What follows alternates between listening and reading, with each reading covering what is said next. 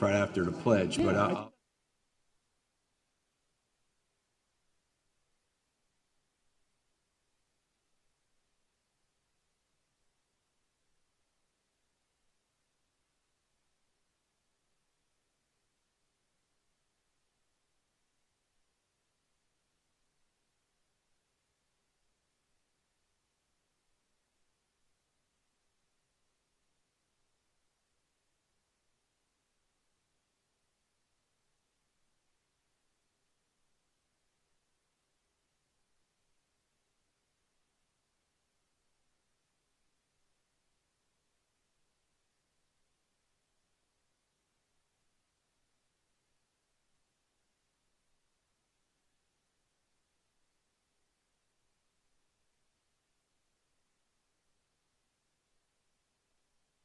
please, Marnie, would you call the roll? Councilmember Mark Gregg. Here. Councilmember Elizabeth Jolin. Here. Councilmember Henry Rosenthal. Yes. Vice Mayor Sharon Mahoney. Here. And Mayor Buddy Pinder. Here. We have a quorum. All right, and I've asked a former mayor, Mr. Phillipson, and the sheriff. I think they're going to lead the pledge together. To the flag of the United States of America and to the republic for which it stands, one nation, under God, indivisible, with liberty and justice for all.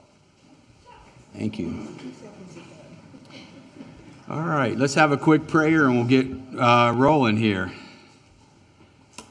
Lord, we thank you for this awesome day that you have made. Let us rejoice and be glad in it. And Lord, we thank you for all the blue sky. We thank you for all the greenery, the ocean before us and the bay behind us here. And we just ask your blessing over this meeting tonight, that you would have your way. And we just pray for everybody that's here, all their family members, all council's family members, all staff. Keep them in the best of health and safe and united. And thank you again for this awesome day. In your name we pray. Amen. Amen. Amen. All right. So, council, any requests for deletions or emergency additions? Any? Yes. Mark, Henry? I would like to, for discussion, the pull items 6 and 9 Okay. from the 6 and 9 from the consent. From the consent agenda, yes. Items 6 and 9. Okay. Tab 6 and 9? Yes, 6 and 9, right? yes. Okay. 6 and 9, Henry. Okay. Okay. Okay. All right. Anybody else? Okay. Rob, did you want us to, if nobody's going to, do we need to worry about that under the village manager communications? You said something, we didn't get something. Well, I defer to our council to decide whether they feel comfortable advancing. What we did as staff is emailed some updates to council and published them to the public agenda, but they weren't printed in hard copy, and I understand some more time may be needed to evaluate those documents, in which case there may be a need to move those to Thursday rather night? than today. Okay. Yeah. Council, do we want to do that? Yes. Okay. Vice Mayor Mahoney would like to move them to Thursday night. So you'll have to correct me which tabs those, what that is. Those are section 7, items A and B. Okay. Okay. Tab 3 and 4. Okay. All right. So we're going to move tab 3 and 4 to Thursday night. Okay. And Mr. Mayor, if I could indulge the council, just a very brief, I want to make with a statutorily required statement for an executive session during the village attorney, village manager communications. Okay. Should take no more than 30 seconds to read that statement. Okay. All right. Thank you. Okay. All right. So with that being said, I believe the sheriff has something he would like to talk about. Come up and give us a presentation. Sheriff Rick Ramsey.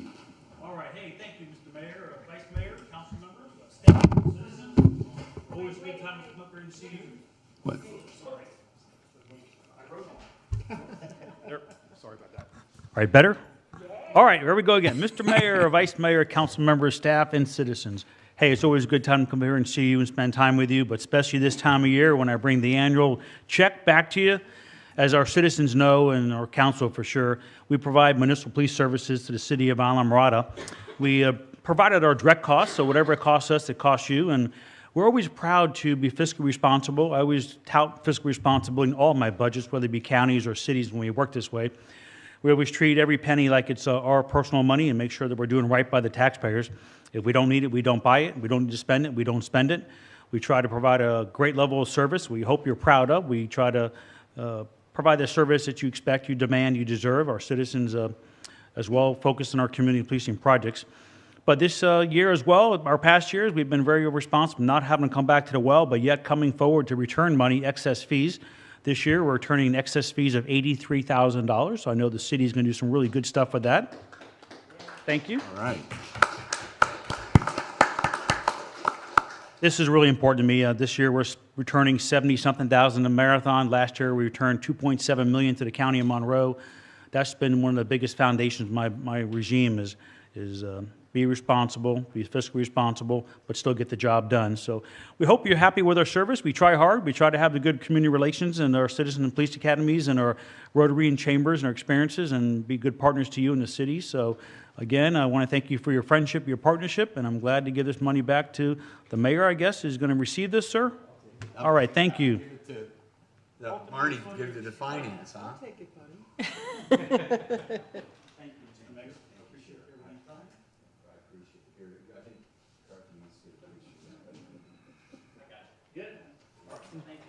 Thank you, council members. I appreciate it. Thank you. Your son switch checks.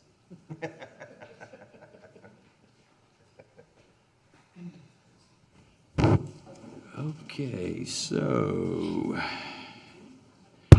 Okay, Peter, so I guess we are going to show a little video that IT has now of the Glen property. Is Peter here? Yes. Okay. Frank has that queued up. Okay. All right, Frank, are you ready? Yes, sir. Okay.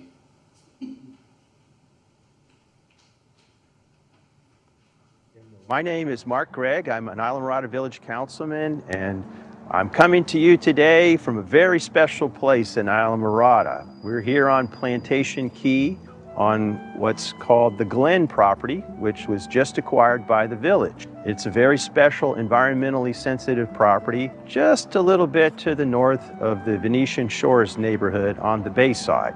And the reason that it's special is because it's an undeveloped parcel. It's about 90 acres, and there's about 7 of those acres that are a very sensitive habitat. It's a high quality, most of it is a high quality hardwood hammock. And that's becoming increasingly rare environmental area in the village because of development pressure. But I'm delighted to be here to tell you about this acquisition. We just closed on the property last Friday, which was March the 29th. We own it now. It was special because it was under some pressure for development, and it actually contains a subdivision here. There is a paper subdivision of about 190 lots and paper streets all ready, set to go for development. But we've acquired that now. The village owns it. It's preserved in perpetuity and will not be built on. It's also special because of some of the features it has. It's got not only hardwood hammock, but it has transitional areas of mangrove and buttonwood area. It goes from the highway all the way to the bay. It has some interesting critters here. We know that there are American crocodiles. It's a breeding habitat for the protected white-crowned pigeon. It's in the Florida migratory bird flyway where birds migrate in the fall and again north in the spring, back and forth to Central and South America and the Caribbean, and it's a stopover where they can rest and feed. The protected eastern indigo snake. There may be some Stock Island tree snails that are here. All of these are protected animals, and they are here. Could even be habitat for the protected Schaus butterfly, the swallowtail butterfly. So for me, it's a trophy acquisition for the village, for the environment, and for the folks to have this in perpetuity. I hope you get a chance to visit it. We may open this up a little bit for some recreational or passive trails. I did want to mention a very special thank you to the Glenn family that sold the property to the village. Mr. Glenn, his uncle purchased the property and recorded the subdivision, I believe, in the early 1960s, and had some health issues and was unable to develop the property. The Glenn family inherited it when he passed, and they didn't rush in and want to bulldoze it or anything. And so when they approached us about some kind of development, it was to, of course, get some income from the property. But we worked with the Glenn family, and Mr. Glenn in particular. They were very in tune with our needs and wants and with the environmental sensitivity of the property. They are conservationists themselves, and so when we met to talk about this, we were all on the same page. And so we owe the Glenn family a debt of gratitude for their cooperation in making this transaction happen. There may even be a ceremony where we name the property in honor of their family and their commitment to the environment and to the benefit of the folks of Islamorada. So thank you again, Glenn family, for working with us on this transaction. Hi, I'm Pete Frezza, the Environmental Resources Manager here with the Village of Islamorada. And the acquisition of the Glenn property is certainly a significant one for the village. It's by far the largest single land acquisition that the village has ever completed. It's mostly mangrove wetland. There are some mangrove transitional areas with buttonwood, tropical hardwood hammock as well, about 7 acres of hammock, some of which is high quality hammock. And it does also have about 2,000 linear feet of frontage on Florida Bay. So this Glen property is currently completely undeveloped. It will remain undeveloped and be managed as conservation land by the village. So certainly it's an important acquisition for the protection of native habitats and natural resource protection.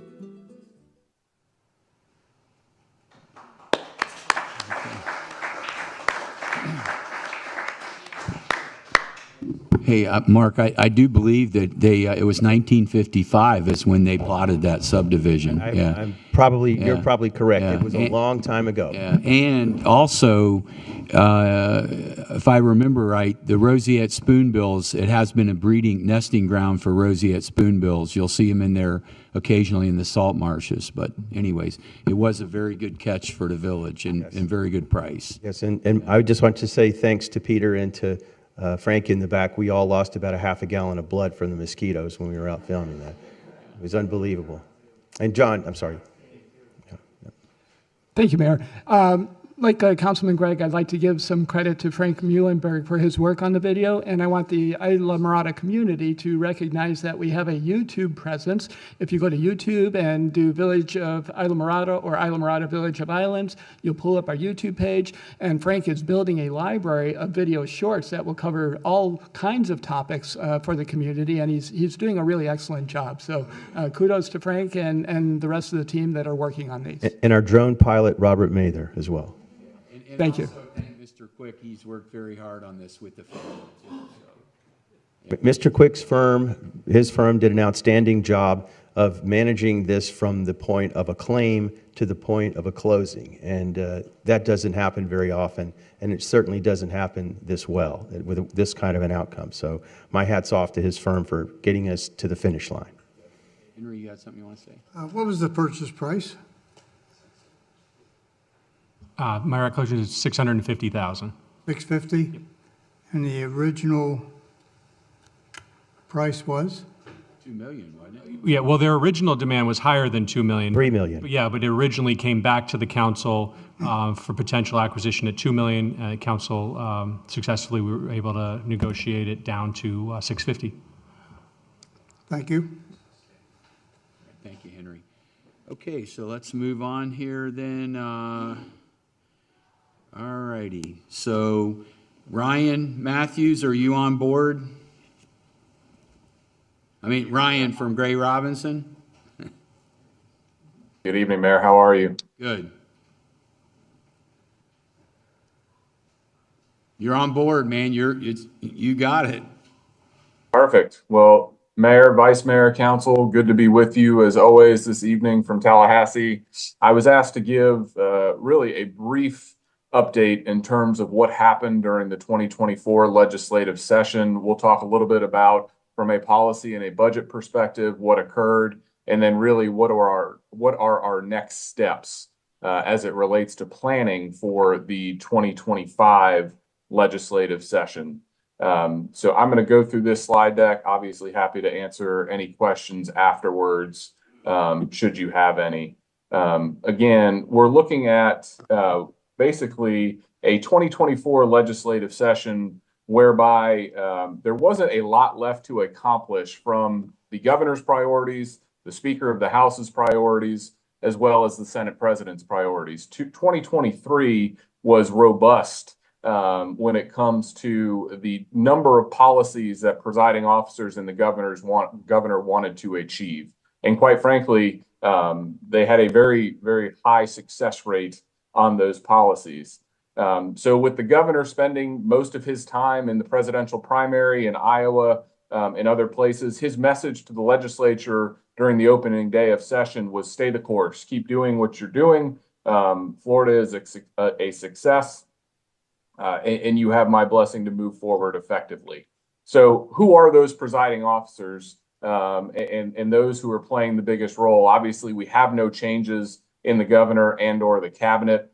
James Uthmeyer is the governor's chief of staff. He took a brief leave of absence to run the presidential campaign. He is now back in Tallahassee. The only change to this slide here is Chris Spencer, who recently was appointed the executive director of the State Board of Administration. So the governor will have a new OPB director who plays a pretty vital role during the legislative session.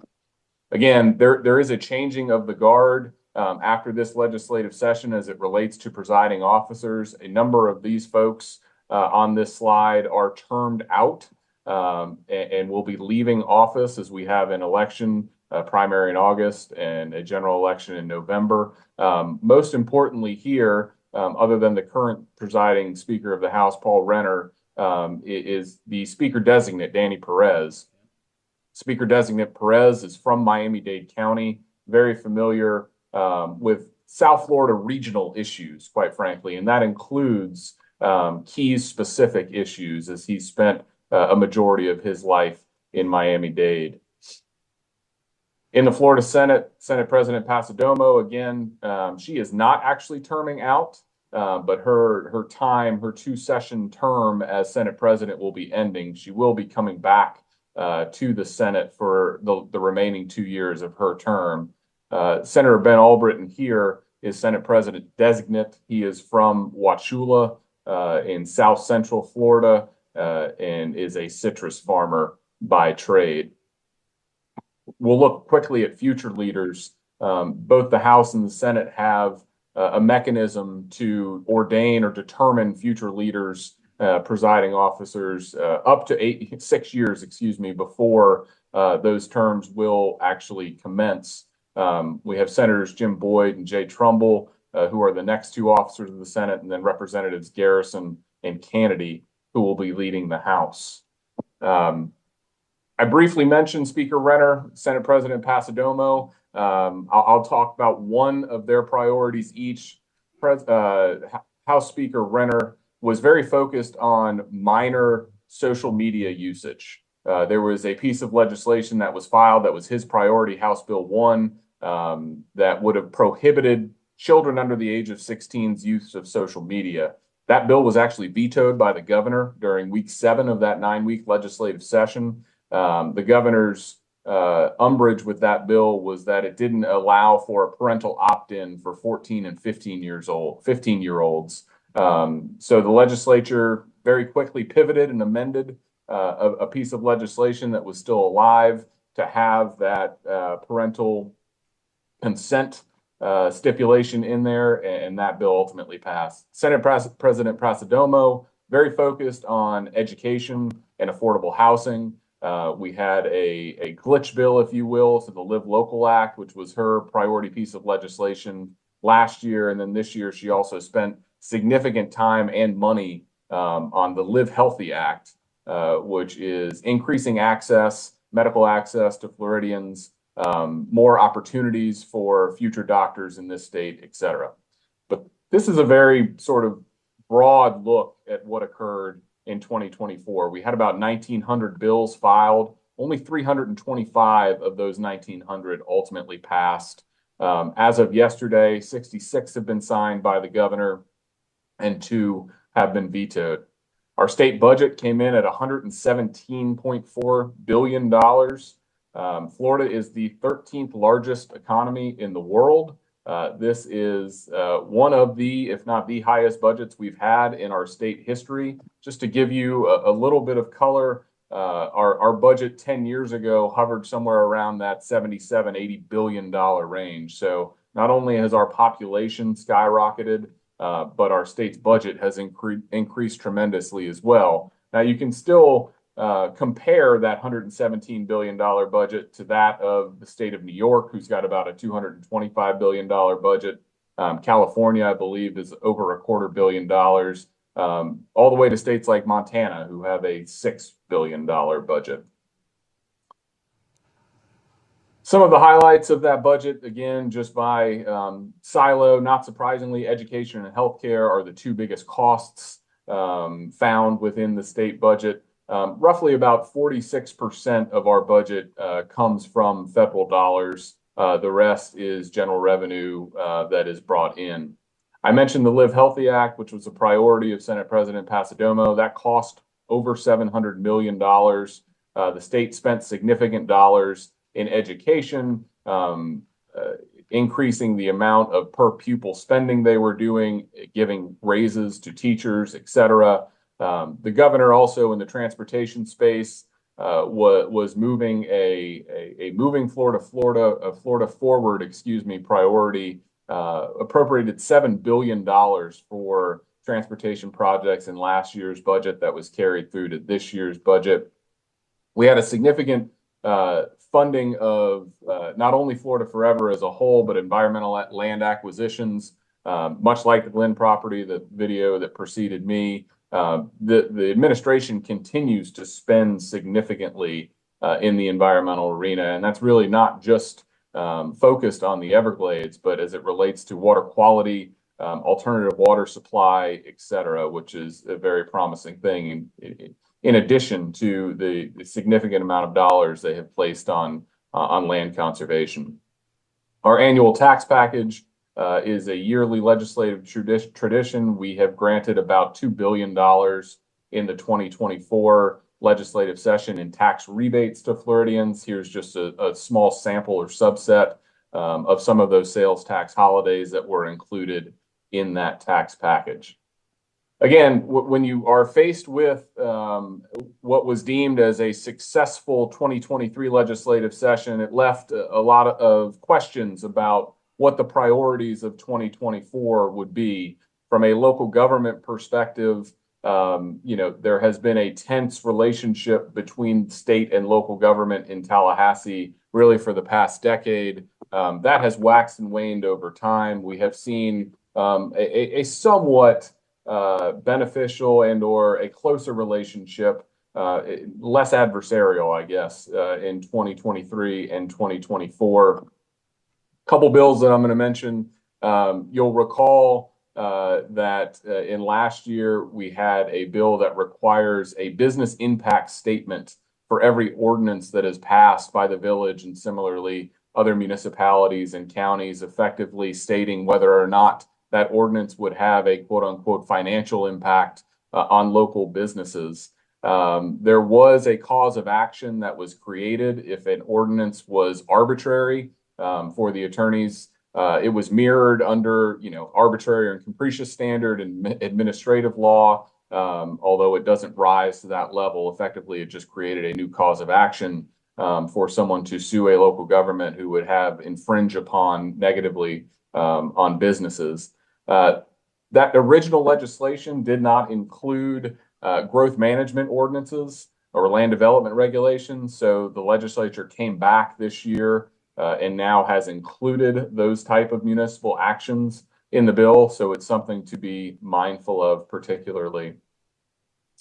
Another theme for the 2024 legislature was building regulations. There were several bills that were filed that dealt directly with local government building permits. And a lot of those focused on the streamlining of the timing of the release or granting or denial of those permits. One of those bills that you all should look at is House Bill 267.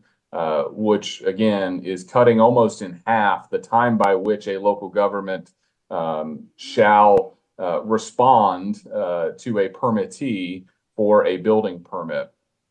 I believe the old timelines for buildings over 7,500 square feet was about 60 days. It has been streamlined to 30. Under 7,500, I believe, was 30, streamlined to 15. So again, multiple bills were actually filed, not all of which passed as it relates to building regulations, but 267 is one of those to pay attention to. One of the more controversial bills in the 2024 legislative session that you may have seen some media centered around was the permitting of the homeless camps, et cetera. So what this bill does is prohibits local governments from allowing individuals to camp or sleep on public property. The only way that you could do so is a county would set up an area with the consent of the municipalities therein that would provide facilities and resources to create effectively a public camping or public sleeping area. And again, one of the issues to be aware of here is because there is now a prohibition of public sleeping, there is a cause of action that can be brought against a local government if there is public sleeping and or camping found in local areas that have not been established, as I mentioned previously, by the county. A couple other bills that we have tracked and talked to you about over the last couple of years. Sovereign immunity has been a yearly piece of legislation that is filed in Tallahassee to increase those tort caps against local governments. The current caps are 200, 300. This bill this year, the standards were to be increased to $400,000 and $600,000 respectively. We've seen proposals across the board over the years, all the way from abolishing sovereign immunity altogether to having the cap set at $1 million per person and per incident. So that bill will likely be back again in 2025. A couple of environmental bills to bring to your attention. We had the Safe Waterways Act that passed this year. This was a continuation of the Clean Waterways Act of 2020, which required the department to do a host of rulemakings on a wide variety of water quality and water quantity issues. Effectively, this bill is creating a digital messaging communication system for when you have water quality impairments of a bacterial nature. What this bill aims to prevent is for unknowing recreation in water bodies where there is a bacterial or parasitic type of water quality issue. One of the really major wins in 2024 deals with environmental resource funding. The Speaker and Senate President, with the governor's blessing, had began to talk about late in session a way to fund environmental programs both now and in the future. And what they came away with was taking revenues from the Seminole Gaming Compact that the state receives and putting those towards, again, conservation easements, land acquisition, water quality, et cetera. The exciting thing about this this bill that has been approved and signed by the governor already is that this could be upwards of $1.2 billion per year utilized from that Seminole Gaming Compact revenue for environmental resource management type projects. DEP had a substantive agency bill this year that did a whole host of things, including creating a new aquatic preserve. It further discussed the use of reclaimed water in various instances in this state and has continued to fund resources in the Resilient Florida Grant Program. We've seen about $1.5 billion put into that program over the course of the last 3 years. So again, just highlighting the fact that this administration has spent significant dollars on environmental projects. That last slide dealt with the taking of bears, which really is a Florida Panhandle specific problem. So I won't get into it. Let's talk about next steps, because we had a bill that I have not discussed yet one of the highlights, or I guess I should say surprises of the 2024 legislative session occurred when the Department of Commerce released a report that would have significantly changed hurricane evacuation timelines. We worked with the Department of Commerce, Representative Mooney, Senator Rodriguez, et cetera, to educate why rash decision-making is not in the best interest of anyone as it relates to those hurricane evacuation times and the future of building permitting in the Keys. So House Bill 1297 was filed by Representative Mooney. This made a couple clarifications to the evacuation models as it relates to the citizens of the city of Key West, as well as mobile homeowners within the Keys. That bill also had a couple of affordable housing provisions as it relates to the current tourist development tax dollars that are available that can be utilized for affordable housing in the Keys. So I will say a couple things. I'm grateful for those that came to Keys Day in Tallahassee this year. I think it was a successful trip in terms of an education of how Tallahassee operates and how important a plan is to be successful.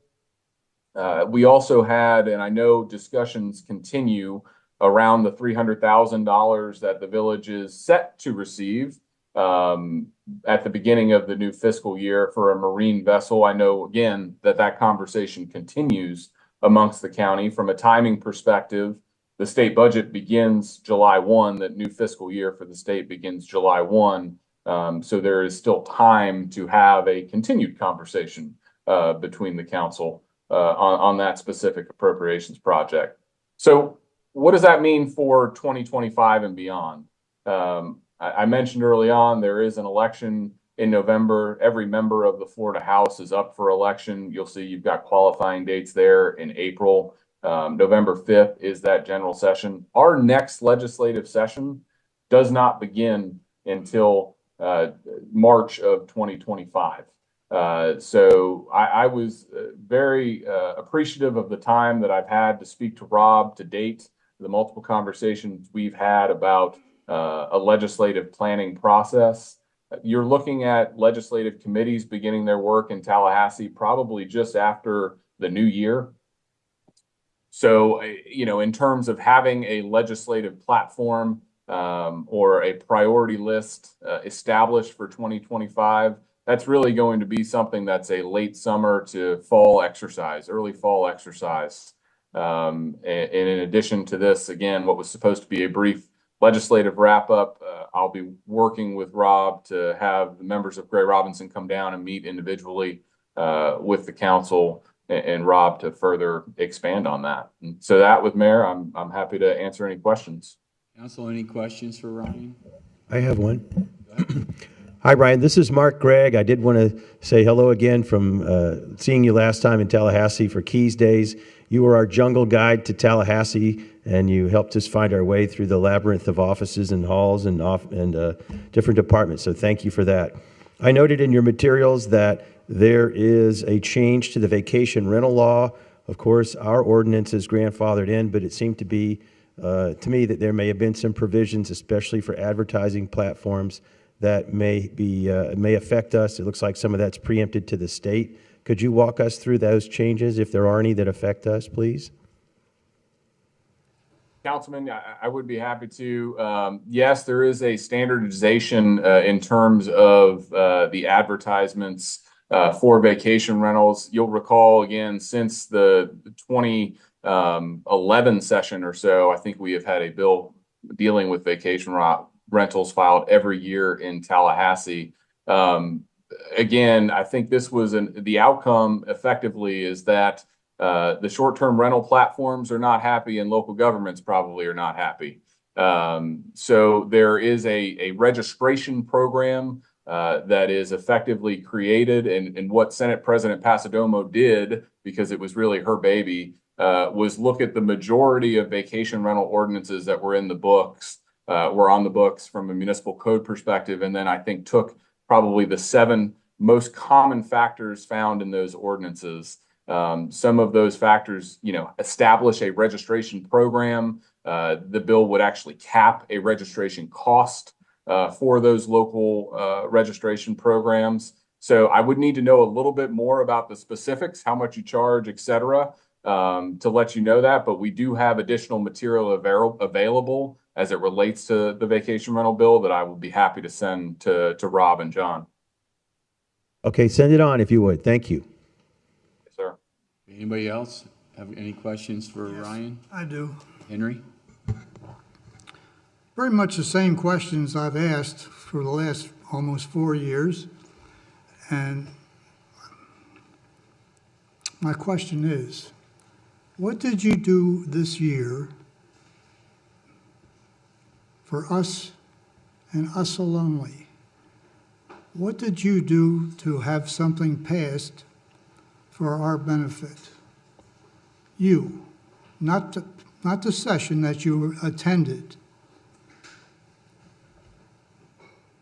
Councilman, I would say the $300,000 for the Marine vessel is one thing that we did for the village, just like the year prior, when we had $500,000 in appropriations for the generator facility and for the improvements to the council chambers. We have been very focused on appropriation specifics for the village of Islamorada. And it's the discussion that we have had for the past 4 years, because there has been a lack of an establishment of a village specific legislative priority list. Was that? So I am always willing to work on behalf of someone who tells me what to do. Was that in jeopardy of not passing? It hasn't passed yet, so it's still open. The Marine vessel? The 300,000, or the Correct. 300 allocations. The governor has not yet signed the budget. That is correct. The budget has passed the legislature, but you're right. The governor could certainly still veto that $300,000. Okay, so you went to bat for us on that, I take it? Yes, sir. Okay, is there anything else you went to bat for us that was part of the agenda for the legislature? From a policy perspective, we've had an ongoing conversation about BPAS, ROGO, et cetera, because the education in Tallahassee is a lengthy one, quite frankly, because of the unique nature of the keys. So that's something we also spent significant time on.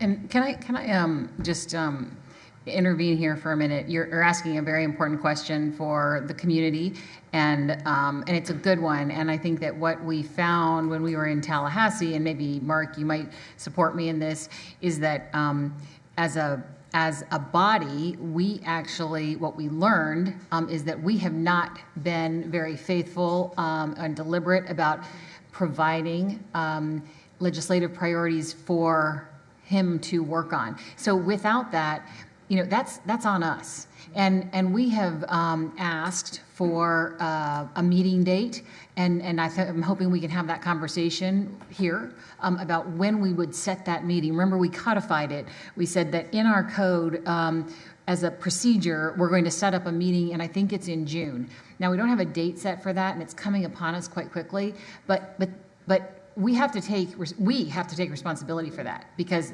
what the heck does he know what we want? But it's a great question. I understand what you're saying. I haven't gotten to that yet, but I appreciate the input.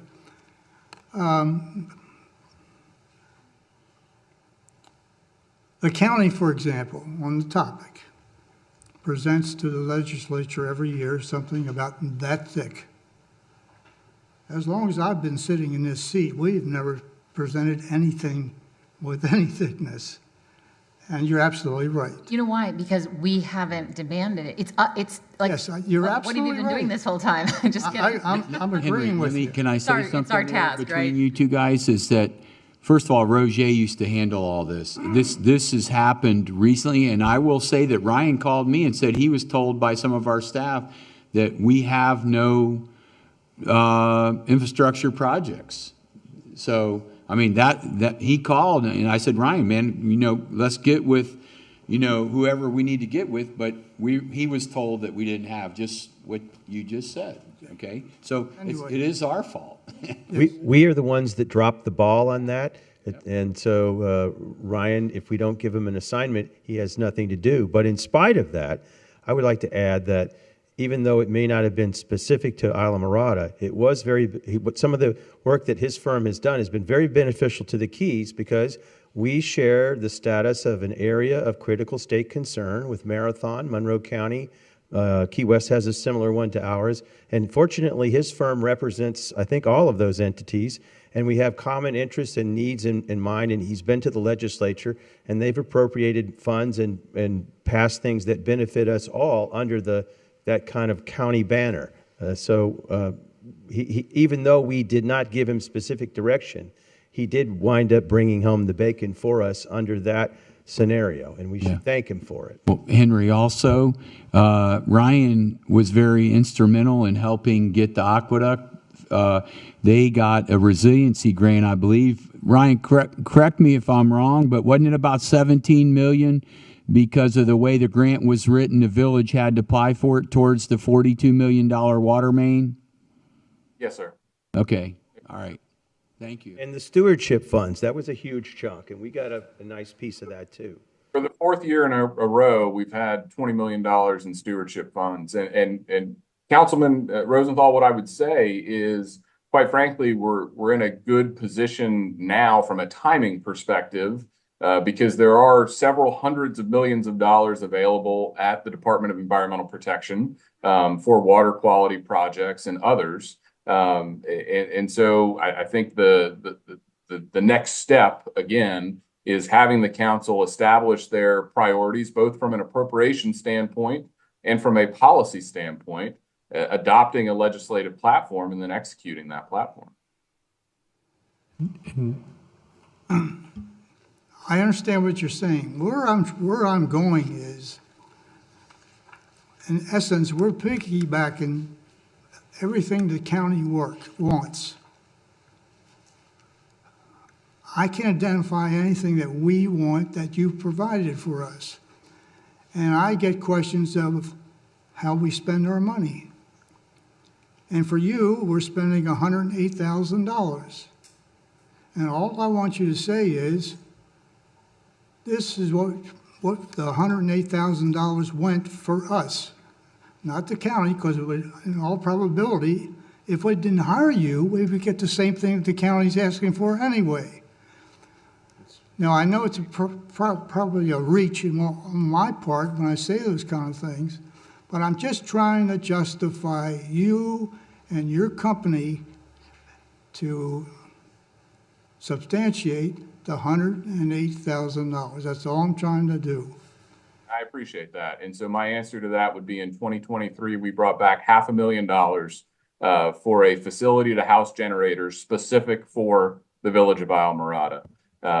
Also in that $500,000 were dollars that were going to improvements for the council chamber. In 2024, there was $300,000 that, as you pointed out, has not yet been signed by the governor, but placed in the budget for the purchase of a marina vessel. So I know, again, that those are ongoing conversations, but Islamorada specific, that would be $800,000 in the last two sessions.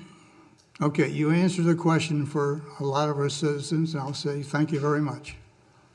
And Mr. One more thing, Ryan, I think it's important, that we've talked about the money that you've brought into the village, but I think it's equally important, if not more so, to tell the citizens about how you play defense for us, where there's funds that come our way, and sometimes there are things that that may be taken away from us, and your firm is on the tip of the spear to see about preventing that from happening. Maybe you could share a little bit with us about that so we can know some specifics.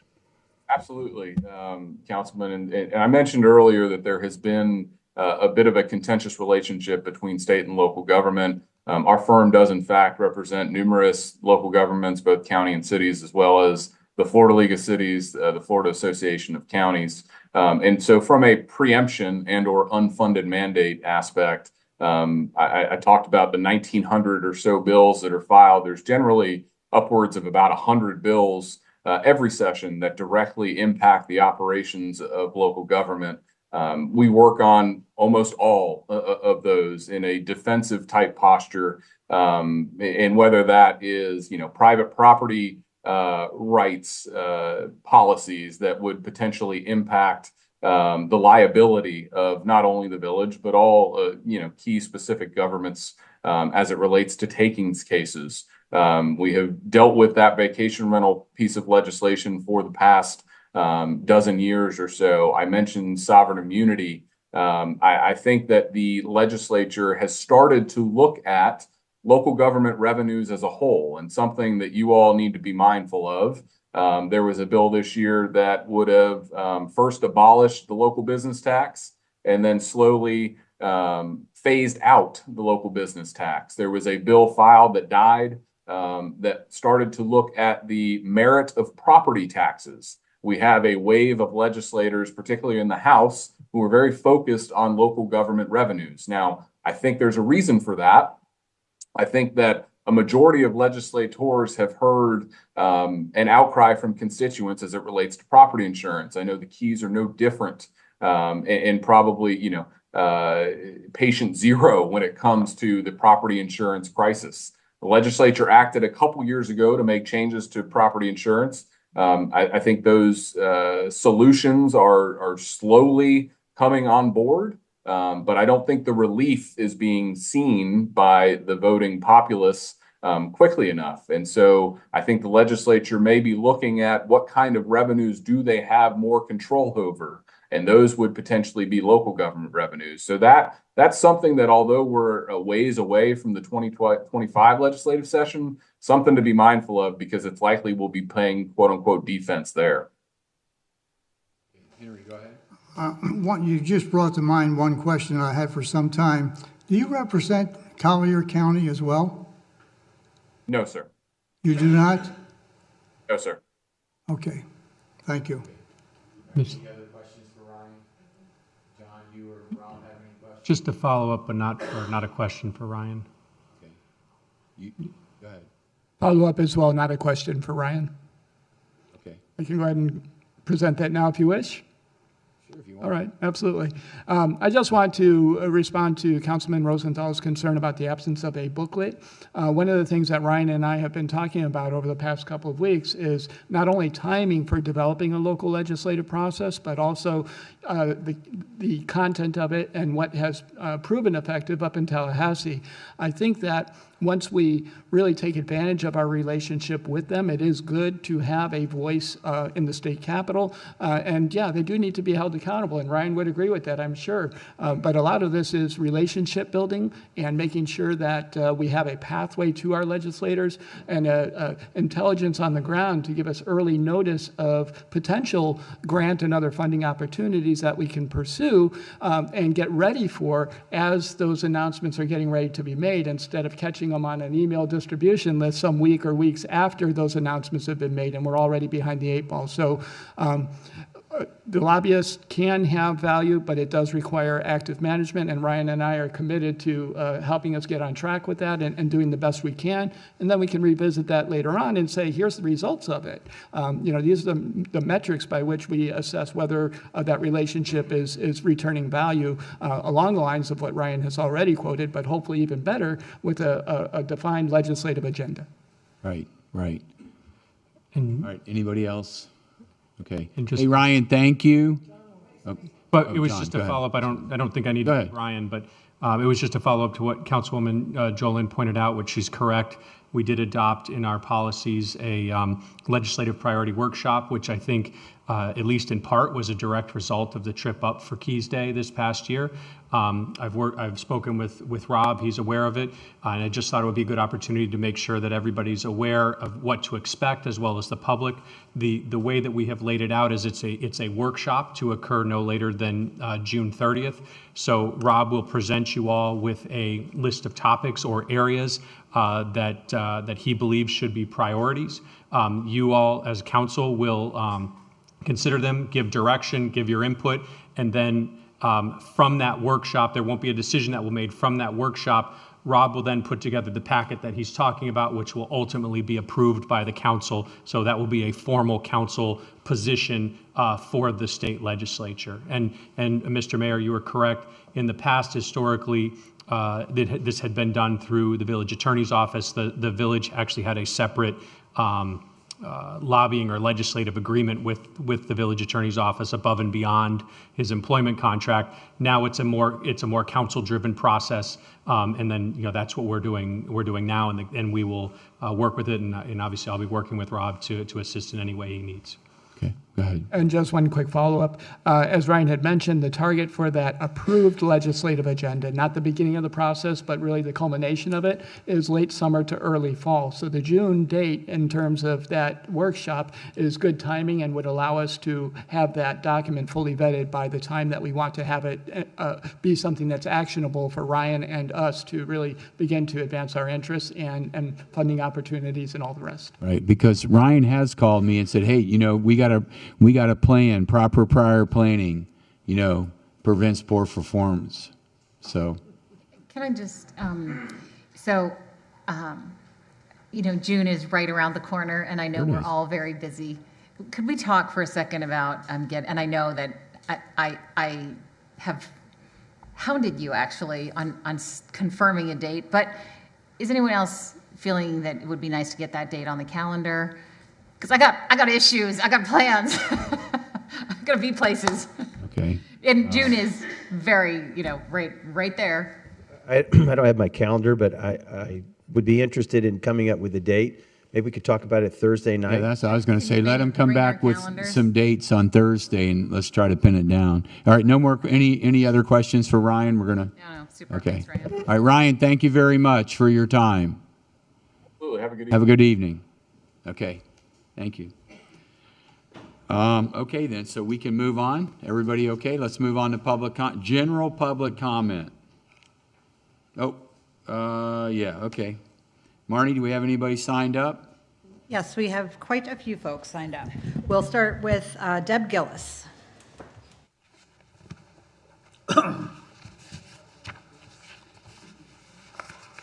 Good evening. It's Deb Gillis from Islamorada.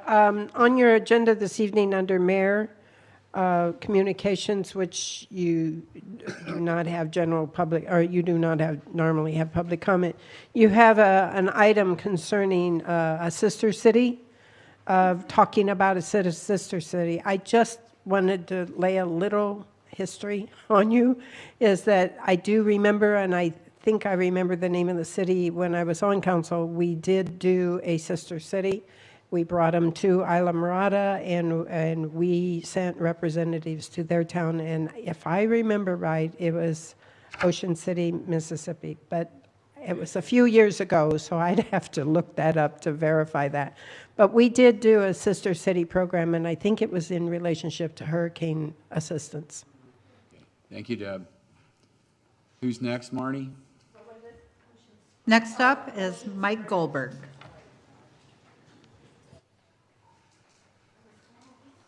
Marnie, he's going to need 5 minutes for speaking on. Thank you. You want 3, Mike, or 4? Yeah, just 3. 3? Okay. All right. This one I don't run on. My name is Mike Goldberg. I am the co-founder of iCare. We're part of the group that's working hard every day to restore the coral reefs here locally. And I wanted to bring to everyone's attention a fabulous event that's happening May 2nd through 5th. It's our 2nd annual Trash Derby. Some of you may recall last year's Derby, we had about 200 participants, pulled out about 12,700 pounds of debris. We had a fabulous festival. I think I saw Maria here earlier. A fabulous festival here at Founders Park, and it went off really well. This year, same kind of format. We have 3 divisions. We have a shoreline division, we have a private boat division, and we also have the dive operator division. This year, it's arguably the largest dive event in the history of the Keys. It might be the biggest cleanup event ever in the Keys as well. So I decided to rope in Key West to Key Largo. I chartered 15 dive boats, raised enough money so that All of the folks that come here for that weekend, May 2nd through 5th, can dive for free. There were 694 spots to fill on the boats, and as of this morning, about 670 of them were filled.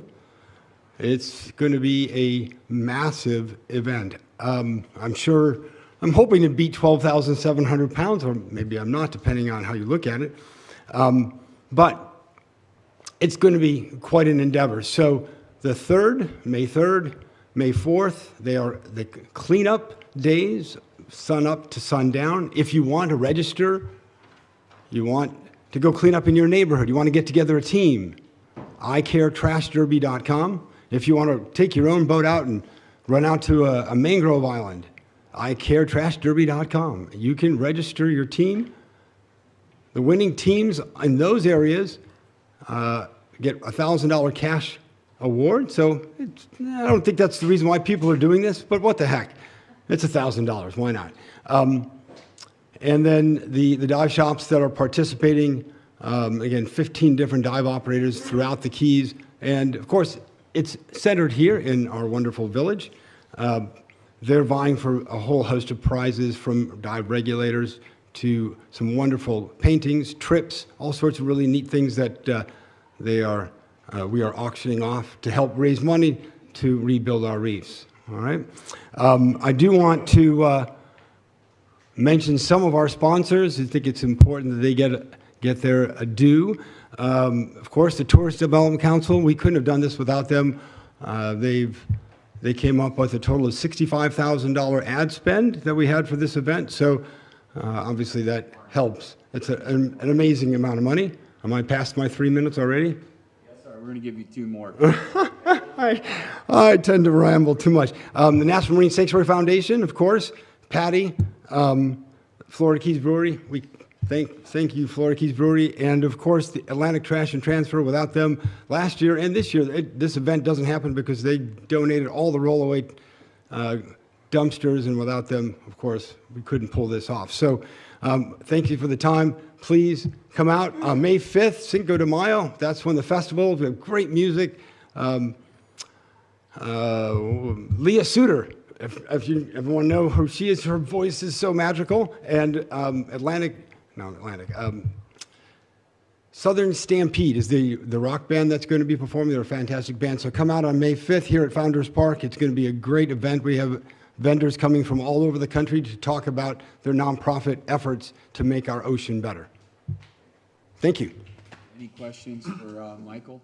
Yes, I don't want the village left out because we participated early on, as you should remember. Mm-hmm. So, absolutely. Listen, no question, the village has it's a major player in the basis of our beginnings, without a doubt. I mean, they've donated, you all have donated significant funds to us, and we couldn't be here without your support. The reason I remember it because I was the one that proposed the motion for $50,000 to give you a startup way back when. So, and thank you very much for that. I really do appreciate that. You have no idea. Thank those people there, not just me. Thank you all. Thank you, Michael. My pleasure. Marnie, who's next? Next up is Kylie Smith.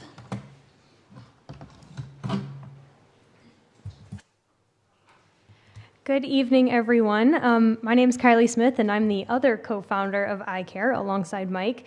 And as Mike said, we are the only coral restoration organization focusing our efforts here in Islamorada. Over the past 3 years, we have transplanted over 15,000 corals to our reefs, and we've educated more than 3,200 people through our program. We are funded primarily by grants and donations, and we're really excited to be able to announce over the next, I believe, 2 weeks, we're going to be able to announce that we are receiving a significant donation that is going to allow us to expand our work by including the first ever known sponge restoration program on the reef side. It's also going to allow us to propagate our own corals and have our own stock that we can outplant and breed, as well as educating local high school students of Monroe County to become certified divers and get involved in our activities.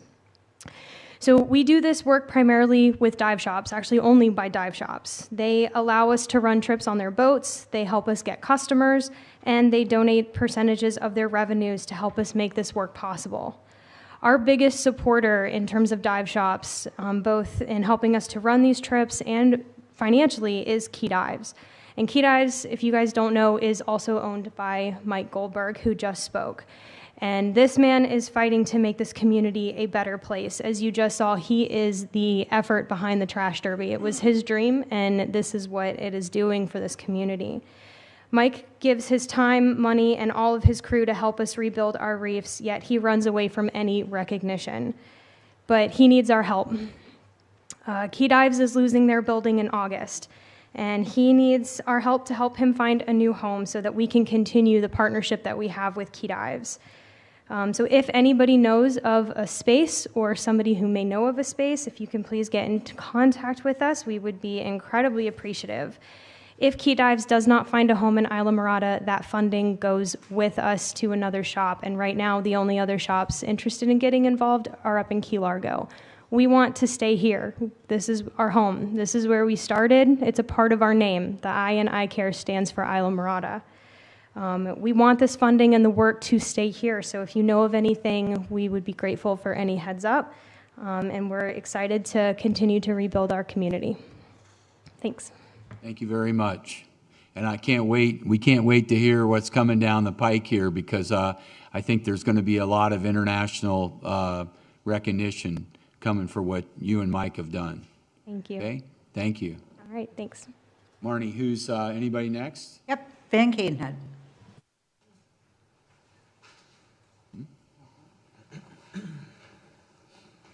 Good evening, ladies and gentlemen. I'm Van Cadenhead from Islamorada. I'm encouraged to hear that the new manager is working to get a list together for Gray Robinson to go after some of the money that we've been leaving on the table up there for all these years. And that is definitely a falling down of the responsibility of the councils, and not just you all, but the ones that preceded you. We should have had this program in full force years ago. And I'm incredulous that you have to go up to Keys Day in Tallahassee to educate the legislators in Tallahassee about the Keys. Because the Keys has been a critical concern area since the 70s. And we've had so much building going on since the 70s, almost unbridled. And I'm looking at the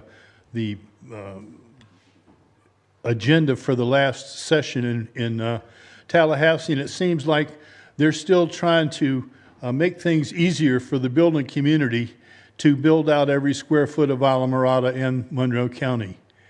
And we were going to have a discussion tonight on Beef Pass and Rogo, and to my way of thinking, that should even be a concept, much less asking for 3,000. They were asking for 8,000 new building permits, and raising the time of the evacuation from here. It's ridiculous. It's like they're insane. They're being intentionally ignorant about what's going on here. The carrying capacity study, which was paid for by the people of Monroe County years ago, said that we were overbuilt, and within the next couple of years there would be a problem. Well, we've got a problem now. We've got a problem with traffic. We've got a problem with water. We've got a problem with not communicating amongst ourselves and a united front against these people in Tallahassee who are very well coordinated. And they're very greedy. And they're wanting very much to get every nickel they can out of their little colony down here in Monroe County.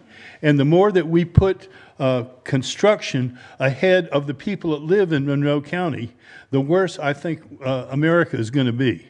Because I don't think that the people of the Keys are not being served by either the DCA, the Department of Community Affairs, which morphed into the Department of Economic Opportunity, which morphed into the Florida Commerce. None of those entities have defended the Keys. or the people that live in the Keys. They have defended the commercialization of the Keys. Please. Okay, I'm all right. You know, you can tell by my tone of voice I could stay here for another hour, but I'm not gonna. But I hope you hear what I'm saying. And when you have your discussion on BPAS and ROGO, I hope it's in depth, and you don't limit the people that are trying to talk to it to 3 minutes. Thank you very much. Marnie, anybody else? Yes, Sue Miller is next.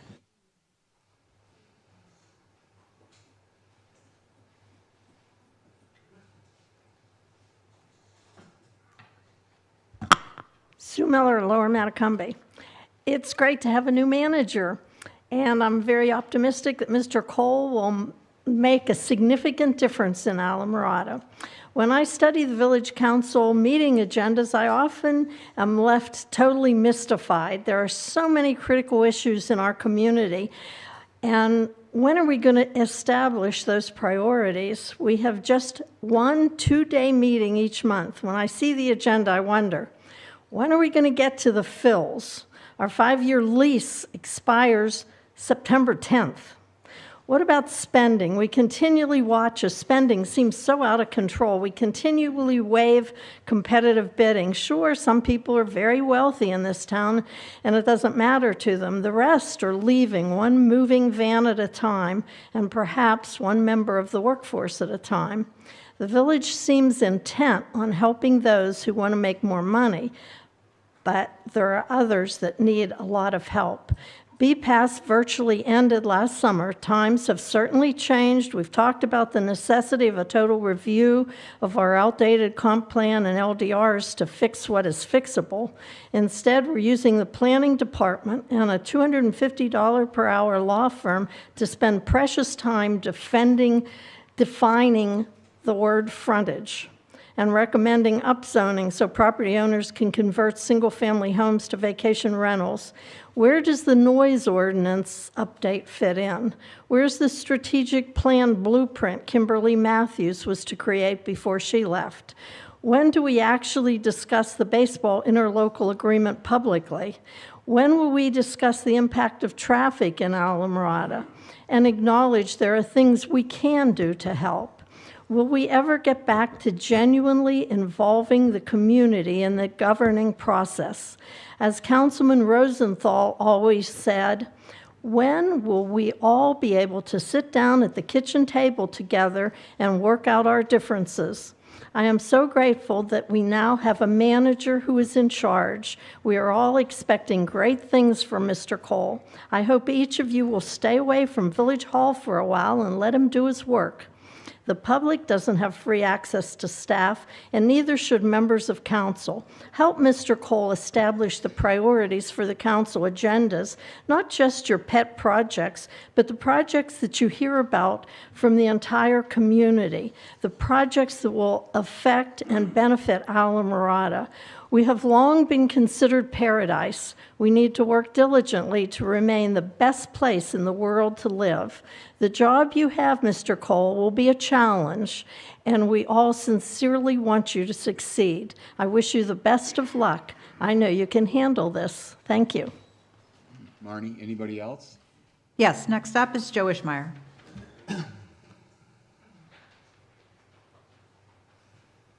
We have anybody after him, or is that it? There are 2 more speakers.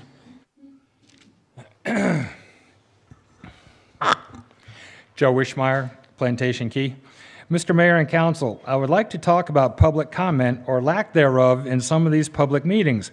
By grouping important items under communications or consent agenda is not fair to the people who voted for you to represent us, the public. This is not the first time that this has come up by others and myself. We listen to you talk all night. The least you can do is listen to us for a few minutes.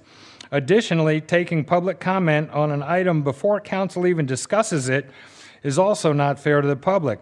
We would like to hear your opinions and positions on an item before speaking so that we can speak better. The last meeting had 20 tab items, and there were only allowed 5 items that we were allowed to speak on. This does not seem very democratic. By having 2 meetings in a week, the first described as Village Council meeting and the second one described as Land Use Council meeting, seems like a good idea. The Tuesday meeting should be to discuss village issues like master plans, park plans, village projects, strategic plans, fills, etc. The Thursday meeting should be about land use and lengthy quasi-judicial hearings. Apparently, this is not the case because, again, tonight there are 4 quasi-judicial hearings on land issues on tonight's agenda, when they would be more appropriate on Thursday's agenda. There's no mention of long-standing issues that I mentioned earlier on tonight's agenda. I don't know who is responsible for making and approving the agenda, but now that our new village manager has had time to adjust, I hope that he can address these issues. Regarding the upcoming opening of Crooked Palms Cabana Distillery that this council burdened the residents of Plantation Key Colony with, we hope that you will follow through with your commitment to make sure they comply with code compliance, including licenses, parking, and the 19 conditions of approval that were signed over on. Number 9 states that violations of these conditions, including noise, could result in the council revoking the major conditional use and terminate the operation of the business restaurant distillery. Besides the parking, traffic, and noise concerns, the safety of our children riding their bicycles down Gardenia Street to 7-Eleven for Slurpees. Gardenia Street has no bike path or street lights, so after dark is pitch black and dangerous. Please help us keep our residential community safe and peaceful. If you need a copy of those 19 conditions that were agreed to, I will be more than happy to supply them to you. Thank you. Thank you. Marnie, who's next, please? Harold Dalton.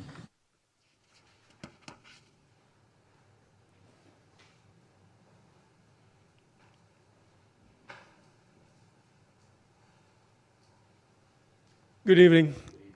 Dr. Harold Dalton. I'm the president of the Homeowners Association for Madeira Bay. I would like to take this opportunity to thank the board and particularly Vice Mayor Mahoney. I stood up here 2 months ago with some significant concerns that my community had with island disposal. Quite frankly, thanks to, in part, Mayor Mahoney, or Vice Mayor Mahoney, maybe some others that reached out, that situation has been remedied, and they've done an absolutely phenomenal job ever since. So I want to thank you guys for helping our community with that. On a totally different note, in talking about using lobbyists, and we had a report from the lobbyists tonight, I've led organizations that have used lobbyists in Tallahassee and also national lobbyists, but they need direction. But I would strongly encourage you, when you're setting your date in June for that meeting, to have the lobbyist on board for that, to help guide you through the labyrinth that is Tallahassee. Also, when the legislature is in session, you know, the joke is that no one is safe when the Florida legislature is in session. You need to have a weekly meeting with your lobbyist so you can make those changes in how you want them to move. It can't be just, hey, I meet in June and go. It's got to be much more hands-on in dealing with them. Thank you. Thank you very much. And Don Horton is our last speaker.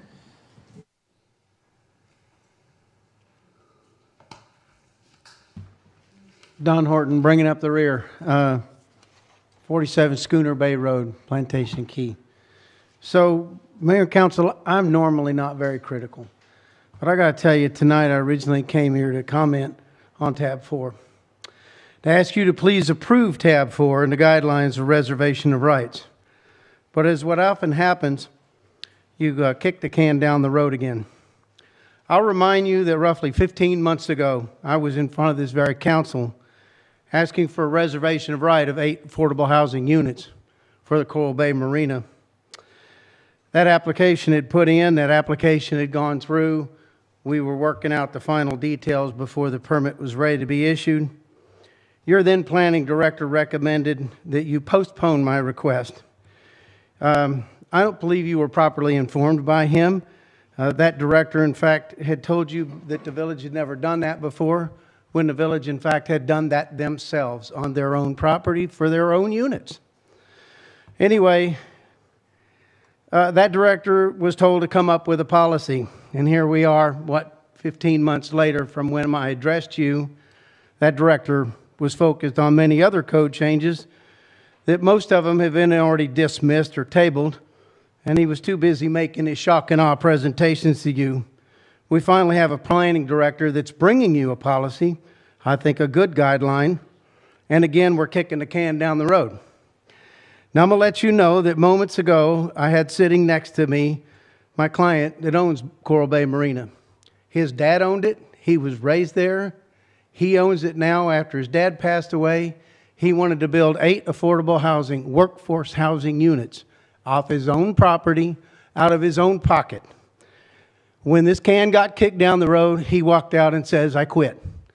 So I likely tomorrow will have to come in to the building department and the planning department and revise that application for a 1-story building with no workforce housing. I think that's sad. So I'm glad that hopefully one day we will have a council that will be able to make some decisions, some hard decisions, and have those discussions and not kick things down the road. And I plan to be one of those. On one other item, there was a comment made about unchecked growth. That's another one of those that Dan had preached to you guys. But I will tell you, since 1992, June 10th of 1992, we have been under a mandate in Islamorada to build 28 permits a year. And we've done that. We've done what our comprehensive plan has told us to do, except for affordable housing and except for transportation. And we failed at both of those. And other councils have kicked that can down the road and given affordable housing to the market. So I'm sorry I'm out of time. Thank you. Thank you, Don. Rob, did you have something?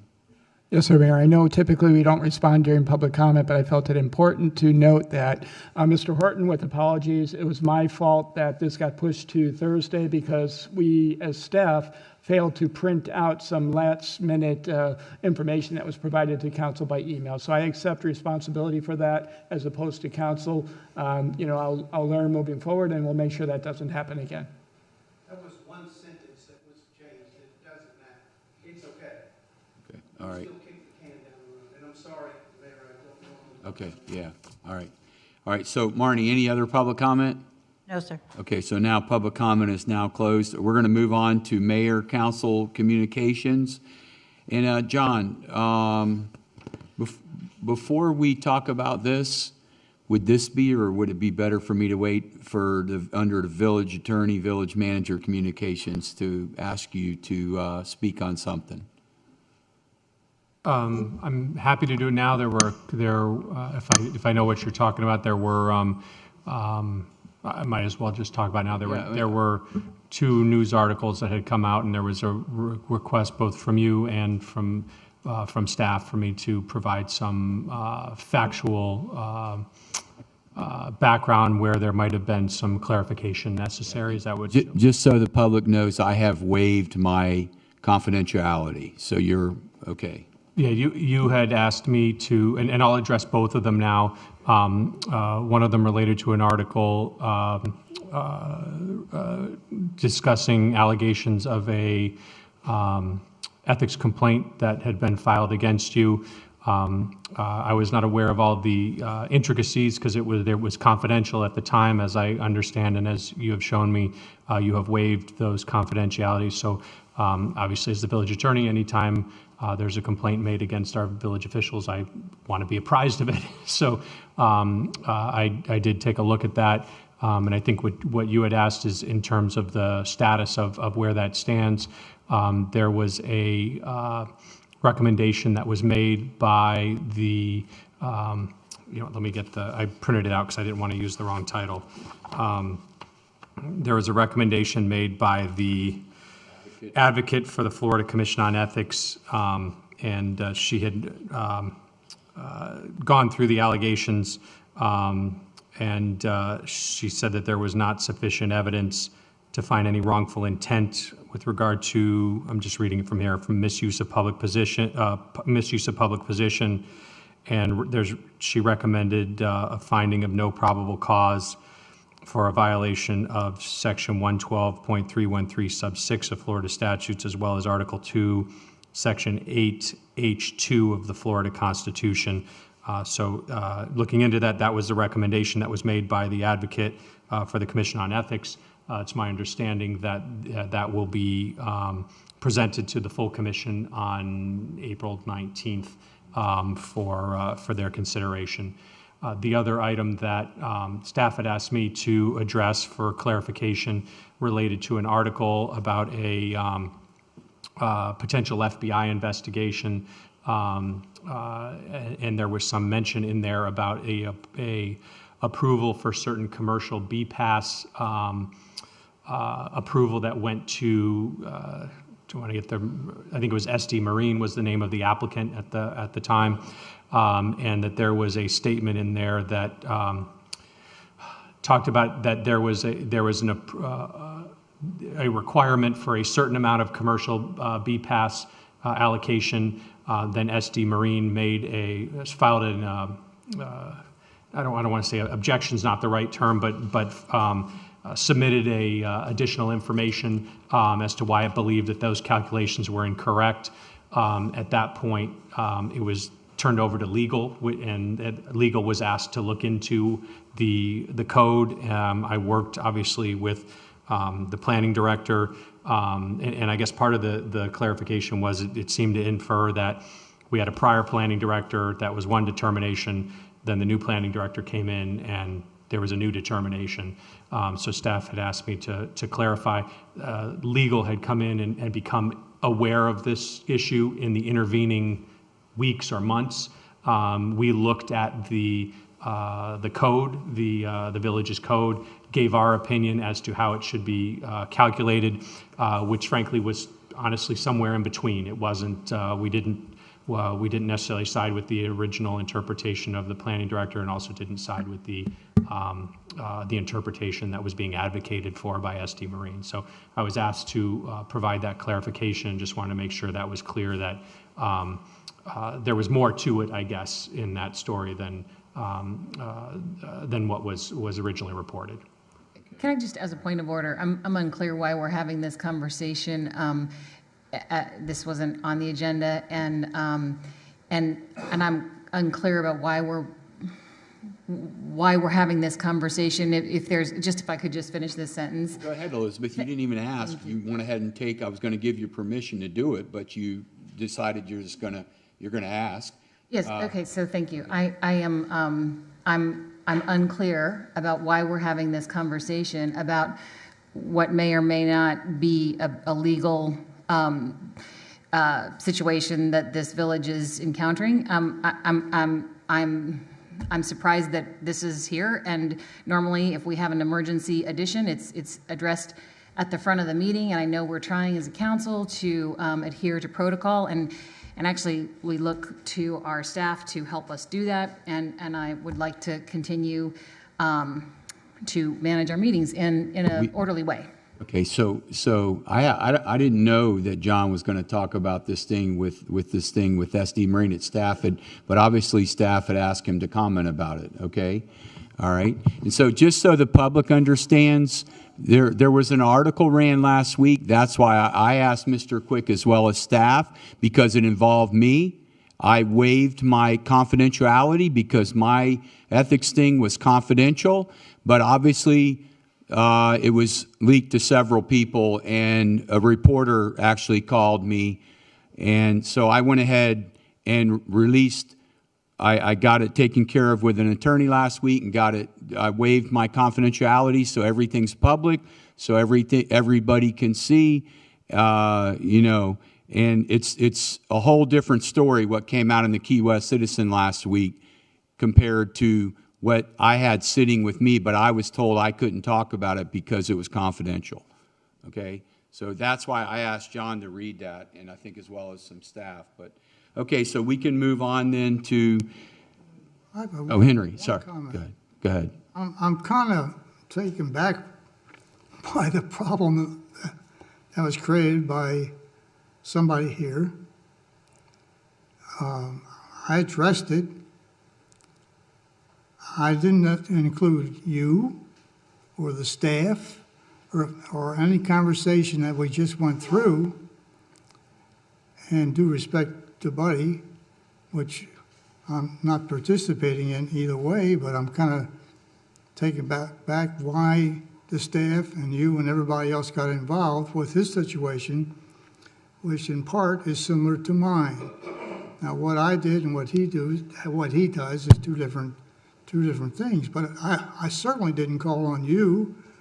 I certainly didn't call for you to enter the staff as for the legality of my complaint.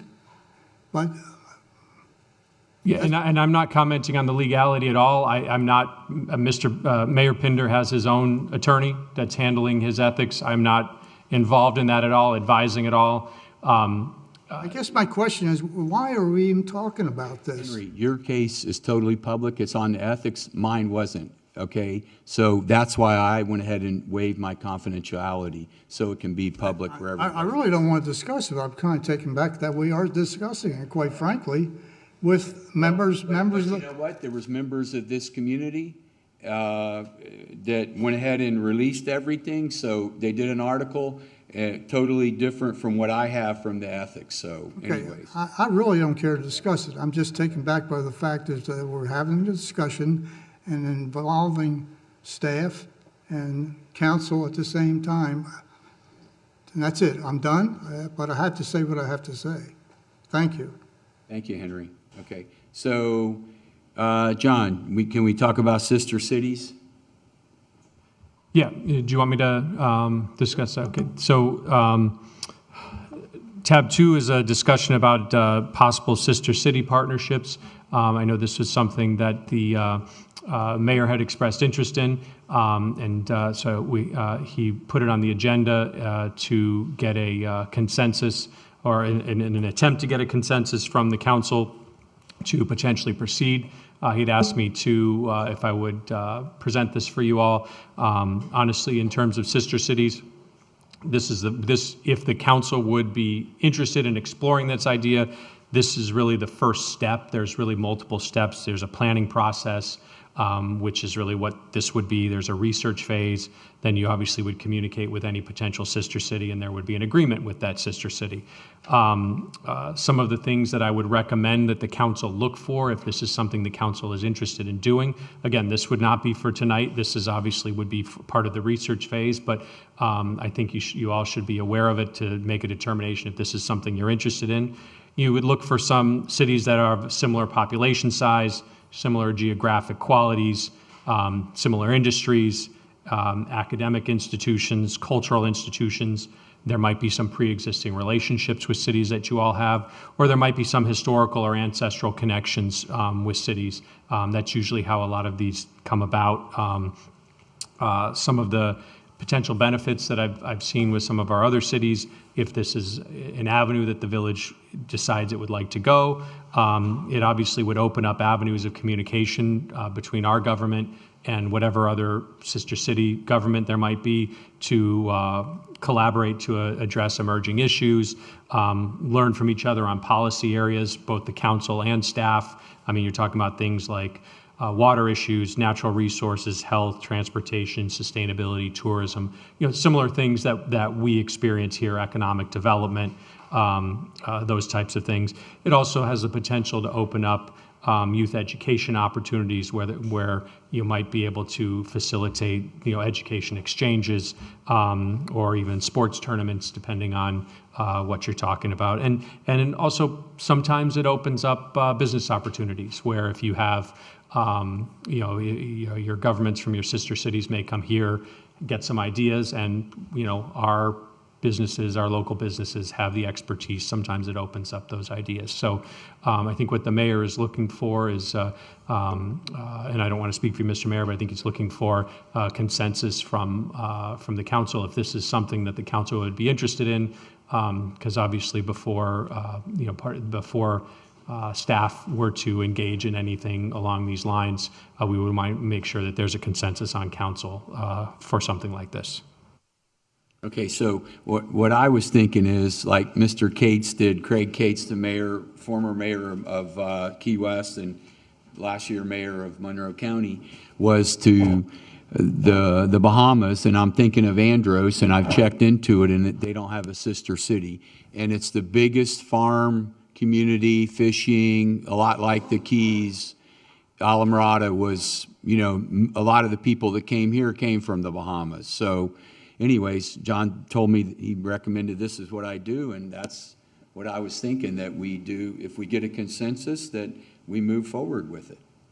So I talked to one of the scientists this morning with BAMSI in Andros, where they have their facility, and you know, I went over there last year for the Queen Conch, for to Save the Queen with Harbor Branch and FAU, Florida Atlantic University.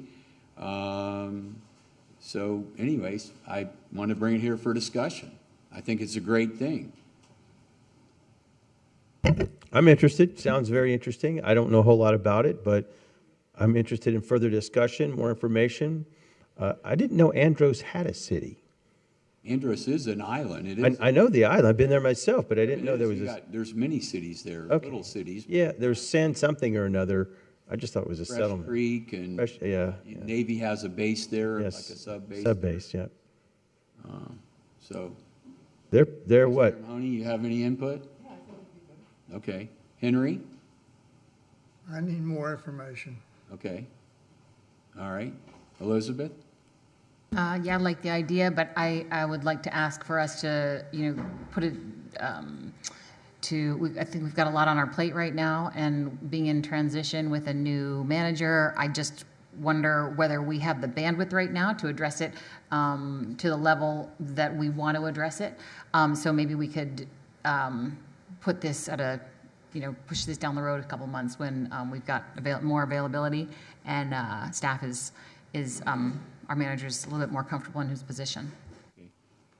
Okay, well, I mean. What would be the next step? That's my question. I think John can tell me better. Him and Allison have done this before. Yeah, So. I mean, the next step is, it sounds like there's at least 3, 4, depending on the timing of when this would be, is this now would allow staff to proceed to work. I think we would probably work with the mayor as well as any other council members to bring back additional information, because I agree with Councilmember Rosenthal. There is more information that you all need to make a decision, but we didn't want to expend staff resources and time doing that if the council wasn't on board. So the next steps would be for us, I think, you know, if the mayor or any council members have any potential sister cities in mind, I think it would be good to identify those. If there's any relationships, to reach out to see if there is a reciprocal interest from there, and then, you know, we can work through the manager's office to do that. Obviously, in the hierarchy of importance in terms of things, but we would, you know, we would work with Rob and work with council to do that, and then ultimately, if there is something that is viable, we would bring it back to council to make sure that that is still something it wishes to do.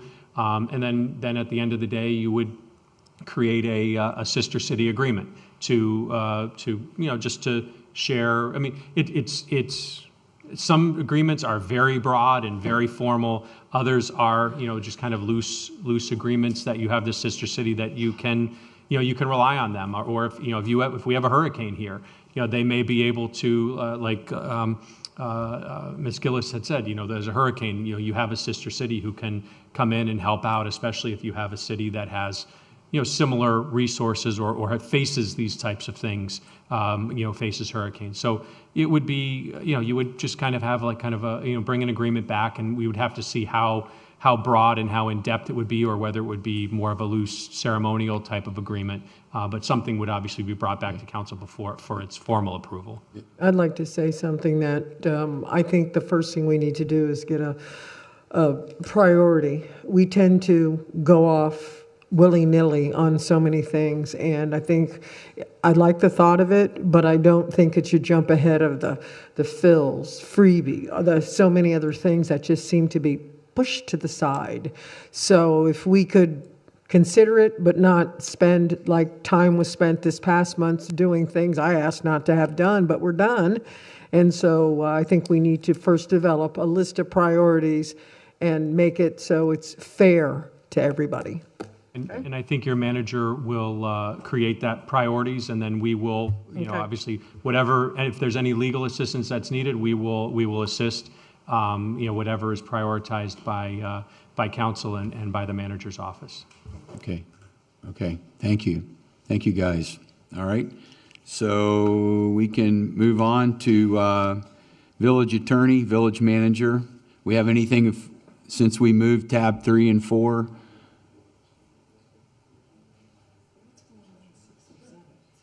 There's Henry wants 6 and 9. There's two things. One was just the executive session statement that I'm going to read. It'll take me 30 seconds.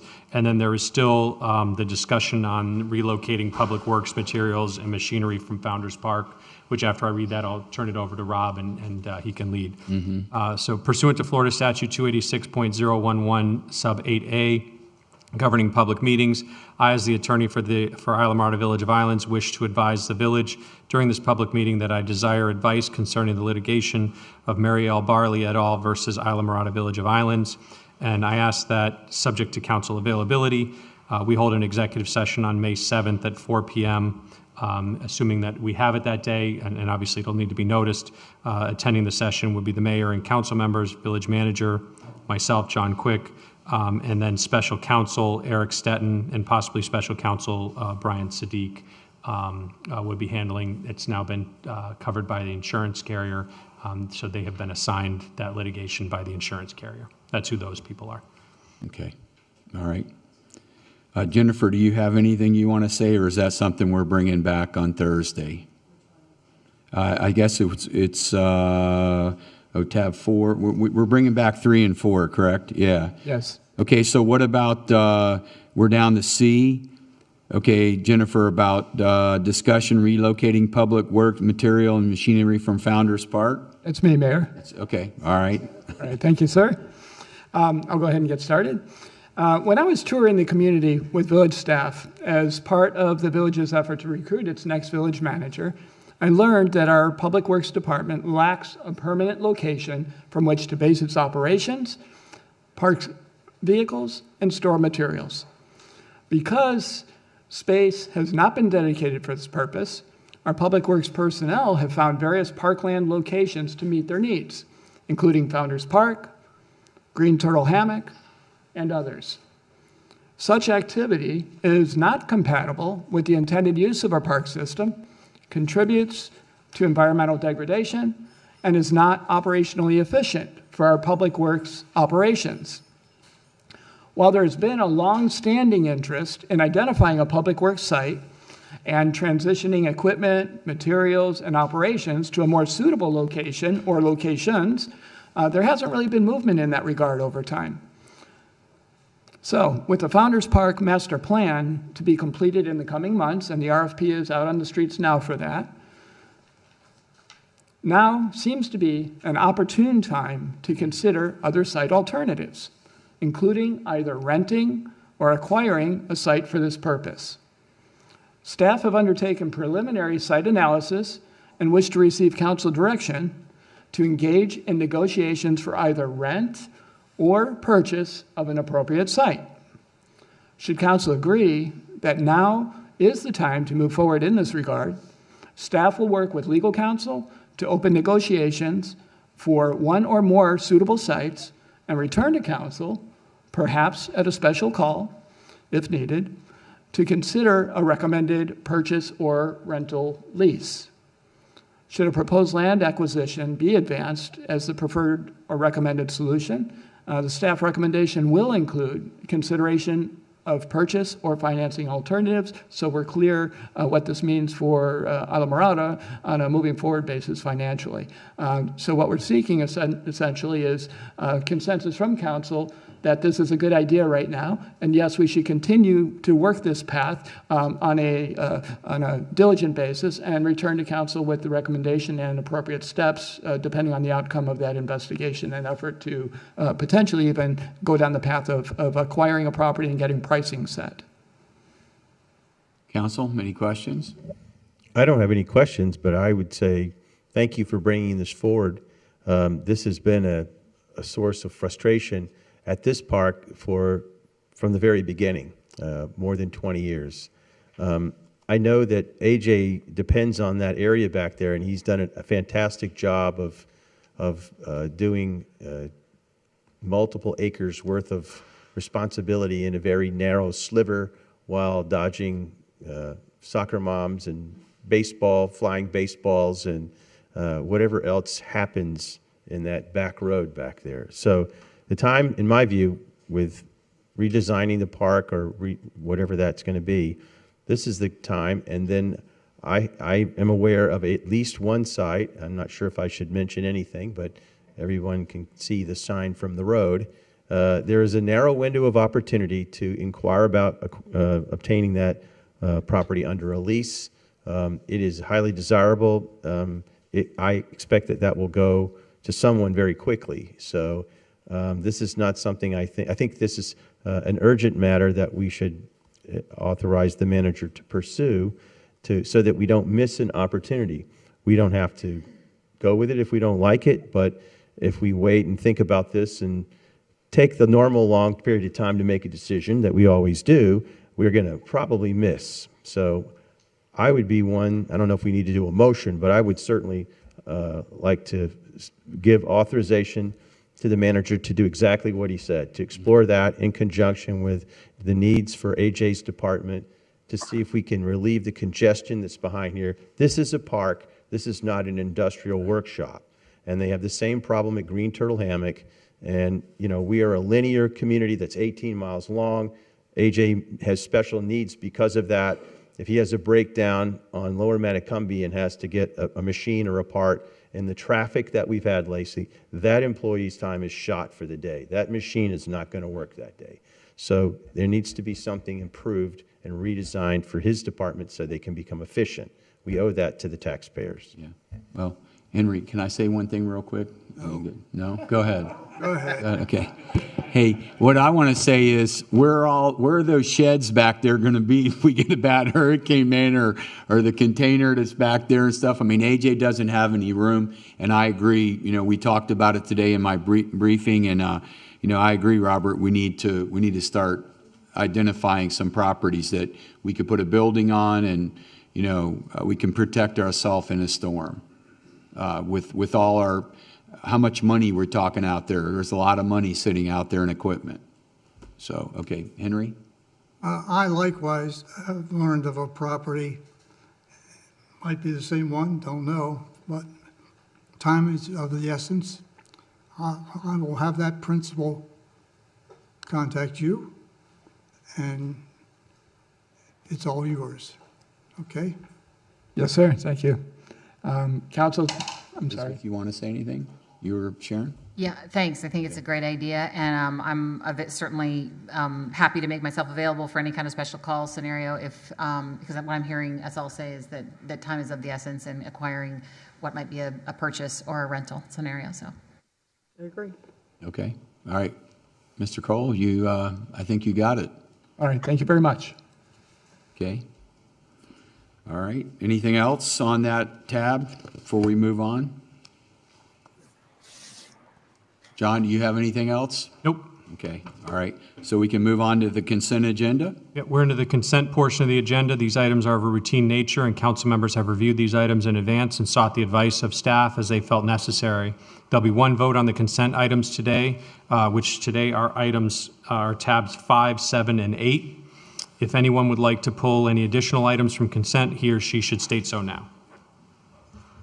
Okay. So, Henry, you pulled 6 and 9, correct? Yes. You just want to talk about those first?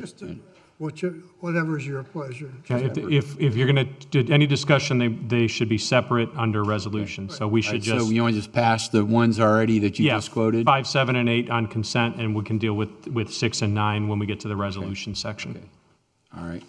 I move for approval on the ones that we did not pull. I second it. Oh, We have a speaker who would like to speak on one of them. Well, we need to, we need to have public comment. The motion still stands open, but you can have the motion Marnie, pending public comment. can we open public comment then?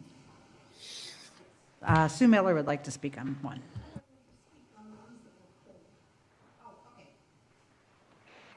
Miscommunication. She wants to speak on the ones that were pulled. Okay, so do we have any other public comment? We do not. Okay, public comment is now closed. We have a motion and a second. Would you call the roll, Marnie? What, John, give us the number again. What'd you say? They're tabs 5, 7, and 9. 5, 7, and 9. Okay. I'm sorry, 5, 7, and 8. Sorry. Okay. Hey, Councilmember Mark Gregg. Yes. Councilmember Elizabeth Jolin. Yes. Councilmember Henry Rosenthal. Yes. Vice Mayor Sharon Mahoney. Yes. And Mayor Buddy Pinder. Yes. Motion passes 5-0. Okay. So, John, can we do 6 now? Yep, we're in the resolutions. Tab 6 is a resolution of the Village Council of Islamorada Village of Islands, Florida, approving work authorization number 3 with Avalon Gardens, Inc. for completion of a planting project at Founders Park and within the village right-of-way at mile marker 87, authorizing village officials to implement the terms and conditions of the agreement, authorize the village manager to expend budgeted funds, authorize the village manager to execute the work authorization, and providing for an effective date. Okay. Peter, you going to give us a little... Sure. Good evening, Council. So this would be approval of the work authorization with Avalon Gardens for a planting project. Avalon Gardens is one of 3 landscaping firms in the village's landscaping library. So this project specifically would be for planting in the right-of-way across the street here from Founders, about mile 87-ish, and then also on the perimeter of Founders Park, where some large date palms were removed recently that were interfering with power lines. So we're going to fill in the kind of the voids out there now. So Okay. if you want any more Council, detail, I'd be do you have happy any to questions answer any for other Peter? questions. Okay. Henry, anything you want to talk to him about? Yes. I guess my basic observation, is there an overall plan for the landscaping and the funds? Where are we? We've discussed these things since 2018, as a matter of fact. Where are we now for the future? What are the plans for landscaping and the funds? Landscaping funds primarily. Sure. So we do have a pretty healthy landscape mitigation fund right now, and we have been identifying projects to use those funds for in village open spaces, greenways, and right-of-ways. And when such items come up, we had one come up recently where we had some residents in a homeowners association on Lower Matacumbe that were interested in a planning project. So as instances like that come up, we will prioritize in relation to the list that I have going now. So Henry, I do have a list of identified areas where we're looking to plant using these landscape mitigation funds. Okay, thank you. Any other questions for Peter? All right, Peter. Okay, so Marnie, do we have any public comment for 6? Yes, Sue Miller. All right.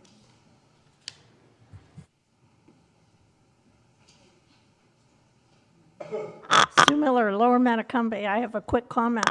Lower Matacumbe requested funds for landscaping in the right-of-way on Lower Matacumbe in 2018. It's been in the budget for 5 years. I think it was removed this past year, but it was continually put off and put off and put off. And I wondered if we couldn't create someone drive through town and look at the places that need landscaping, because there are some that I think are really important to landscape and others not so important. And I just wondered how the priority got established, and if Lower Matacumbe can ever expect to have any landscaping done on their island. Thank you. Thank you, Sue. Okay, Council, is that something that we could maybe ask Rob and Peter to look into? it seems reasonable to have a survey of areas where we might want to consider and then prioritize them. So I can talk with Pete offline and see about getting something like that prepared. All right, thank you. AJ? I can mention a little bit about the lower mat portion of the landscape project. So that's a portion of DOT project that we've been working with them on. That project was a little delayed because of Irma.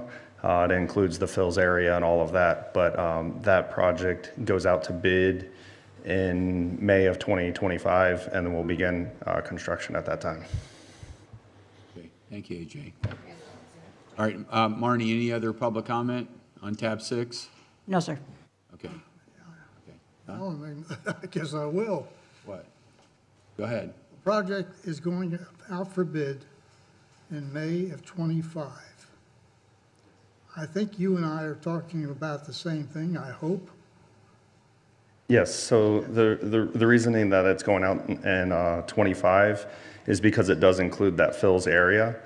And the landscaping, they don't want to put landscaping in the middle while FKA and FDOT has a small little bridge rehabilitation project going on while they're making those tie-ins and everything. So they don't want overlapping projects, and they've delayed it a little bit.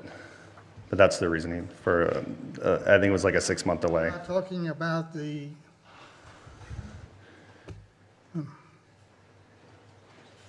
He sat on the county commission for a number of years. He was heading up the project for that development. What the hell is his name? Keith Douglas? Keith Douglas. We're not talking about that. No. That's in the works somewheres, I hope. I think it is. I'll let you go. Okay. I'm not aware of that project. Okay, I'm just filling. Peter, we talked about it, I believe. Keith Douglas? Yes, sure. Yeah, and that's in the works. Yes. That's the right answer. That's it. Sit down. All right, what are you talking about? They're having like this private conversation. What are we talking about? Because that settlement wants to redo their entrance to that settlement. And there was a question with the Toll gate. toll gate. Toll gate, okay. Right. I'm sorry? Are you satisfied? Thank you. Who were you saying, Henry, so we can clarify that? I don't know if everybody They heard want to Keith beautify, Douglas, right? they That's want to what- beautify the entrance to that community. The bike path was in question, the DOT was in question, what we owned was in question, and it's been worked out with the community, with the help of Peter, and I was in When you said the between. county, I want everybody to understand, he said Keith Douglas is his. Yes. Yeah. Yeah, but he was a county commissioner, county and commissioner. he's right now representing that community. Right, the For Boy this Scouts. project. Yeah. Okay? Thank you. All right, so if we have no further public comment, Deb, did you fill out a paper? I did not. I didn't know you were going to pull this, so it's your choice. Council? It's okay. Huh? She didn't know. It's okay. Okay. All right, go ahead, Deb. Deb Gillis, Islamorada. On this planting project that's just across the street or whatever, this park has events all the time that you need some extra parking, and we've always used across the street. So I would be cautious in filling in. We already have filled in a section that's across from, what's the development that has all the summer? Sun Community, thank you. That took away a lot of the extra parking that we were using for Founders Park events. So just a word of reminder. Thank you. Okay, thank you, Deb. All right, Marnie, public comments now closed. We don't, You like your comment? You good?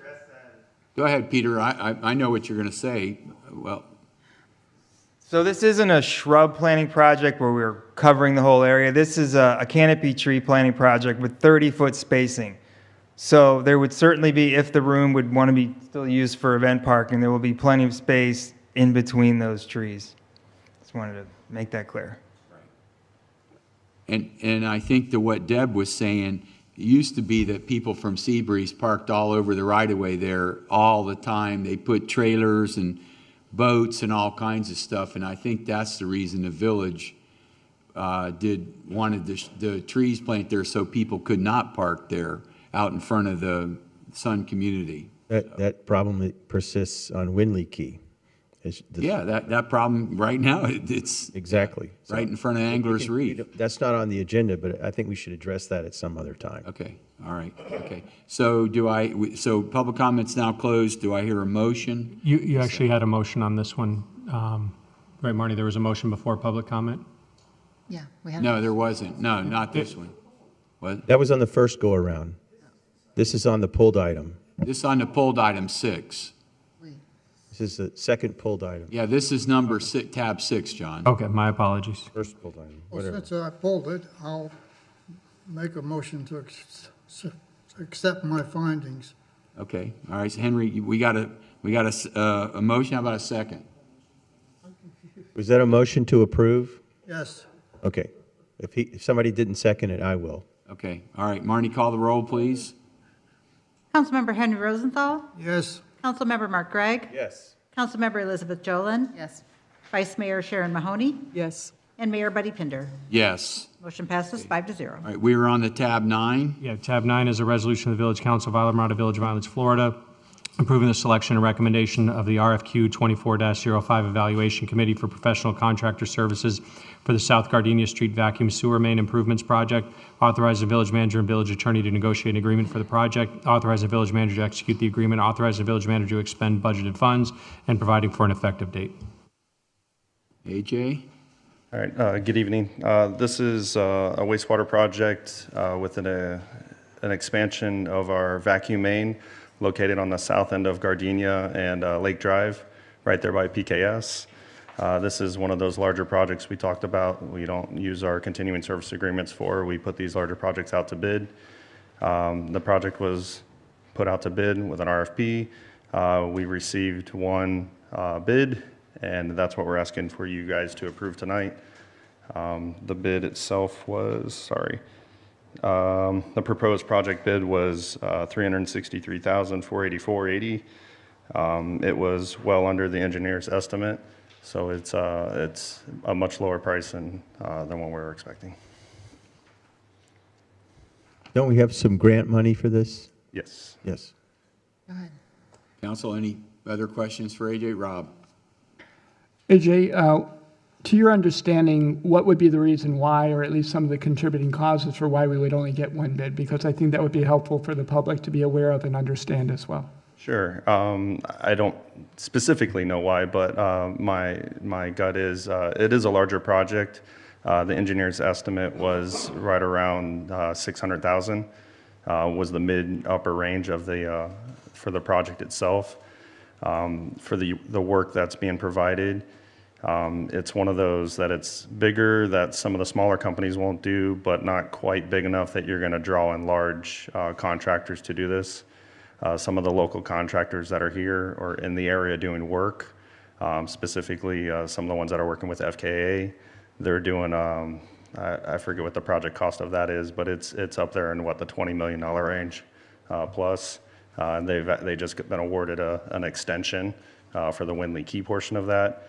It's, comparative on the cost, so you're not going to get as much companies coming up from the lower keys to do work, or the same thing from Miami-Dade to come down and do that type of work.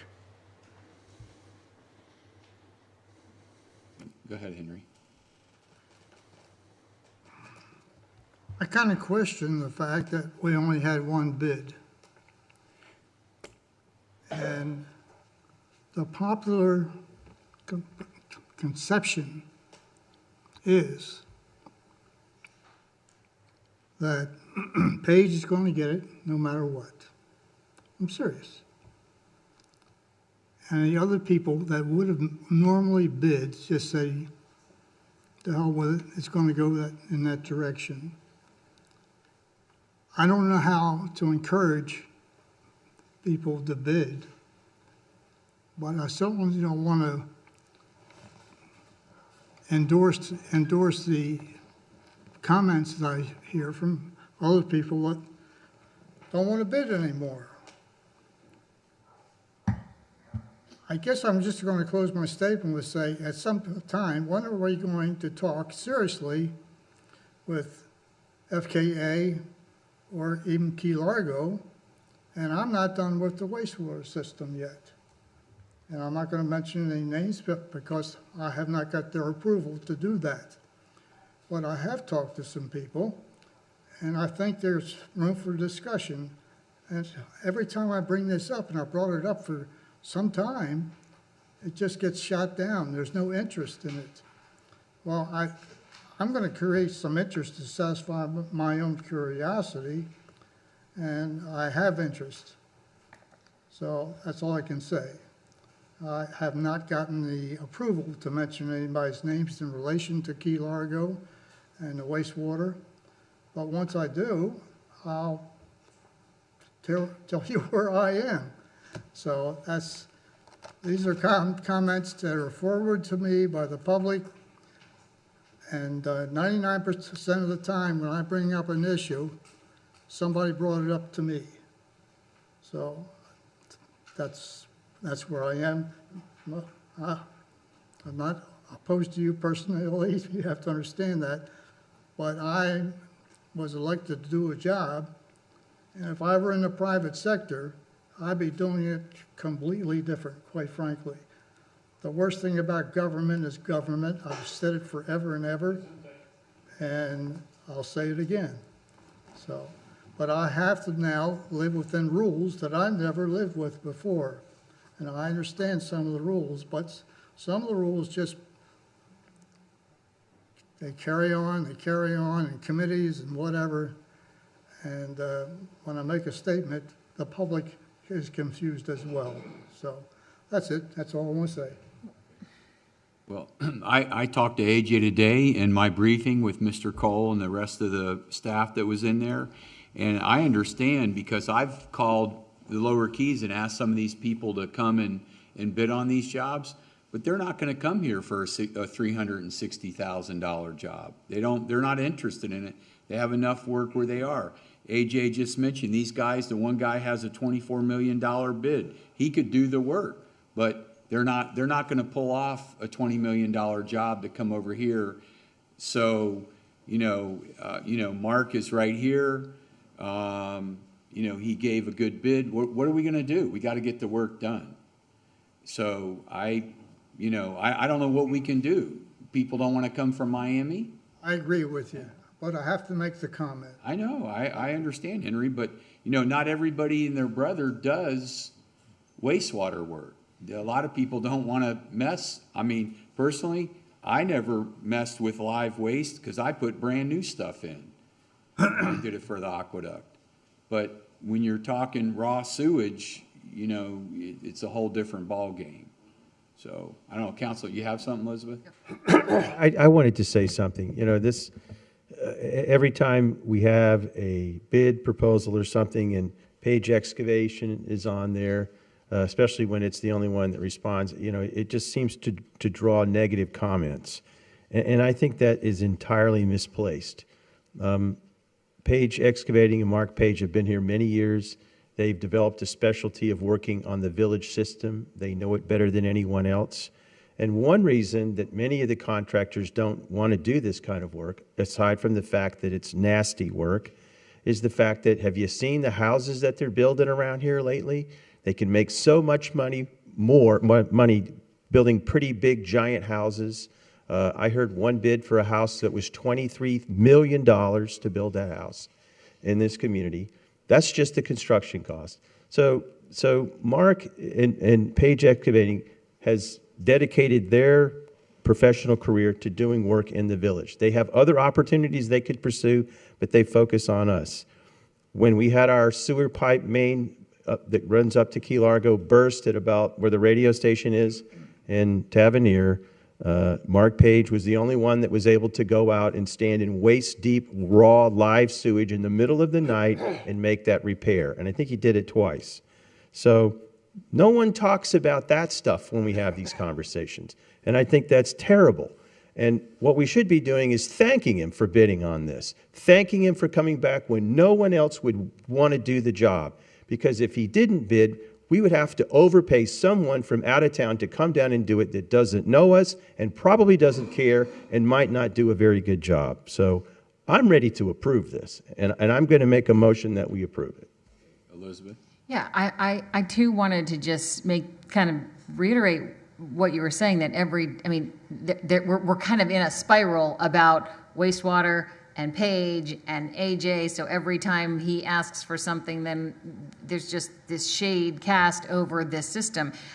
And I want to move on with that. And so if part of that moving on is that, because a lot of people have brought up, let's look at an alternative situation. If that's going to help us move on, then let's give that direction, and we can put that on the after action report, and so that we can just. We've had this conversation multiple times. We need to either stop or give some direction to our staff to make an exploration, and that is on a staff level, not an individual level, because me going to talk to whoever is not helping. It's an administrative issue.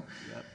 So, well, I'm happy to move on tonight. I think there's a bigger question here that's really important. Well, AJ told me today the pipe crew has busted our sewer main twice already, right? Who we got to fix it besides Mark? So, yeah, in the last 5 days, we've had our force main bust 3 times. 5 days? Yes, twice by the aqueduct. One of them was a faulty part on a connection that was, both of them happened at the same time. They made both repairs in the same day, no questions asked. That was yesterday. Okay, all right. Okay. So. Did yeah, and there was a couple that caused a couple backups even, didn't it? There were 2 homes in Lower Matt that had a backup that were cleaned and taken care of because of that. Okay, thank you, AJ. Okay, do we already have public comment on this tab? I don't know. Okay, We have not. all right, AJ, we're going to have public comment right now. Anybody want to speak, Marnie? Yes, Sue Miller. Okay.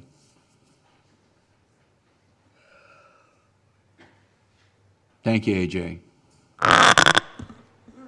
Sue Miller, Lower Metacumby. First of all, thanks, Mark Page. Thank you. And I have nothing against Mark Page. I think you should hire him. He does more work for the village than almost anybody here. So why not just hire him? But as to the comments, we are constantly here. I'm up here all the time talking about why we only get one bid or why we don't competitively bid, why we waive competitive bidding. And I'm here again to say the same thing. I'm questioning whether we are large enough as a community to try to maintain the system on our own. Perhaps we need the equipment and the expertise of a larger group. And I don't know why we don't at least talk about that. It just seems to me that we're not here to criticize Mark Page. He does a great job. But do we need to be constantly talking about how much equipment we need to be in stock? If we were involved with a larger group, we wouldn't have the same issues that I'm up here complaining about all the time. I don't mean to be complaining. I just think that there's an issue. Thank you. Thank you, Sue. Marnie, any other public comment? No, sir. Okay, public comment is now closed. Mark, did I hear you said you were making a motion? I did hear. You did make a motion? Yes, sir. I'll second. Okay. All right, Marnie, we have a motion and a second. Will you call the roll, please? Councilmember Mark Gregg. Yes. Councilmember Henry Rosenthal. I seconded it because I pulled it and you guys satisfied me. Only reason I pulled it is to have the discussion. And you gave the discussion, and I say yes. You're welcome. Thank you, Henry. Okay. Councilmember Elizabeth Jolin. Yes. Vice Mayor Sharon Mahoney. Yes. And Mayor Buddy Pinder. Yes. That motion passes 5-0. All righty. So, hey, can we take a break, guys, for 5 to 10? Everybody okay? Vice Mayor Elizabeth, we okay? All right. And John, when we come back, we are moving on to the ordinances? Yeah, we'll be on tab 10. Okay, all right. All right.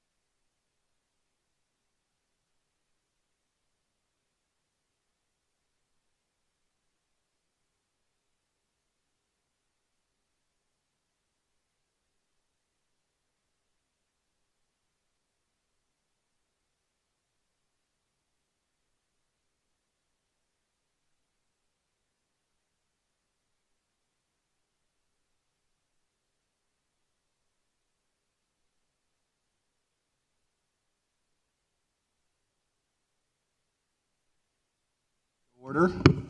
And did you and Elizabeth have something you wanted? I just wanted to follow up on that last item, which was the wastewater, to address this issue that continues to come up about looking outside of Islamorada for someone to handle our wastewater. I feel like we either need to address it or stop talking about it, because it's creating distress in, I think it's creating distress in our community and in our public works, and we should get on with it or give direction to Mr. Cole, to our staff. I agree. I think we need to. Did anybody have a comment? Look at outside sources. I would like to put it on, if you want to put it on the agenda for another meeting and talk about it in detail, but I seem to recall that since y'all have been here, I think, we actually authorized the staff, buddy. Don't you remember we said that we should talk to the Aqueduct Authority to explore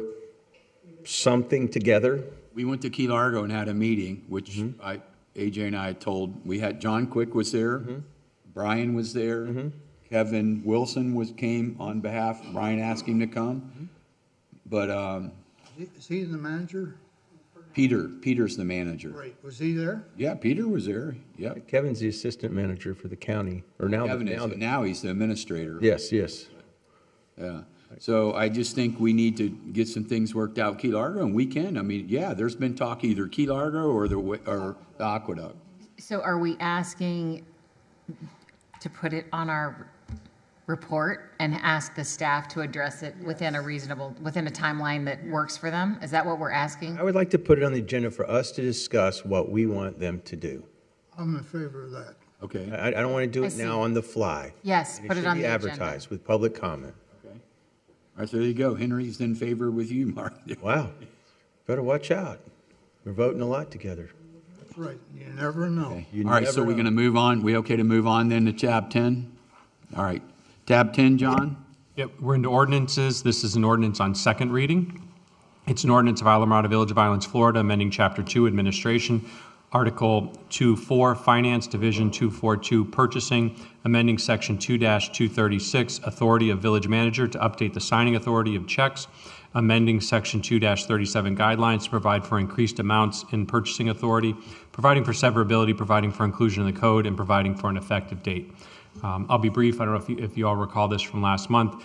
This is an item. There was a bunch of discussion over a number of months about potentially increasing the purchasing authority of the village manager. This item would accomplish that. It would increase it from $25,000 to $50,000. And it also allows for, under the Florida statutes, there is a section that allows for facsimile signatures on checks in lieu of manual signatures.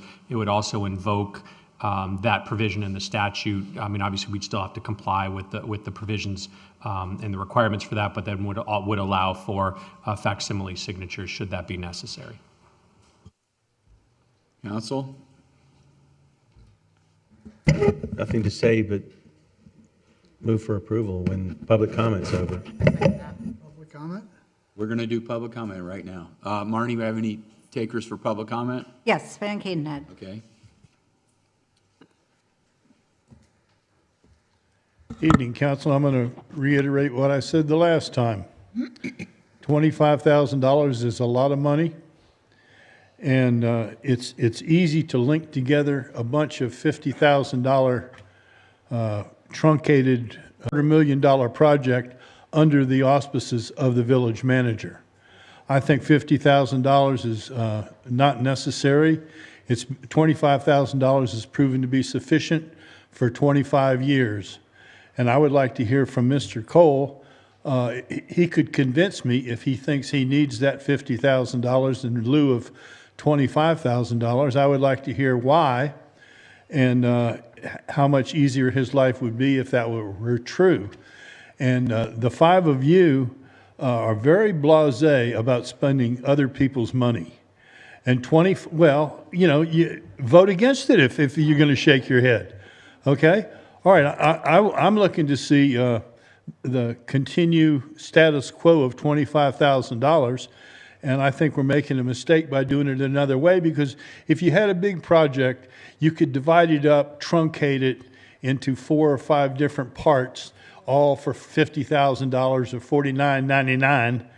And all of a sudden you got a $250,000 project that is not underneath any control of the village council. It's only at the behest of the manager. So I like to just hear what Mr. Cole has to say about how important this is to him and whether he could live without it. Thank you very much. And Marnie, any other public comment? Let me double check on Zoom. I don't believe so. No, that's it. Okay. Rob, you got anything you want to say? Well, I think that, it was discussed at our last meeting that the last time an adjustment was made in this number was, I think, 2008 or so. So with the logic still holding, if you account really just for inflation alone, certainly that merits an increase in the manager's authority. I think with a professional manager in place, you're looking at someone who believes in strong fiscal stewardship and accountability. So I don't think that someone in my position would abuse that authority, but only use it when it's necessary and is in the best interest of both the organization and the Islamorada community.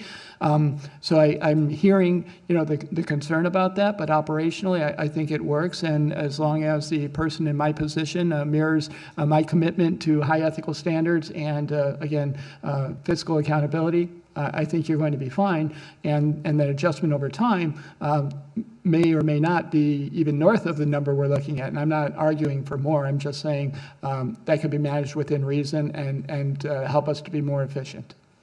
Thank you. Council, any comment before we... No, I'm ready to vote. Okay. All right. So, Marnie, we have a motion and a second. Would you call the roll, please? I'm sorry, who was the second? Me. Elizabeth. Thank you. Okay, Councilmember Mark Gregg? Yes. Okay, Councilmember Elizabeth Jolin? Councilmember Henry Rosenthal? No. Vice Mayor Sharon Mahoney? No. And Mayor Buddy Pinder? No. Motion fails, 3-2. Bingo. Okay. All right. Let's move on. John, tab 11. Tab 11 is an ordinance of Islamorada Village of Islands, Florida, calling for a referendum vote to be held with the general election on Tuesday, November 5th, 2024, providing for submission to the electors of a proposed amendment to the village charter pertaining to terms of office, length of terms, and staggering of terms, providing for placement on the ballot, providing for requisite ballot language, providing for notice of the election, providing for authorization of village clerk and for village canvassing board, providing for severability, providing for inclusion in the charter/conformity of amendment, and providing for an effective date. This is also an ordinance on second reading. I can go into detail if you all would like. If not, let me know. Okay. Council, want to discuss this? I'm comfortable with the way we did it last time. Okay. Anybody else? Okay. I'll move to approve.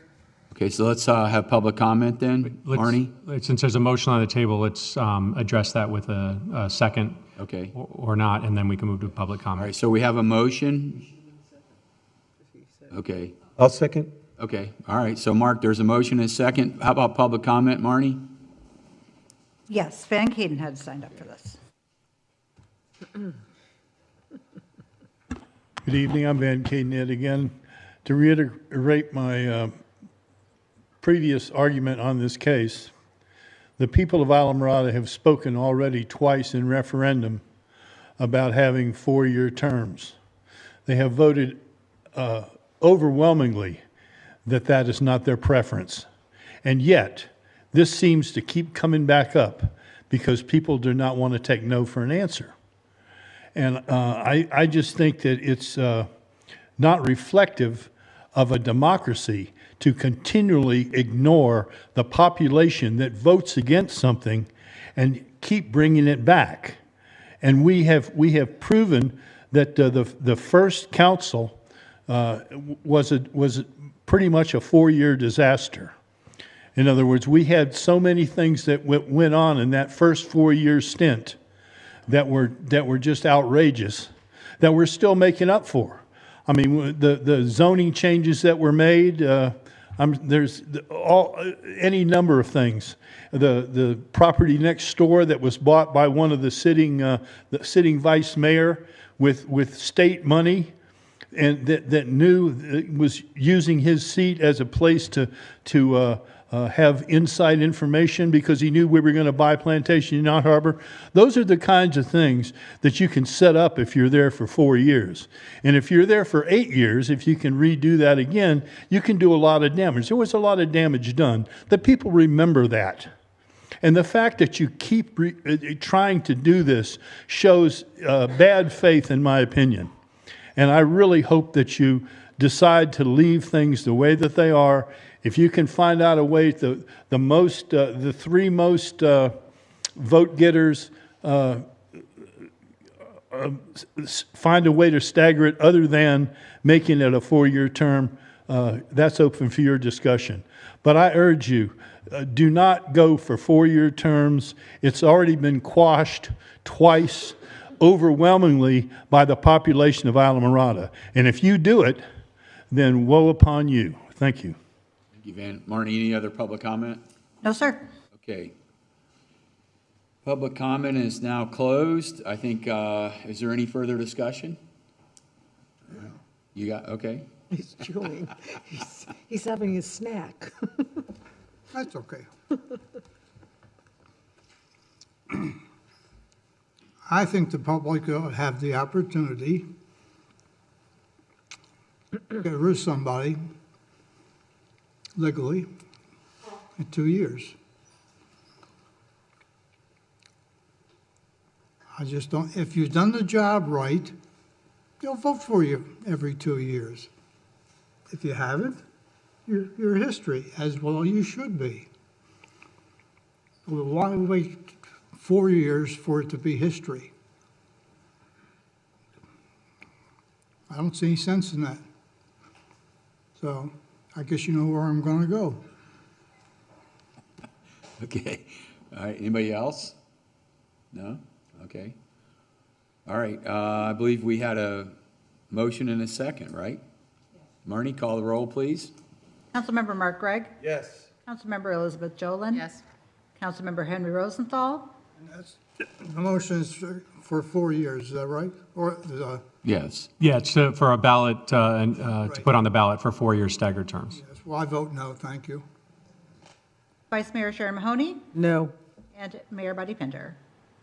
I'll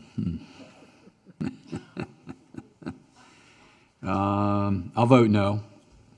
Okay, that motion fails 3-2. Okay, 0-2.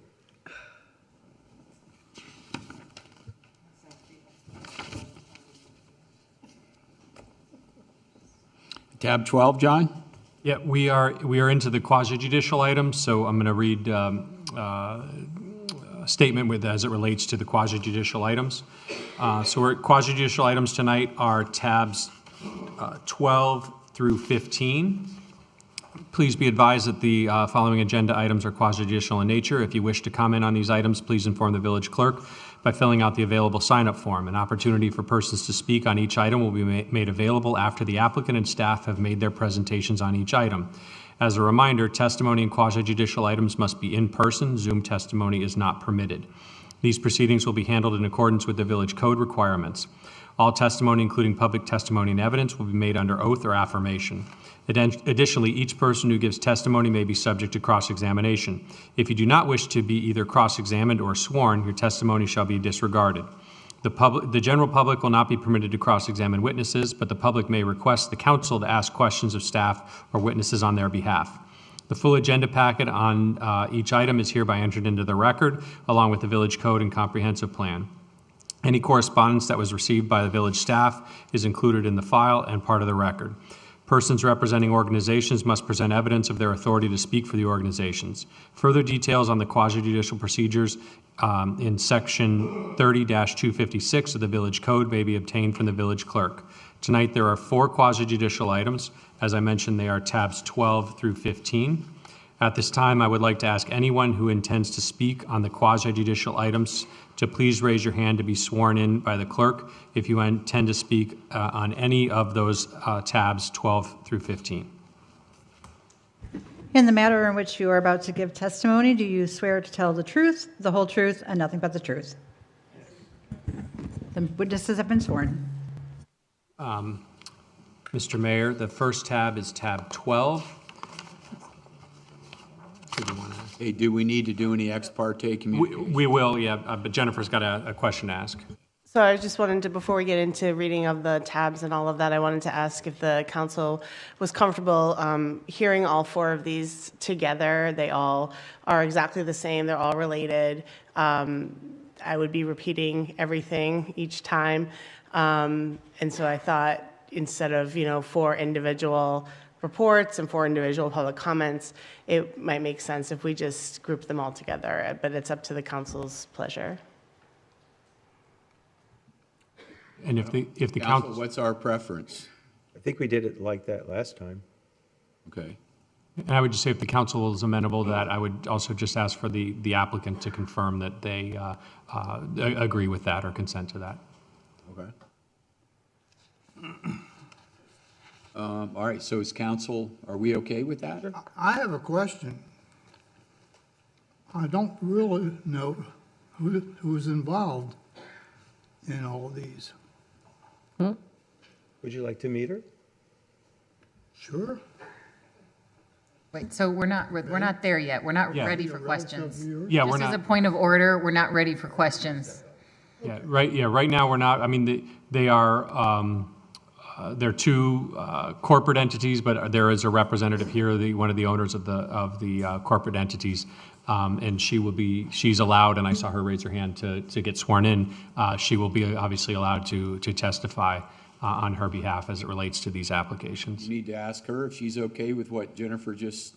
Yeah, well, I wanted to make sure that the council's okay with Jennifer's request. Assuming the council is, then we'll confirm that the applicant has no objection to that.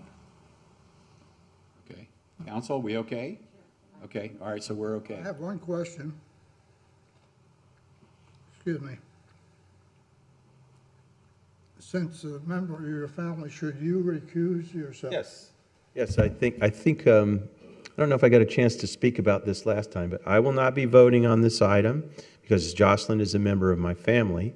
And when this item was on the agenda last meeting, I filed, I don't know if I got a chance to make a statement about it or not, but I did file my ethics conflict report. It's on file with the village clerk. So I won't be voting, but I am allowed to participate in the discussion, and I reserve the right to do that. Is that, you're recusing yourself for all these? All 4. Mm-hmm. Okay, thank you. So it sounds like the council's amenable to hearing them all together at the request. Ms. Tiedemann, do you have any objection to that? Okay. All right. So let me read all 4, the titles for all 4, and then we will get into the ex parte disclosures.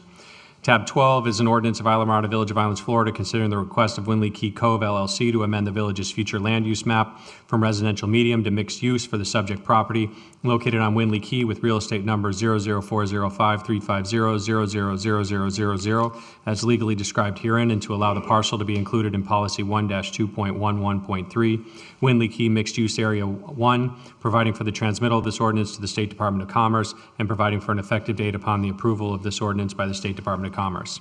Tab 13 is an ordinance of Islamorada Village of Islands, Florida, considering the request of Winley Cove LLC to amend the official zoning map from residential single-family R1 to highway commercial HC for the subject property located on Winley Key with real estate number 00405-350-0000000 as legally described herein, providing for the transmittal of this ordinance to the State Department of Commerce and providing for an effective date upon the approval of this ordinance by the State Department of Commerce.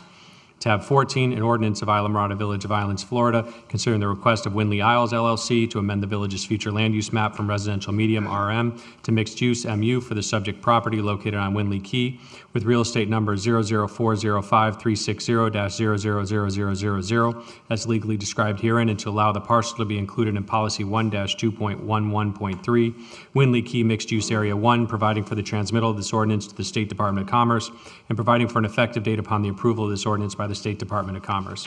And finally, Tab 15 is an ordinance of Islamorada, Village of Islands, Florida, considering the request of Windley Isles LLC to amend the official zoning map from residential single-family R1 to highway commercial HC for the subject property located on Windley Key with real estate number 0040536000000, as legally described herein, providing for the transmittal of this ordinance to the State Department of Commerce and providing for an effective date upon the approval of this ordinance by the State Department of Commerce.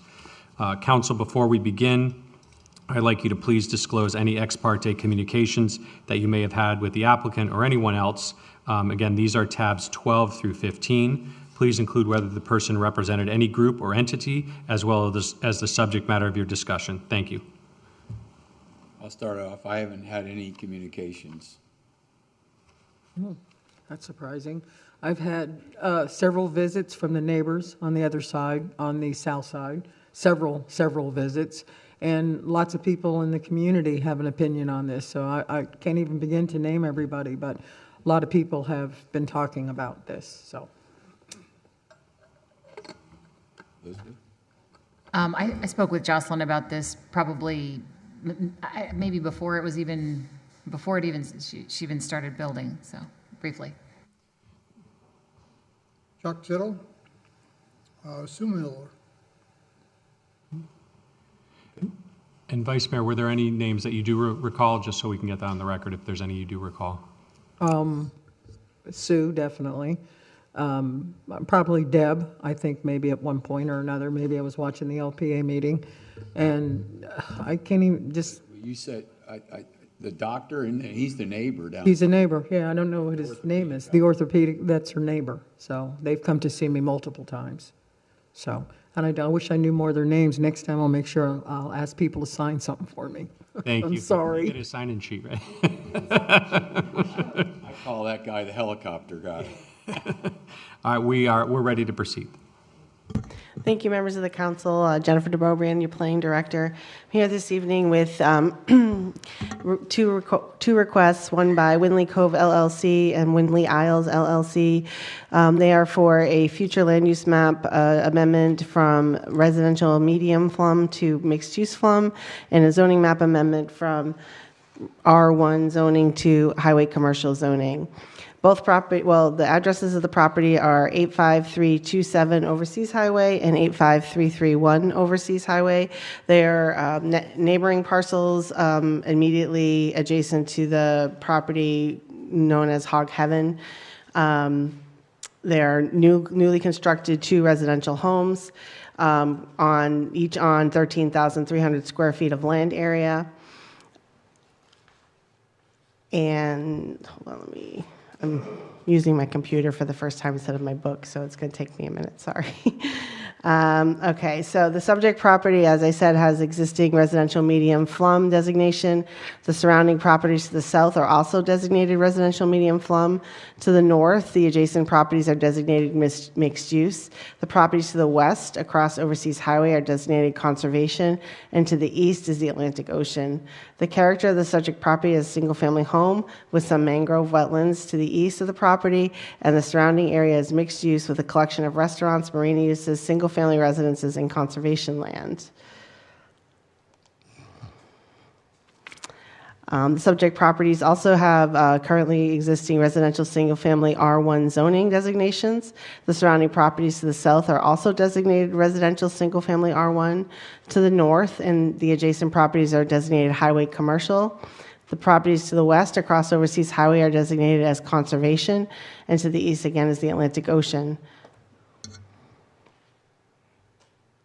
Sorry, I have to keep going back and forth. The proposed form amendment from the residential medium to the mixed use, in conjunction with the companion application for the zoning amendment from residential single-family to highway commercial, would allow for the applicant to pursue acquiring a vacation rental license on the subject properties. The request is also to allow the property to be included in the Windley Key Mixed Use Area 1. We, as staff, had reviewed that request, and we have indicated that we would request that the property be included in the Winley Key Mixed Use Area 2, which is policy 1-2.114.4. That policy limits the commercial density on the property and only allows single-family residences to be built, which would mean that all that could ever be built there are the houses that are existing there today. The areas designated mixed use on the future land map recognize the prevalent and historical mixed use patterns of the development in the village. The mixed use designation shall accommodate a mix of commercial and residential uses and may be located in the same building, limited public and semi-public uses, recreational facilities, schools, marinas, tourist-oriented facilities, and supportive community facilities ancillary to permitted uses pursuant to the standards in the comprehensive plan and land development regulations. The proposed FLUM amendment would alter the development potential of the subject property by allowing 1 additional market rate unit and 5 affordable housing units. The new FLUM would also allow hotel-motel density as follows: 6 rooms or units per acre, or 12 hotel-motel rooms per units per acre with TDRs, and non-residential intensity of a quarter of a 0.25 FAR or 0.35 FAR with TDRs or working waterfronts. However, by adding the properties to the Winley Key Mixed Use Area 2, it would not alter the development potential other than the single-family homes. In your packet, there are several policies of the comprehensive plan that we find the request to be consistent with. I'm not going to go over each individual one unless you would like me to do that. It also, in your packet, outlines how the proposal is compatible with the principles for guiding development in an area of state critical concern. And then let me just go to the zoning one. So the zoning map amendment, pursuant to section 30-696, the purpose of the highway commercial zoning district is to accommodate existing businesses along US 1 and to provide opportunities for new commercial retail shops and services that are typically auto-dependent and are used by people on less than a weekly basis, or to accommodate the building and services trade. Single-family or multifamily residential uses and educational uses are an option to commercial use. Any future development of the subject property would require a site plan application approval. This will ensure that the subject property meets the standards of review of the comprehensive plan and the land development regulations, including but not limited to requirements for minimum open space, habitat preservation, concurrency management, and level of service standards for transportation, infrastructure, wastewater, stormwater, and other public services. Off-street parking and internal circulation, required setbacks, landscaping, dedicated conservation easements for existing habitat, on-site and off-site improvements, and design amenities required to achieve land use compatibility for surrounding land uses and zoning districts. But again, by putting it in the Winley Key Mixed Use Area 2, it would not be any future development proposed for this zoning new change. And any application for a vacation rental license would also have to meet all the criteria Division 6 of the Village Code. And then there are also, in your packet, we reviewed the proposed zoning map amendment pursuant to Section 30-411D4B of the Code of Ordinances, which says that the Village Council must find that the application is consistent with the comprehensive plan, the applicant has complied with all the procedural requirements of this section, and that the maintenance of the existing zoning of the property does not accomplish a legitimate public purpose. The Village Council shall make the determination on a finding of legitimate public purpose based on one or more of the following factors: the demand for the proposed zoning district in the village in relation to the amount of land currently zoned and available to accommodate that demand. Currently, the village has 140 lots zoned highway commercial. About 20 of those lots are vacant. Winley Key has 4 lots zoned highway commercial, and none of those are vacant. Compatibility with the site's physical, geological, hydrological, and other environmental features with the uses permitted in the proposed zoning designation. The lot is already under construction as a single-family house. Data errors, including errors in mapping, vegetative types, and natural features described in the comprehensive plan. There is no evidence that there are any errors in the village's GIS data, records, or other resources. New issues. There are no new issues to be addressed. Recognition of the need for additional detail or comprehensiveness. There was no recognition of a need for additional detail. And the compatibility of the proposed district with the properties surrounding the site of the requested rezoning and any applicable neighborhood or redevelopment plan. The proposed zoning would be compatible with the properties surrounding the site, as the properties to the north are also zoned highway commercial. LPA heard these requests on January 8th, 2024, and voted 6-1 to approve the requested amendment. And at this time, the staff has reviewed all these requests and are recommending approval of all of the zoning changes, the flum change, and the addition to these properties in the Winley Key mixed-use area too. I'm available to answer any questions that you may have. Also, any questions for Jennifer? Okay, all right. Thank you. So do we need to have some public comment then? Jocelyn might want to speak. Sure. First, you have a presentation by the applicant Yeah. under the quasi-judicial procedures, and then we would turn it over to public testimony. Okay. All right. Jocelyn, you want to come And just a reminder that the public testimony during quasi-judicial after this, under our policy, it's if we first call up participants in support of the application, and then participants in opposition are called up after that. Okay. All right. Good evening. I'm Jocelyn Tiedemann, 127 Coconut Row. All right, so I'm a little nervous. All right, so I bought these properties 3 years ago. They had allocated building permits when I bought them.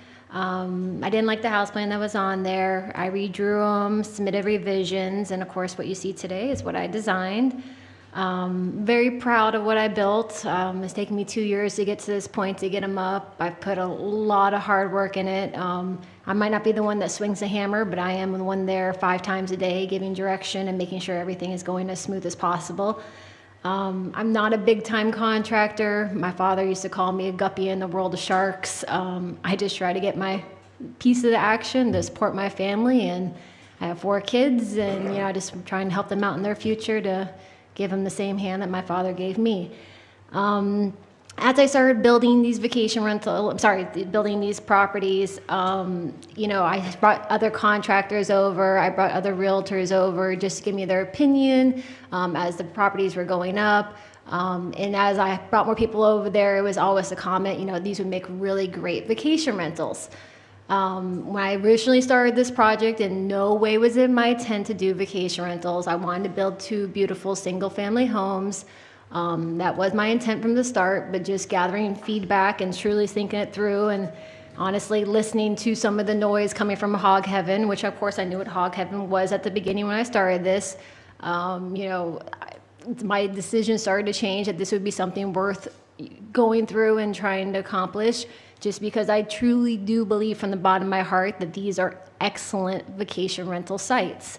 Winley Key, as you all do know, is the vast majority of commercial-related and tourism-oriented key.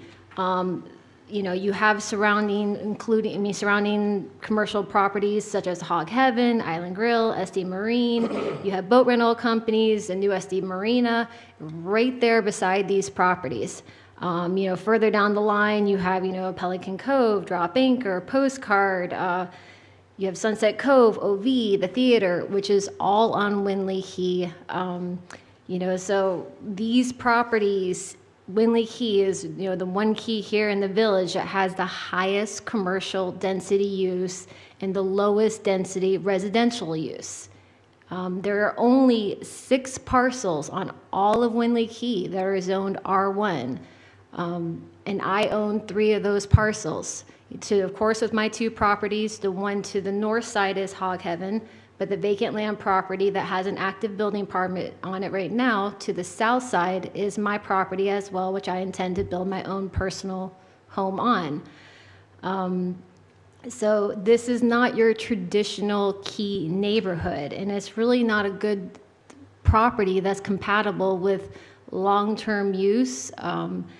So I think, just given the location that, hopefully have strong consideration to be able to do this vacation rental.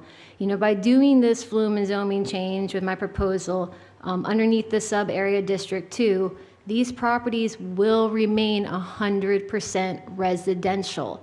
I am not asking for any commercial uses. I'm not asking for any other businesses other than vacation rental use. So there will be no density change. There will be no intensity change. It is still going to be a one family use at a time. I mean, I'm a family that has 4 children. You know, I know in our last comment at the LPA, they asked it to be an 8-person occupancy home, which I was completely fine with if that was for a vacation rental use. You know, I think about my home, and that's the reason why I built them these size, is I think houses should have 4 bedrooms. You know, that's just how I was raised and what I needed for my own family use as, you know, I raised my kids. So in essence, I know some may not agree with this, but to me, there is no upzoning when you're still keeping it completely residential with no other accessory use other than the residential of a vacation rental. I mean, sorry, keeping it for vacation rental with a family in it.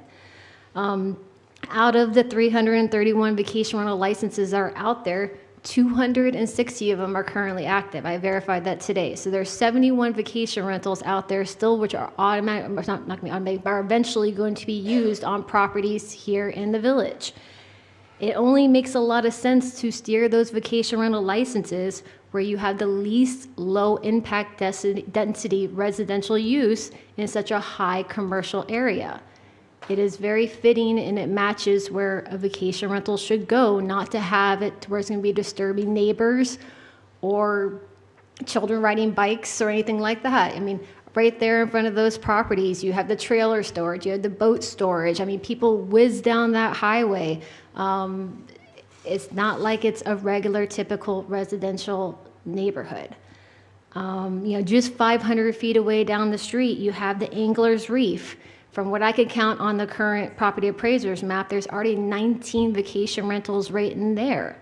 And then you also have Peaceful Palms down the street, which allows the 7-day vacation rentals as well.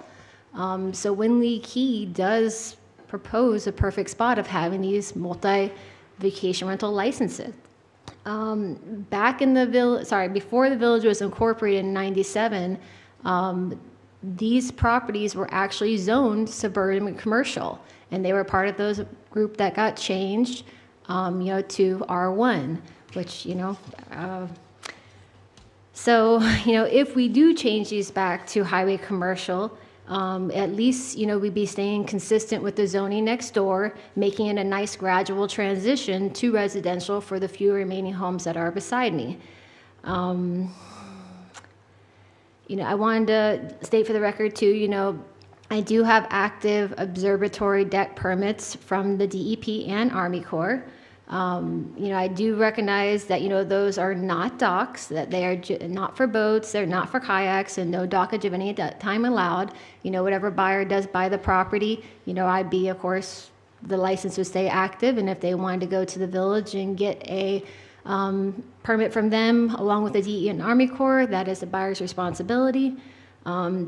I know there was a small error in the MLS that had used the word dock after observatory deck. That was immediately changed whenever I realized I had made an error. It was not intentional, but I just wanted to state that for the record.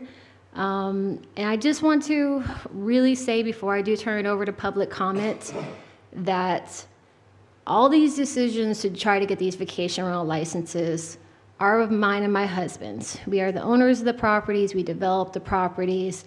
I had no outside influence from anyone trying to change use to vacation rental uses other than my own decision of wanting to do them. And I just ask them before, again, we go to public comment too, that you please respectfully make these comments to me and not to Mark, who recused himself from the situation, because this is my items and I take it very incredibly personal whenever he gets attacked for my doings and my requests. I just wanted to state that. And just closing, this location for these properties, it's a fun spot. You see a lot of activity there. When I stand out in the balconies and I look out there, you see the kite surfers, you see the sandbar, you see people going through Snake Creek, you see all the people at Hog Heaven. It's a very active spot, and it's a great spot for people wanting to visit down here that want the nightlife, they want the boat rentals, they want the sea life attractions. And it's a really great place for people to come and spend their money here in the village, time after time, staying in a nice house that offers that vacation rental use. And I just really hope everyone can really strongly consider that with those remaining licenses that are left, where they would best be fitted in our community. And I truly believe from bottom of my heart, and I hope everyone will give it strong consideration, that this is an excellent spot that does not disturb the working people of the village. It would be a great spot for people to come down and stay for a week and enjoy and go back and tell other friends how wonderful the village of Islamorada is. So that's pretty much what I have to say. And one other little small comment. I know you mentioned you talked to the helicopter guy. I haven't talked to him since whenever I initially started this whole project, and I know before I even submitted my application, I talked to him, and he told me from his comments that he was completely fine with me doing it on those two properties, but he just didn't want the property beside it to do it. And again, that was maybe a year ago when I started these applications, so I don't know if his thought process has changed, but whenever I called, I called on my neighbors to get their input on how they felt about it. I had no negative impact on it at that time, so when I submitted my application, it was with my thought that he was good with it. If he is not, I don't know. All right, so turn to any questions, I guess, at this time, or does the public comment go? Any questions, Council, for Jocelyn? Okay. All right, thank you, Jocelyn. All right, sorry if I wasn't the best speaker tonight. I'm a little nervous. Thank you. Okay. John, should we go to public comment? Yeah, and so it would be anybody giving testimony in support of the application would be called up first. Okay. Marnie, do we have any public comment that are in support? I don't have anyone specifically signed up for support, but we do have Deb Gillis without a position noted. Okay, who's in support? If you're signed up, you can come speak. Or anybody on Zoom, Marnie? No Zoom testimony, no Zoom. quasi judicial. Quasi. What am I thinking? Okay. Well, you'd think I'd know the procedure by now, but somehow I managed to forget it.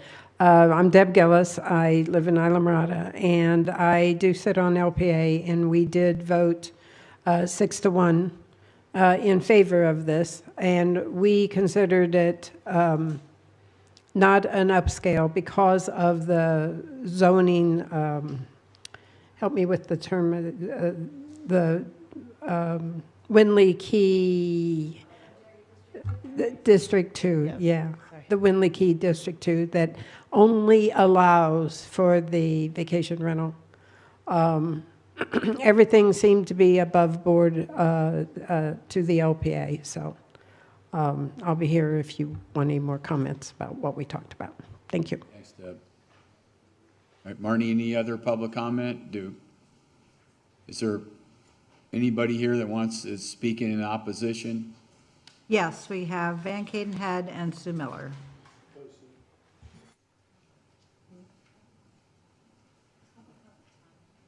What's that? No, not on. Yeah, no, it is. Public comment is timed at 3 minutes. We made that change in the village council procedures. Yep. Okay.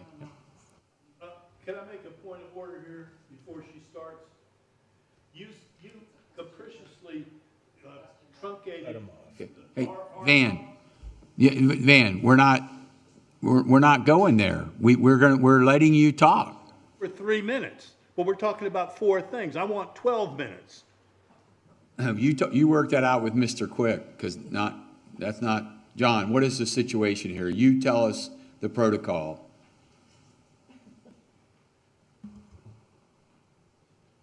I would err on the side of caution and again go with the 12 minutes if you, that's how I would do it. Since there are 4 separate items, yes. Okay. Thank you, John.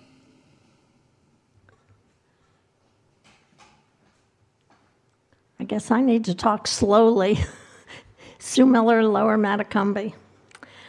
I think we all know that there's one thing in Islamorada that we don't need more of, and that's vacation rentals. We hear that vacation rentals are the bulk of the code enforcement work. We hear noise complaints. We know that they impact traffic. They increase the demand on our workforce. And it's interesting to me that one of the prerequisites for determining whether or not we should process a zoning change is to determine if there's public purpose. I don't see where there's any public purpose in keeping a single-family home, but just changing the zoning. And so I don't understand why you would do that at all. And the staff report is clearly designed to help a property owner without regard to the concerns of the community as a whole.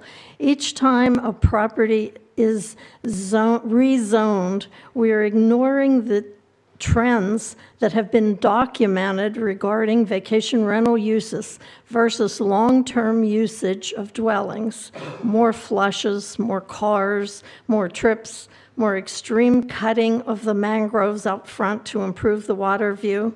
I think it's just time to say no.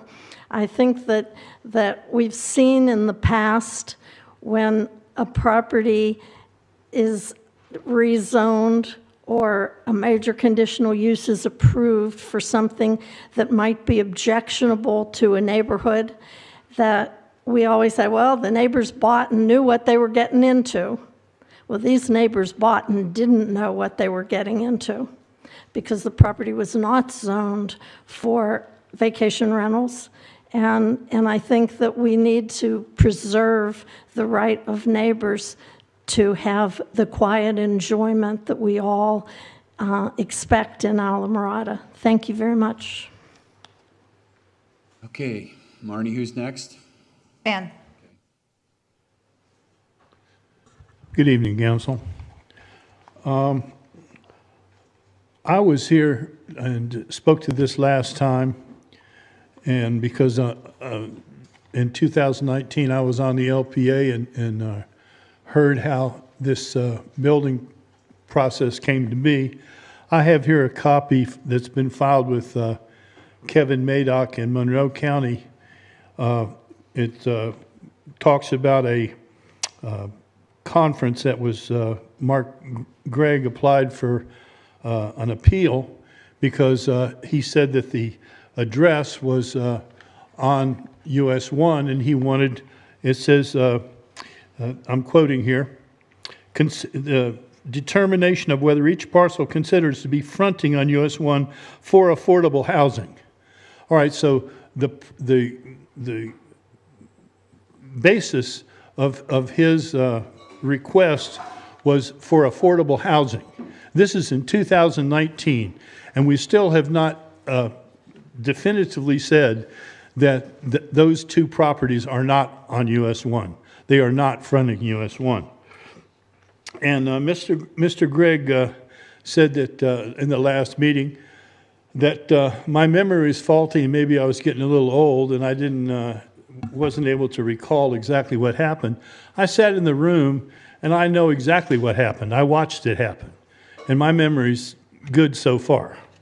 And it says, Mr. Gregg proffered to withdraw his appeal except for the portion seeking a determination of whether each parcel is considered to be fronting on US 1. So essentially, that was the whole basis of the appeal. So he didn't back up at all and still wanted it to be called fronting on US 1.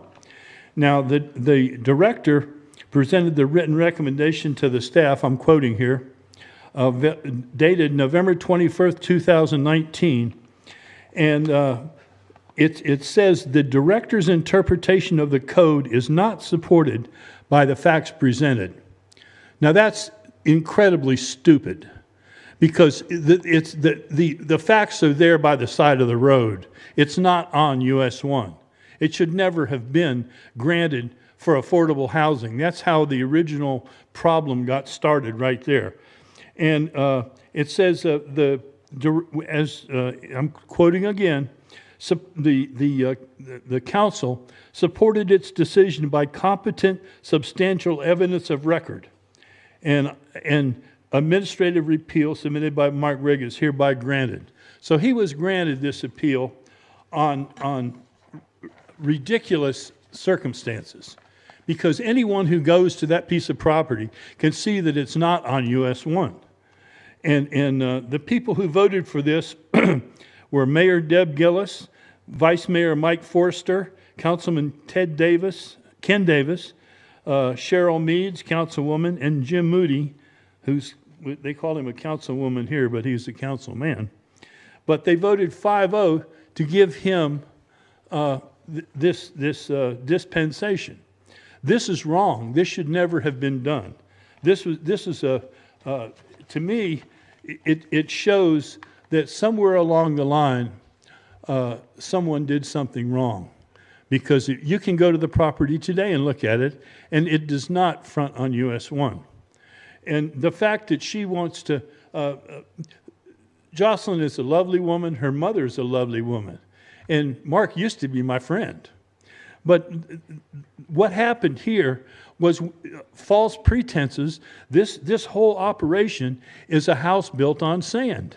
It was faulty back in 2019, and they okayed it and let it roll up until this point here. And then Mark sold the property to his daughter, and his daughter has nothing to do with this. You know, his daughter has nothing to do with the laying of the foundation of this deal. And I told Mark, I says, I'm not done with this, Mark. He says, well, you can continue at your peril. Now, at my peril, that sounds like he didn't like especially what I was trying to say. And I was just trying to tell the truth, which is what I'm trying to do to you tonight. Because I was there, I can say without a shadow of a doubt that this was gotten in a disingenuous fashion.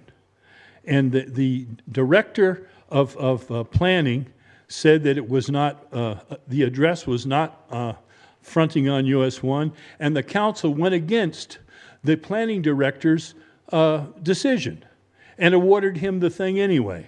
So I think you should listen to the intensity and density are certainly going to increase. If you were to, if Mrs. Tiedemann was allowed to sell each one of those homes as a single-family home, RU1, and then end of story, somebody is going to live there permanently, and she can get the price for two of those beautiful homes.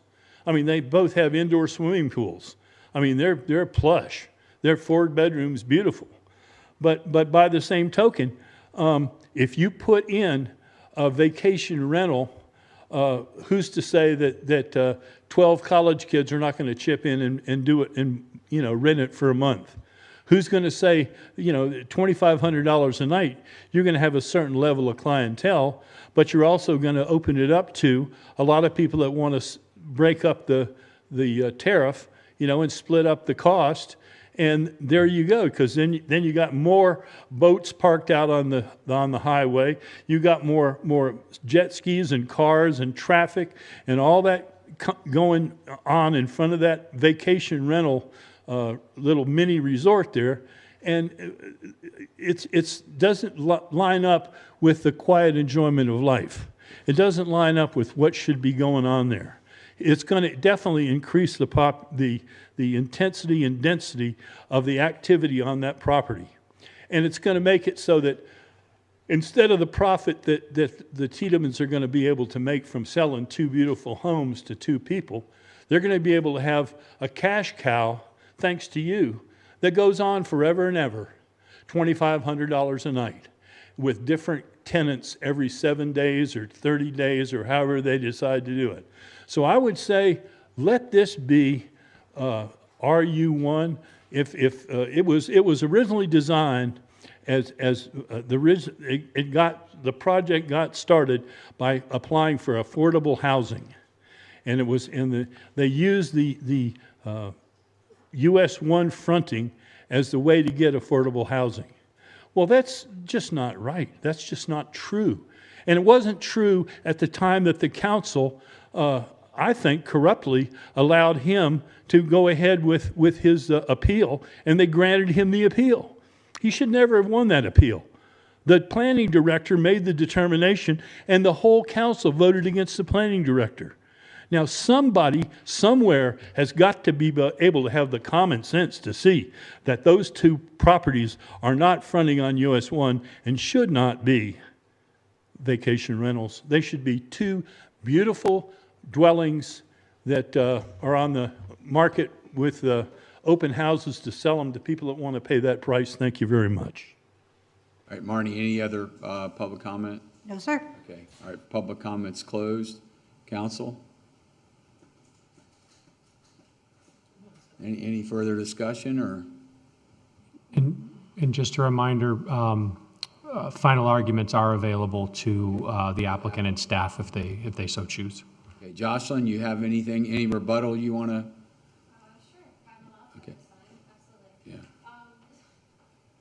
I just want to clarify from the statements.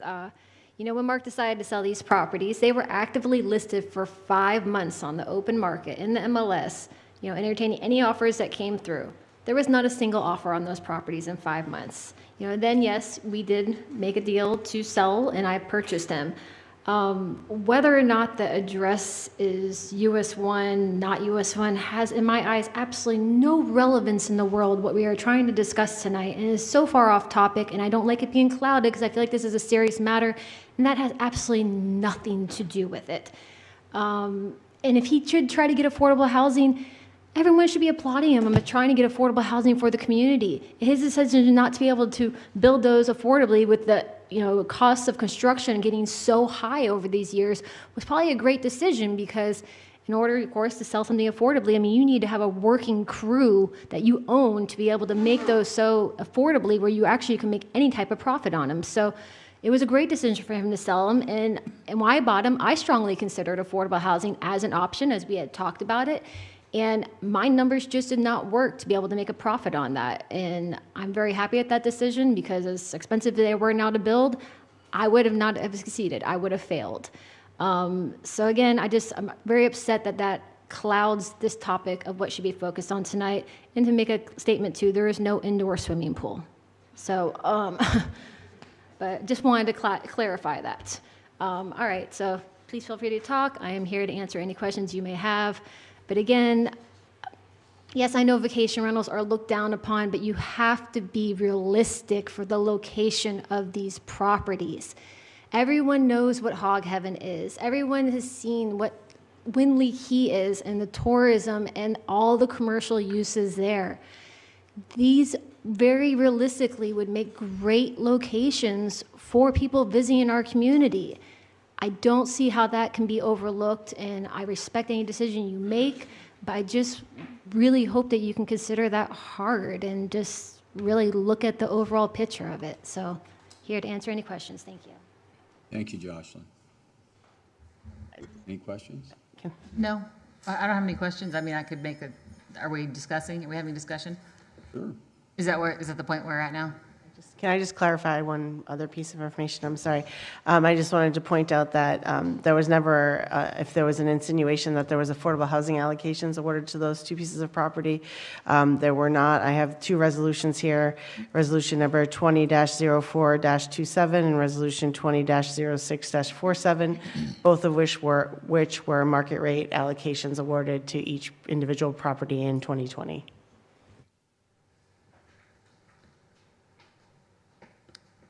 Henry, you have anything you want to say?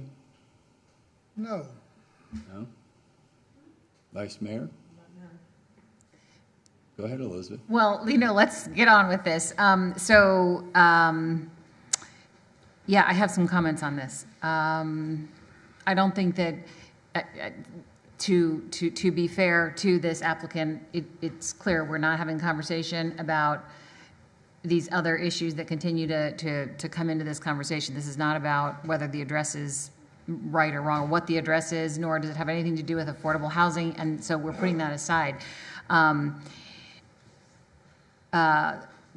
I would point out that this woman, at great expense and risk, went into a building project, and it is pretty amazing. And I appreciate that you acknowledge entering into this building with the intention of building single-family homes, and then midway decided to move in this direction. And so thank you for acknowledging that, because that would be a reason that some of these difficult issues around making this zoning change easier. I mean, you could have addressed those earlier, right? What is challenging to me here, and it speaks to some of the bigger issues that we have with planning our community as we move forward, is that these conversations are not black and white. There is nuance here, and what I see when I look at this request, I think. The problems I see in looking at this request, I think could be handled with some nuanced restrictions, which we've done with other properties. So, for example, it doesn't. This report and this recommendation doesn't address the very real fact that density will increase. So, if I were renting a 4-bedroom home, I would bring my four couples, and we'd all come in our 4 cars with our equipment, and is there ample parking? Is there boating? I mean, where am I going to park my boat, my jet ski? That's going to come on the other side of the road. I mean, that is what I think. And there are 2 beautiful homes right next to each other. So now, when I think of worst case scenario, it's, okay, now we have 8 cars and 4 jet skis. I mean, that is a mess, right? And that is a space where everyone runs on the old road to get onto the US 1. I mean, that just complicates it's just like, I'd say absolutely not. However, as she's saying, this is next to hog heaven. I mean, that's a mess right there too. Like that, there's no denying we're not in a nice it's a nice neighborhood, but it is what it is, right? It's a party scene right there. So I guess my request is, why can't we, where is the nuance in this recommendation? Where is the restriction? We've done this, for example, with Crooked Palm. There are 19 recommendations that we are going to enforce. We can't. The only reason that mess of I really want to retract that word I just used. The only reason that Crooked Palm, for example, was approved was that we had contention, we had argument in the neighborhood, pro and con. People were mad about it, and our planner said, here are 19 restrictions that we're going to place on this development, and if they're not followed, we're not going to allow this to move forward. And we discussed it earlier tonight. I mean, we can't deny that that our zoning is unique. It's messy. Would any of us? I mean, and even in this conversation, I am torn with how to move forward. But we're not given. This is no offense to you, Jennifer, at all, because we didn't ask for a nuanced approach to how to make this happen. I mean, the single family that's going to live in this home is, and that single family flushing their toilets a reasonable number of times with their 2 cars in the garage. Would any of us deny that? No. I mean, it's single family. Great. Buy the house, move in, live your single family life. I mean, but what we're doing by saying, sure, make it a vacation rental, bring all the people, all the toys, that's a different single family. It's no longer a single family experience. So I guess the discussion here might be, where is the nuance in our planning, considering the reality of that location and our really messy zoning scenario that we have in Islamorada? I mean, we've got single family next to hog heaven. I mean, that's pretty messy. So I'm not sure if I've provided a solution, but or really much of anything here, but but perhaps it's a starting point to a conversation. But I think Jocelyn already said they built next to Hog Heaven. She built No, knowingly. yeah, she that sure Hog did. Heaven's right there. I mean, that's what she, you know, so. So not, I mean, just as a point, you know, I don't care what you do in your home as long as you don't, I don't care like how many times you flush your toilet, as long as you don't have your cars on the right of way and your noise. I mean, you know, that, and I don't think that's what we're arguing here. I think we're saying single family home implies that you have a certain amount of use, a certain number of cars, a certain number of overflow and inconvenience to your neighbors. And when we think vacation and vacation rentals, we think overflow, noise, drunk people, you know, like it's a mess. So, you know, so period.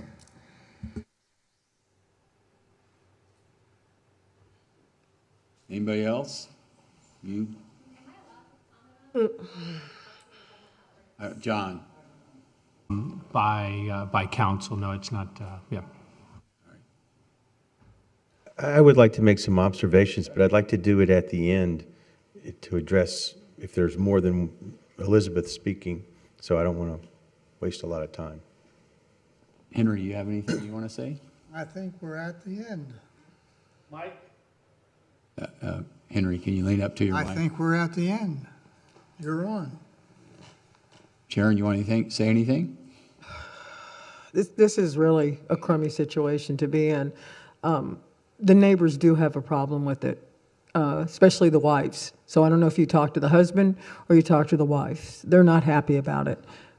Okay, she's not happy about it. And whether here nor there, I'm sorry, the old road thing does rear its ugly head, because now we've set up precedents, which I can't stand that term, to be honest, and it is the old road. It's not on US 1, and that is a part of the decision.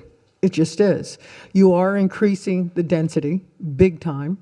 You're, the thought of a family coming in and giving each kid a bedroom, let's be realistic, that's very, very slim when you know it's going to be couples or kids or multiple kids coming in. They are beautiful homes, but you did build them knowing you're next to Hog Heaven. And whether the rumors have been true, how this whole project got started, they are around. And that's part of the decision. Were they ever meant to be affordables? Were they single family? You know, were they meant to be vacation rentals all along? I don't know.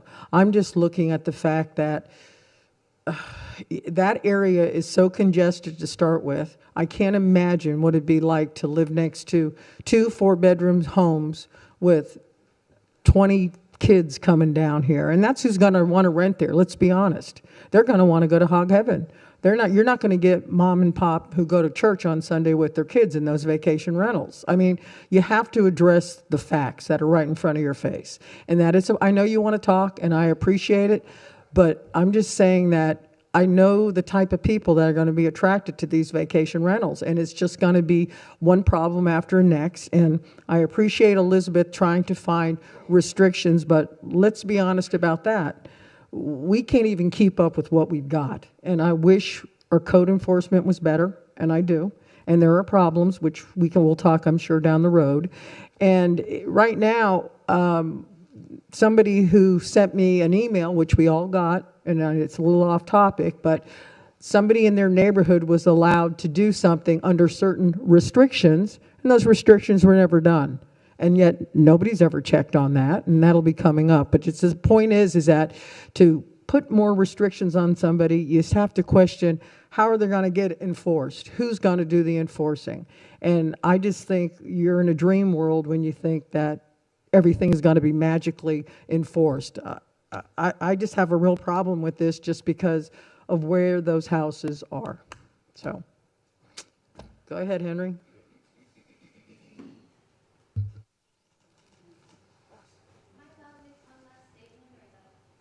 John? Yeah, I mean, they made the closing, again, if council has questions of the applicant or staff or anybody, they can ask them. But I think my comments are much broader. You're going down to the nitty-gritty, so to speak. I'm very much in favor of controlling the growth, maintaining the environment, all those good things that many councils before us should have paid attention to, and not try to appease everybody. I voted against my friends twice. I don't think anybody else has the years I've been here, but that was the right vote. And I'll continue to do that. I've represented a lot of people in my day in court, and sometimes I'm not proud of what I did, but I had to represent the guy that was paying me. But I got a whole group of people that are paying me to do the right thing. So when I vote yes or no, it's not necessarily what you're going to like. I'm making considerations. I don't make any considerations if I can help it. It's, to me, it's a yes or no. That's what I'm getting paid for. So I'm not going to disclose right now which way I'm going, but when I go, I'm representing, hopefully, the people that voted me to do the right thing. That's all I have to say. I personally right now, it's a very hard decision, but I don't have any comment. I think you guys have spoken. I mean, I think, Mark, I know I have got some phone calls about this front road footage thing, which I know that has nothing to do with Jocelyn. I've had a lot of feedback come to me and saying, you know that this isn't right, you know it wasn't, but yet somebody just read, whoever, maybe Van read it, that the council voted at 5-0. I mean, Cheryl Mees was one of them too that voted for it. All right, and I know this, what Jocelyn just said, because the sign, when I went and looked at it, when I ran in 2020, it said 8 affordables or 2 market rates. And Jennifer just clarified that the affordables were never applied for. And then Jocelyn, Mark, you told me that Jocelyn had bought it and was going to, do her thing there, which you didn't. And the houses are beautiful, Jocelyn. They are. You did an extremely. Your daddy would be very, very proud of you. So, I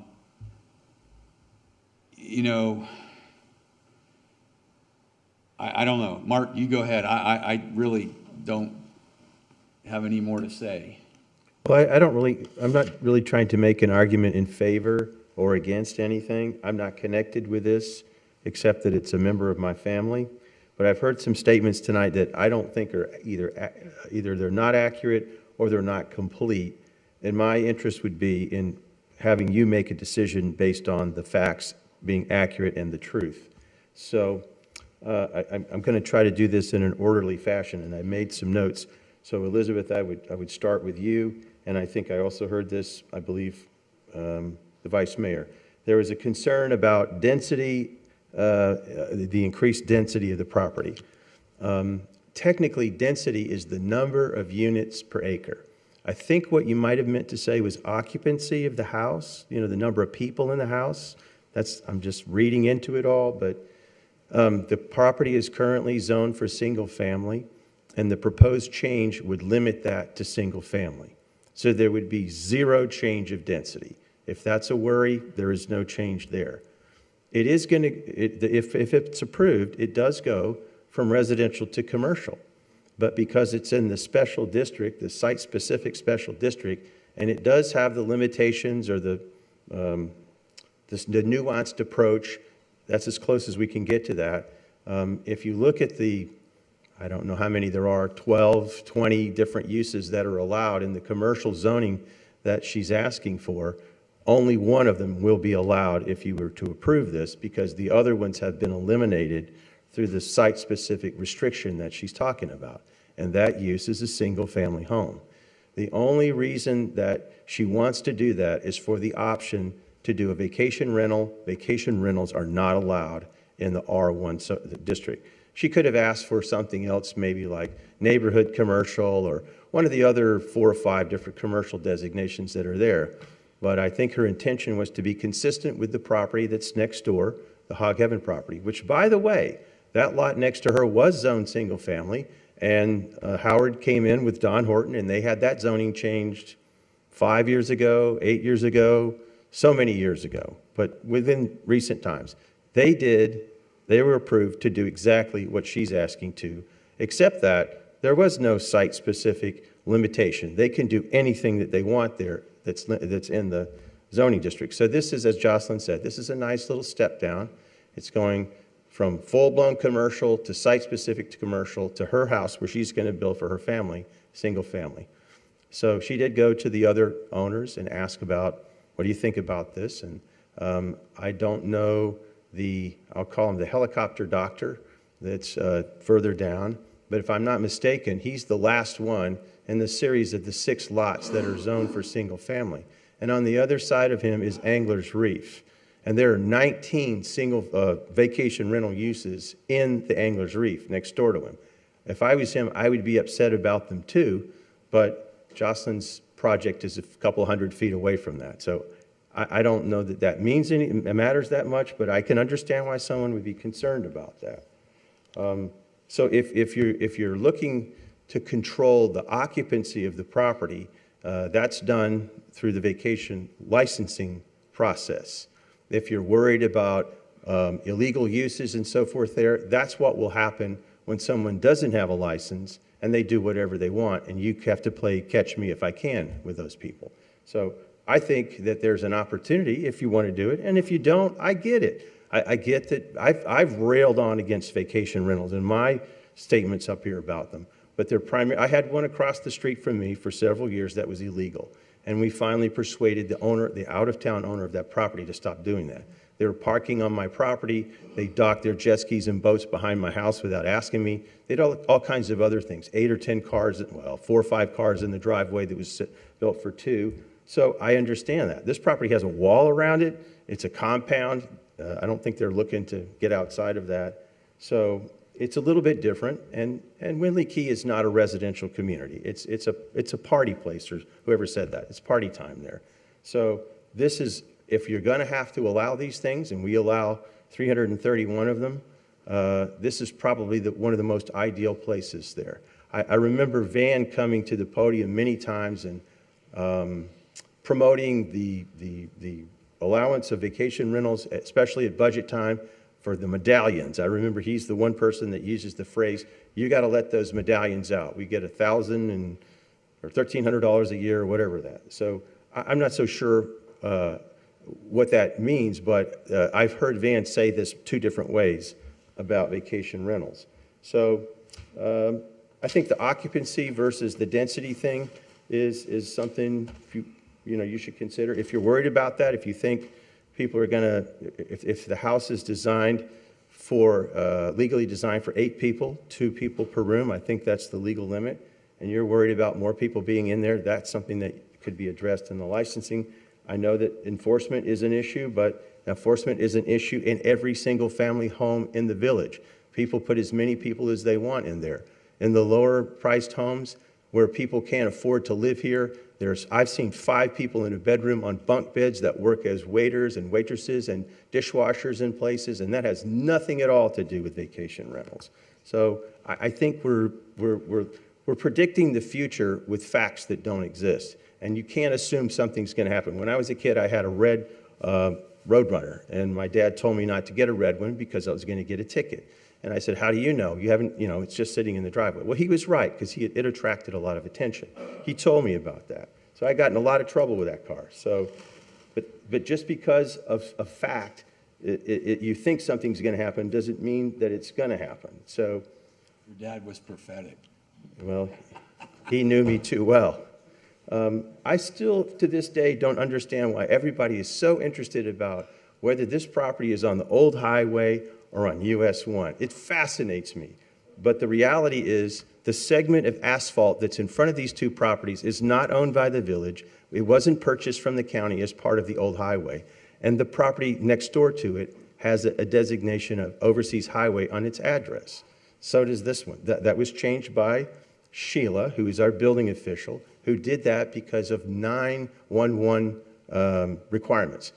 When you go to build on a vacant property that doesn't have an address, you have to have an assigned address so that all of the emergency services and all the people in the world that want to find you can look it up under the same address. That's what that's all about. It doesn't mean anything. It's just a place where they can find you if you have a problem.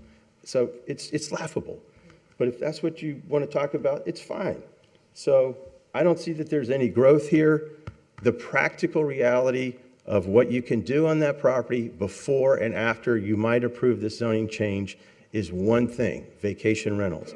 There's no commercial uses allowed. If both houses are blown away in a hurricane and somebody wants to go back and rebuild something, the only thing that can go there is a single family home. So I hope that might have clarified some things. I think that's about the end of my remarks. This is an amazing thing to sit on the sidelines and watch. So I can't wait to see the outcome. Thank you. Okay. Does anybody else want to say anything more? Say anything else?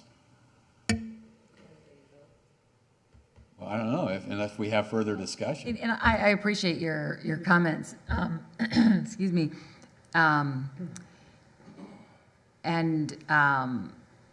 So the question is, so Jennifer, can you speak to the vacation rental ordinance and how that works with when you have what are the stipulations of our vacation rental ordinance? Yeah, let me just pull it up one second, because I'm not, another person in my department handles those, and I'm not intimately familiar with them. Do you have like specific questions about which parts of it, or just all of it in general?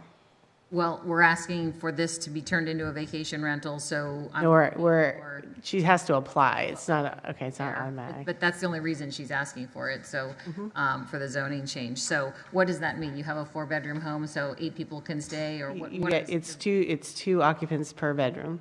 Yeah, I mean, I get that in theory should control it, except that we know it doesn't. So how do we fix that? Because I mean, how do we fix it that 8 cars aren't there? How do you fix it in any house? I mean, whether it's a vacation rental or not, you don't know. They're here to party. They're not here, or have a vacation. They're not here, as you referenced, the waiters and the dishwashers, 5 of them sleeping. They're probably sleeping.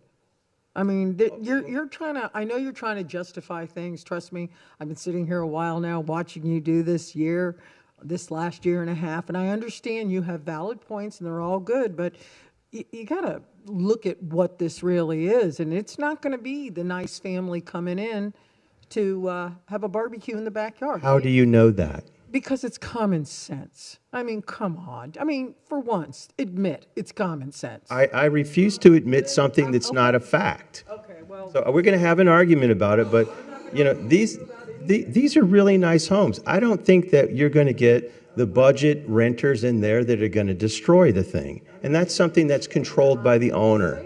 I didn't say they were coming in there to destroy. They're going to come in there to partay. And that's simple as that. You don't know who's going to rent that. No, they're not.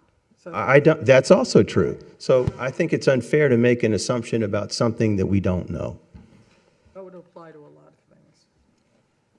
Okay. Sorry. So considering this location, I mean, I'm not seeing solutions for any kind of additional restriction on these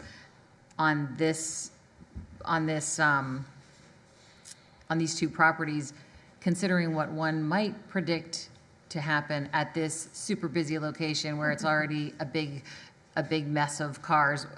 And so, like, help me out here. How can we make this happen? That's what I'm looking for. I don't see it really. She's looking for the middle of the road. Yeah, I mean, I am. Because if this were in a different location, totally different conversation. If this were in my backyard, I'd be like, oh my God, this is spot zoning. This is just stupid. This is absolute. We should never do this. This is not that case. And so we're pretending that it is.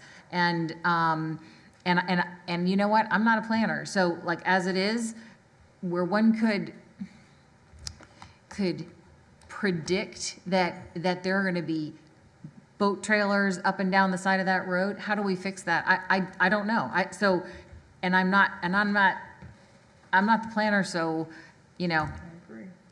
And if there's any kind of agreement, well, then let's fix that, and then let's have another conversation. Well, there's a marina next door, so there's boats available there, but You know I what- just wanted to you know what ask. I mean, right? Well, I get. You just said something a minute ago. You said about Windley Key, man, about all the boat trailers and all the stuff down there. They're all over the highway. Yeah, I know. But that doesn't, I mean, that's something that ownership can control. But I just wanted to say kind of rhetorically, why are we treating the proposed vacation rental use on this property differently than any other ones that we license in the village? Why is this one being singled out? And I could use a strong word like discriminated because of whatever. It just doesn't seem right to me. Either they're allowed or they're not. The code says that there's a surplus of those medallions that Van referred to available. Because in other vacation rental scenarios, you don't have to spot zone to make them happen. So we're spot zoning. Or there's, okay, it's probably the legal term is not right. There's another little term. We are changing a zoning in an area in order to accommodate this vacation rental scenario. But we don't have to do that when you go and apply for your vacation rental. It's in your zone that's already correct. So that's why it's a little bit tricky. But I don't think anyone is. We're saying very similar things. In this area, it's a very messy location. Like you're sitting next to Hawk Heaven, so okay, it's not like in my backyard where I don't want 900 people coming in with their vacation rental. I get it. And again, there's some nuance to this conversation that and I don't think anyone's being adversarial. I don't think anyone's being punitive. There is no reason that this woman shouldn't enjoy the same opportunity financially for herself and her family. No one is saying that. But how do we fix this so that what we can imagine happening when 4 couples with 4 cars and 4 jet skis come down, like there's not enough room there for that. How do we fix that? And that is I don't know. Well, I am how not do a you planner. know that someone's not going to open a meth lab in every house in the village? Yeah. I mean, you can take this, what do we do if this happens, argument out to an extreme. So I don't want to say anything. If there's no middle, I mean, if there's no solution, no, there isn't, because just the way the hearing happens, you can't comment. If there is no middle ground here, then I would say no. If there's no, and again, I'm not the planner, so I don't know, like, come back, somebody fix I'm this. waiting for a break. I'm just waiting for a break I'm just waiting for a break. I don't want to interrupt, so. Well, I am asking the question. How do you fix this, Jennifer? Well, so I don't know that there's any specific fix. The example you used with Crooked Palm Cabana, that was a development review permit that we can issue conditions on. This is a flum and zoning amendment, and I'll defer to legal counsel to confirm, but in my experience, you can't condition zoning and flum changes. However, it may be of comfort, it may not be of comfort. Our vacation rental restrictions do limit the number of motor vehicles and vessel trailers to only that can be parked on the existing driveways and other areas designated on the property.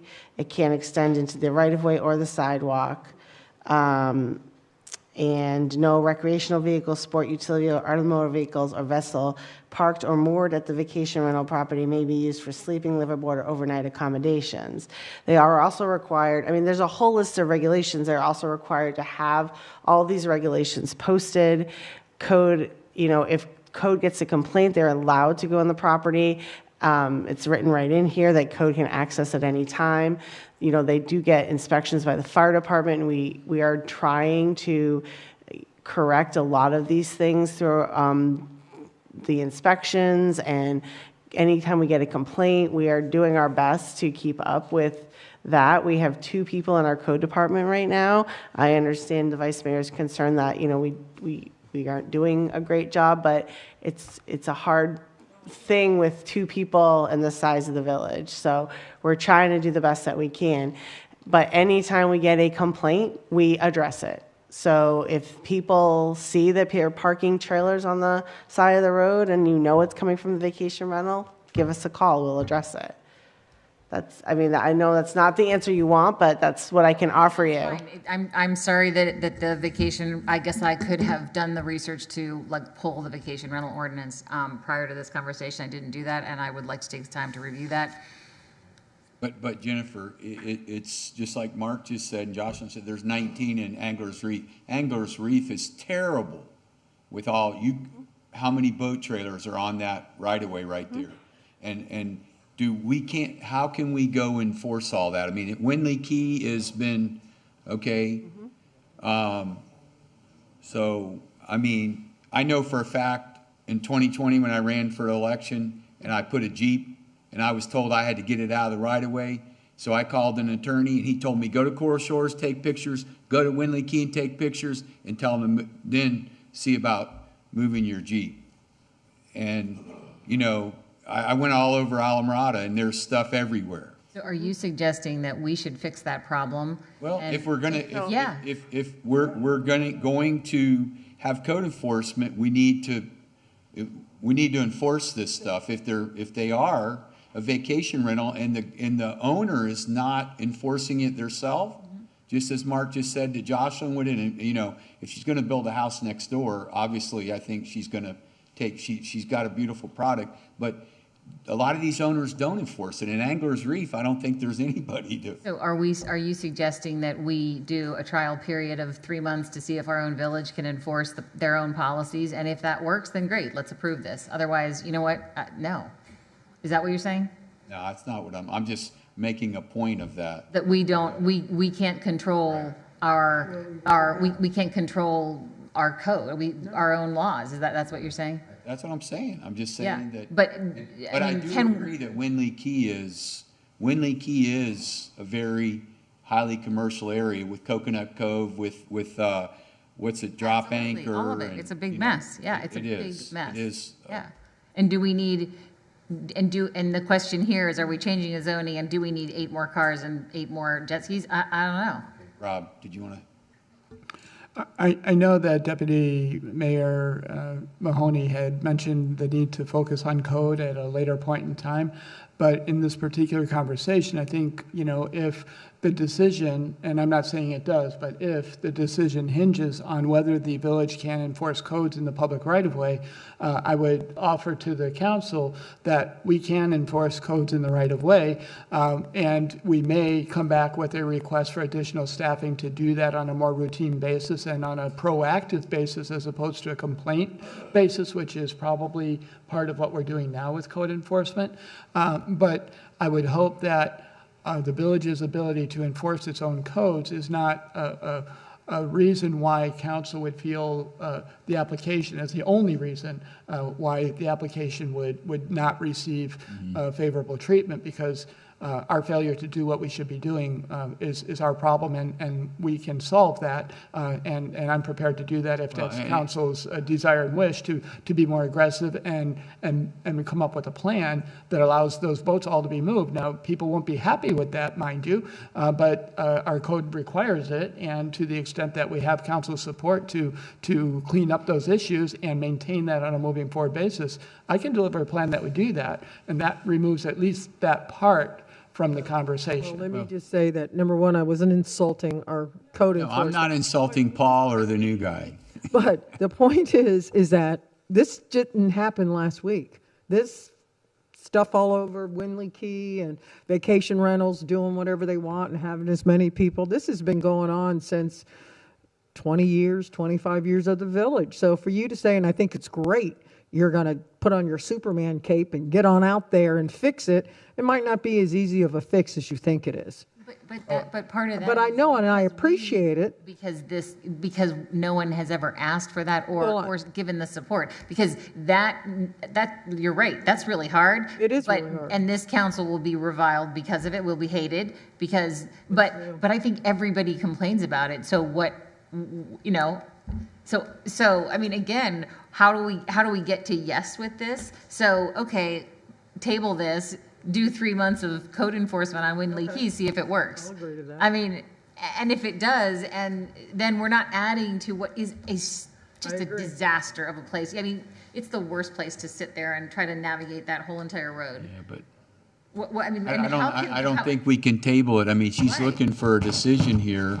If it's no, or hey, let's see if we, I mean, wouldn't it be amazing if you as a mayor, like, I mean, if someone led this charge to like clean up that, I mean, that is a mess, and we, I mean, no one can fix that but this group to say, you know what, we're gonna make a priority here, let's clean up this road. Like, what would that look like? I mean, otherwise, I'm just one of I don't council, think so- Jocelyn, if she can get to yes, is mine's tabling it. I mean, she might sell them in the meantime. I don't know. I mean, we could ask her. Okay, Henry, go ahead. The more you talk, the more you convince yourself of a position. You have to listen to yourselves. What's the problem? Vacation rentals. That's the problem. You want to fix it or do away with it, or whatever, but that's the problem.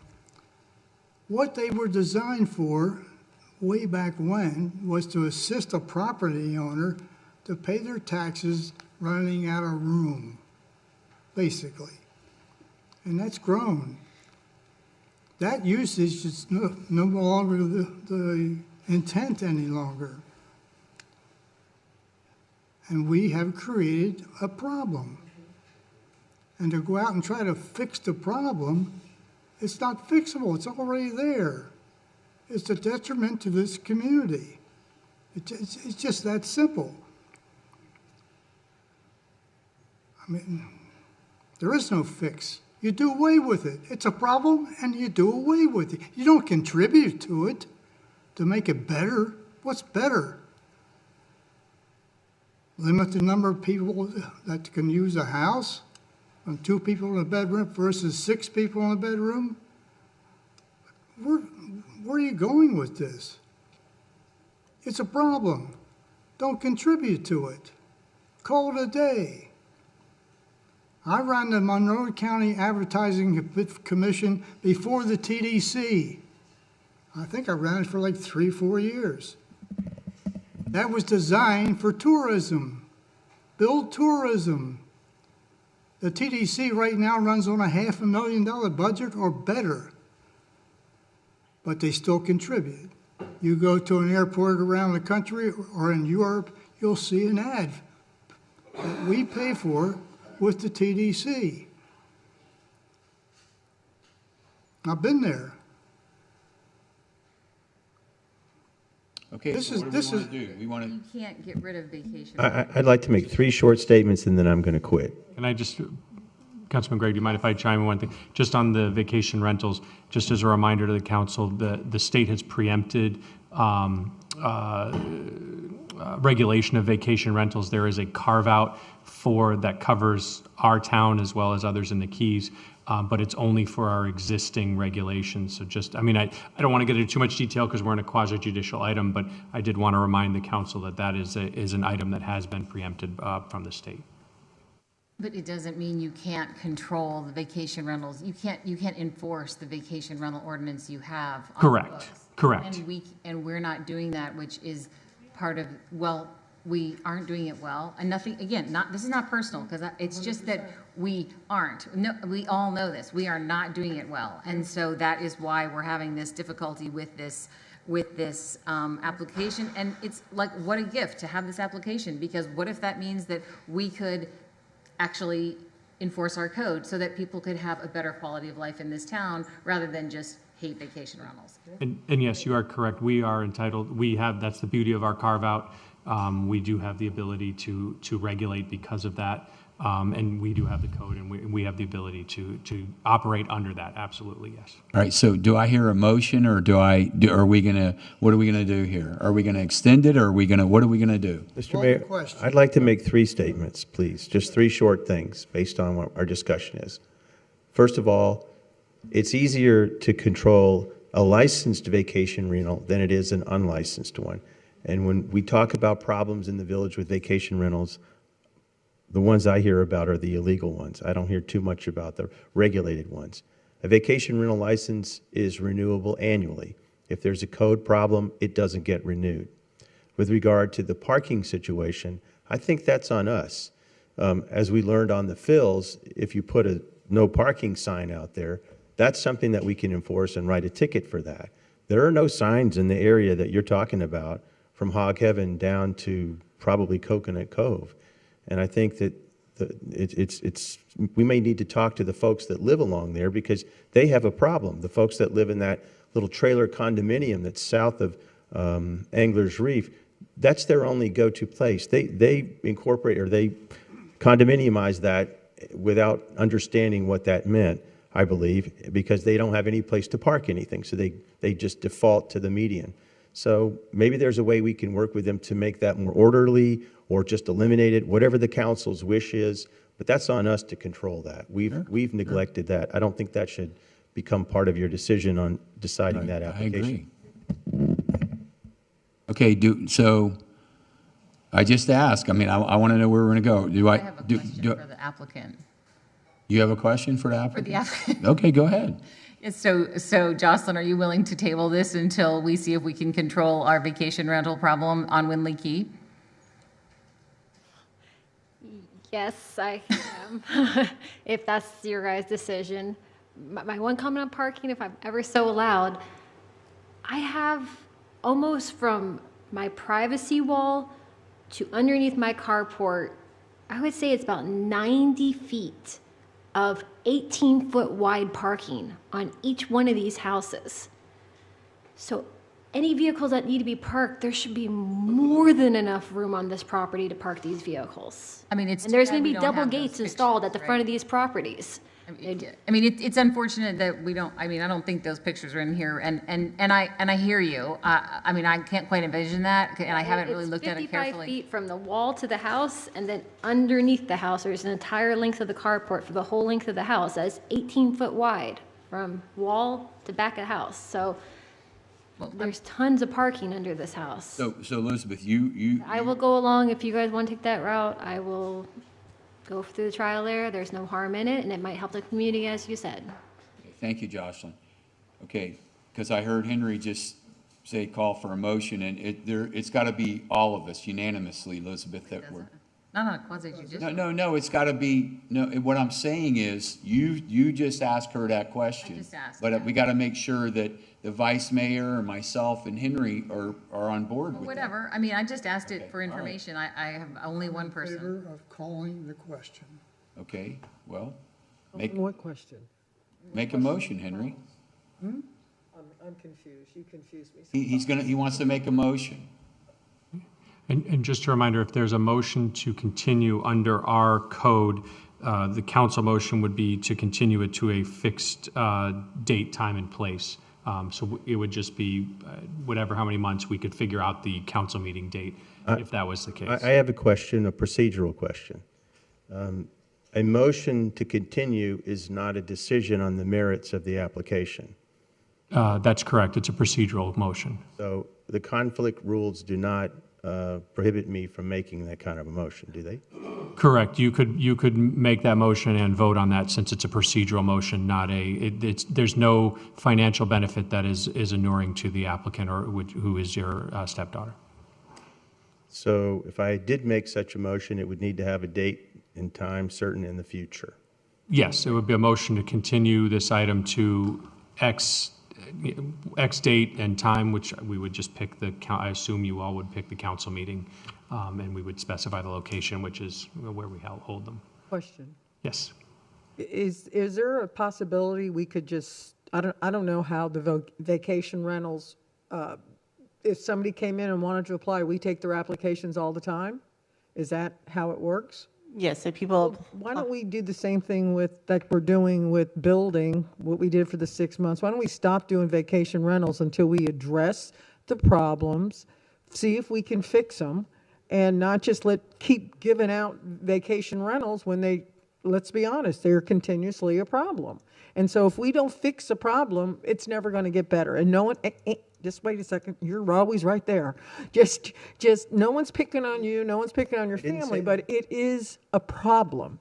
And if we just keep continually pushing it down the road or giving out more vacation rentals, the problem are problems that I'm sure if we had a workshop with the community, Oh, I guarantee you, a lot of those that are a problem are legal, and they're not just all illegal. So if we could do something where we address what people's dislike for these vacation rentals are and try to fix it, or at least modify it in some ways, it would be better for everyone. And not, you know, I love your mother, and your dad and I went to high school.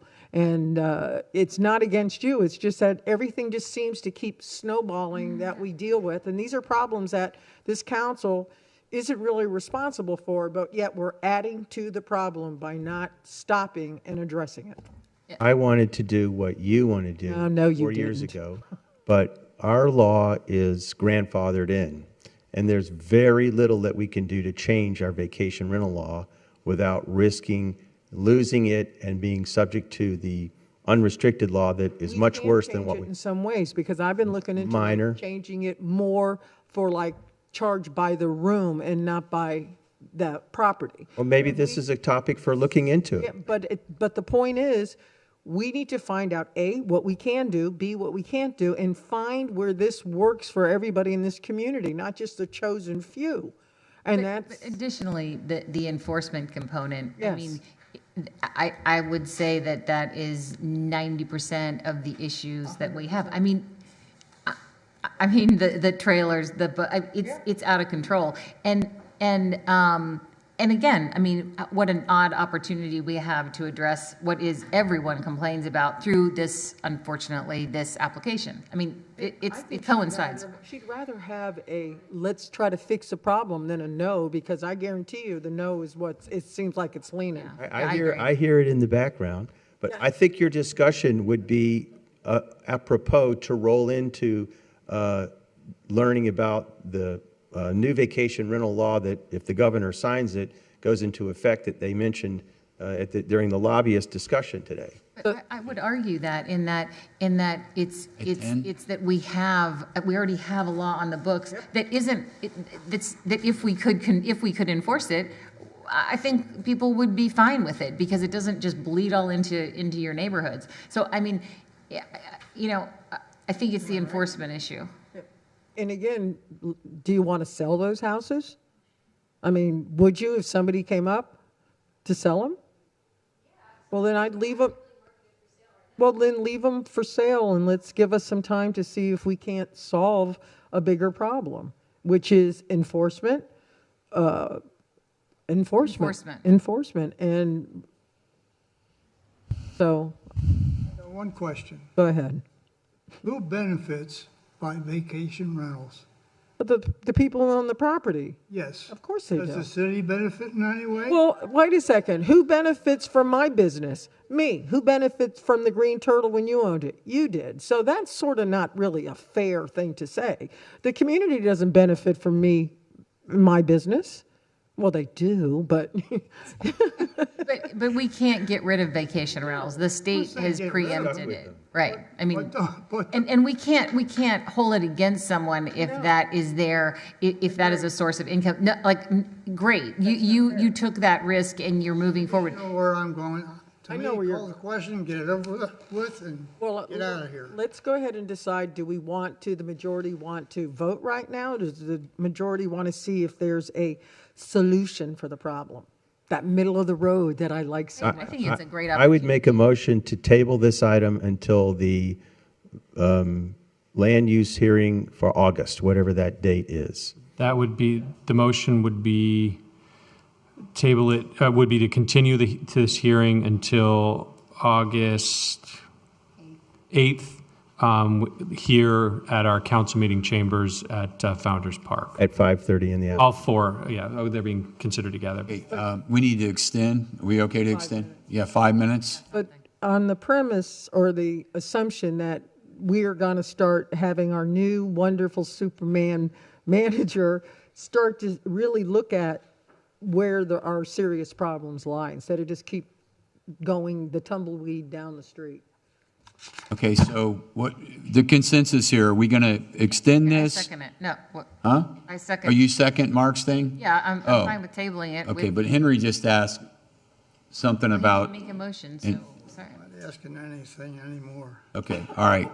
So are you okay? Are you guys okay? So Mark made a motion and you seconded it? I didn't hear the second. Yeah. Okay. I'm sorry. This is not. This is not. Because I can. That's the right answer. I can do it legally. It's 10 o'clock now. We have a motion on the table. Can we extend for 5 minutes to address that motion? Okay, yeah. Can we extend? Go ahead. All right, so we're going to extend. Okay. So there's a motion and there's a second. Do we have any? Okay, John, make sure that we have this understood. Mark can do this even though he recused himself? Yeah, this is a procedural motion, so the voting conflict would not apply to a procedural motion. The tabling, could you to explain continue. it in another way, Sorry, please? a motion to continue, there's not the voting conflict does not apply to a motion to continue. It applies to a motion to approve or to deny. And that will remain as long as the applicant remains his relative. Okay. So no conflict to make the motion or to vote on it. Okay. Where are you going? Can you vote real quick, Henry, here on this? Okay, so Marnie, we have a motion and we have a second. And John, this is to table it until August? It's a motion to continue the 4 items currently being considered until the council meeting on August 8th, starting at 5:30 p.m. here at the Community Center at Founders Park. Okay, Marnie, would you call the roll, please? We have a motion and a second. Councilmember Mark Gregg. Yes. Councilmember Elizabeth Jolin. Yes. Councilmember Henry Rosenthal. Yes. Okay. Vice Mayor Sharon Mahoney. Yes. And Mayor Buddy Pinder. Yes. That motion passes 5-0. Mayor, respectfully, there is tab 16, and I have some items I would like to discuss relating to tab 16. Okay, Just go ahead. before you Go ahead. wrap things up. Okay, well, we might extend 10 minutes. then, I'm if good you with want. it. Can I go? Did you say something, sir? Sure. Go ahead. I feel he's been trying to, and I'm trying to. Well, I just want to draw attention to the fact that Jennifer's team is short on code enforcement, so to do this effectively, one, I want to make sure we're clear on what code enforcement we want to focus on. I'm hearing the rental housing and particularly unauthorized parking in public right-of-way. And to facilitate that, she and I will discuss offline a strategy for making that happen. And it may include, and just to give the council a heads up, contracted code enforcement support to come in and actually do the field work that's necessary to see it happen on a consistent basis for a period of time and see what kind of results we're able to generate. I'd like to also, if I may, ask to have, because if nothing changes, I will never vote for another vacation rental ever again. And if I'd like to see, A, what the new law is that Mark was talking about, B, what we have now, and maybe take a look at all the people who have them and start from there if they're up to compliance. Is that doable? If we have a set of rules that we're operating under, yes, we should have a mechanism to take the ones that are currently operating, verify that they're in compliance with those standards, and as well as take a look at, again, conflicts between authorized parking and unauthorized parking. It will require bringing in contracted code enforcement support, but we're relatively clear on what we're doing. There's also going to have to be a communications piece because It's extensive, so we would leave that to your administrative staff to bring. just so you understand what we're getting into is the only background I'm trying to provide. So can we extend for 10 minutes because we only got 1 more minute? Yeah, great. Okay. All right, Elizabeth, go ahead. Right. I just wanted to. This is the after action report, and I have just a couple quick things that I want to just hit on. One of the items is strategic plan, and we've been talking about it for a very long time, and we had authorized Kimberly to work on a roadmap in her last weeks, and whether or not I don't think she's wrapped that up, but no matter what. Whether that piece is completed or not, I would like to ask if we could give some very clear direction to our new manager to put out an RFP to move forward on this strategic plan that we've been discussing for about a year now. And we've also, which hasn't actually managed to get on here, is this potential for a combination of addressing the comp plan a rewrite of the comp plan in conjunction with the strategic plan. So can we just kind of like give direction on this so there's no, like, we can just move on? Because so many of the items that come before us have to do with our lack of planning. What suggestion would you have in mind? Put an RFP out, and we're going to bring someone in, like people do in all governments, to create an actual plan. And I don't know whether you want to speak to that. I think you have some expertise there. That might be less polarizing if you speak to it. Well, when this conversation has been brought up to me in terms of both the strategic plan and the age of our comp plan, I have to validate, and as did Jennifer, that, the comp plan is quite aged at this point, and it does need to be updated.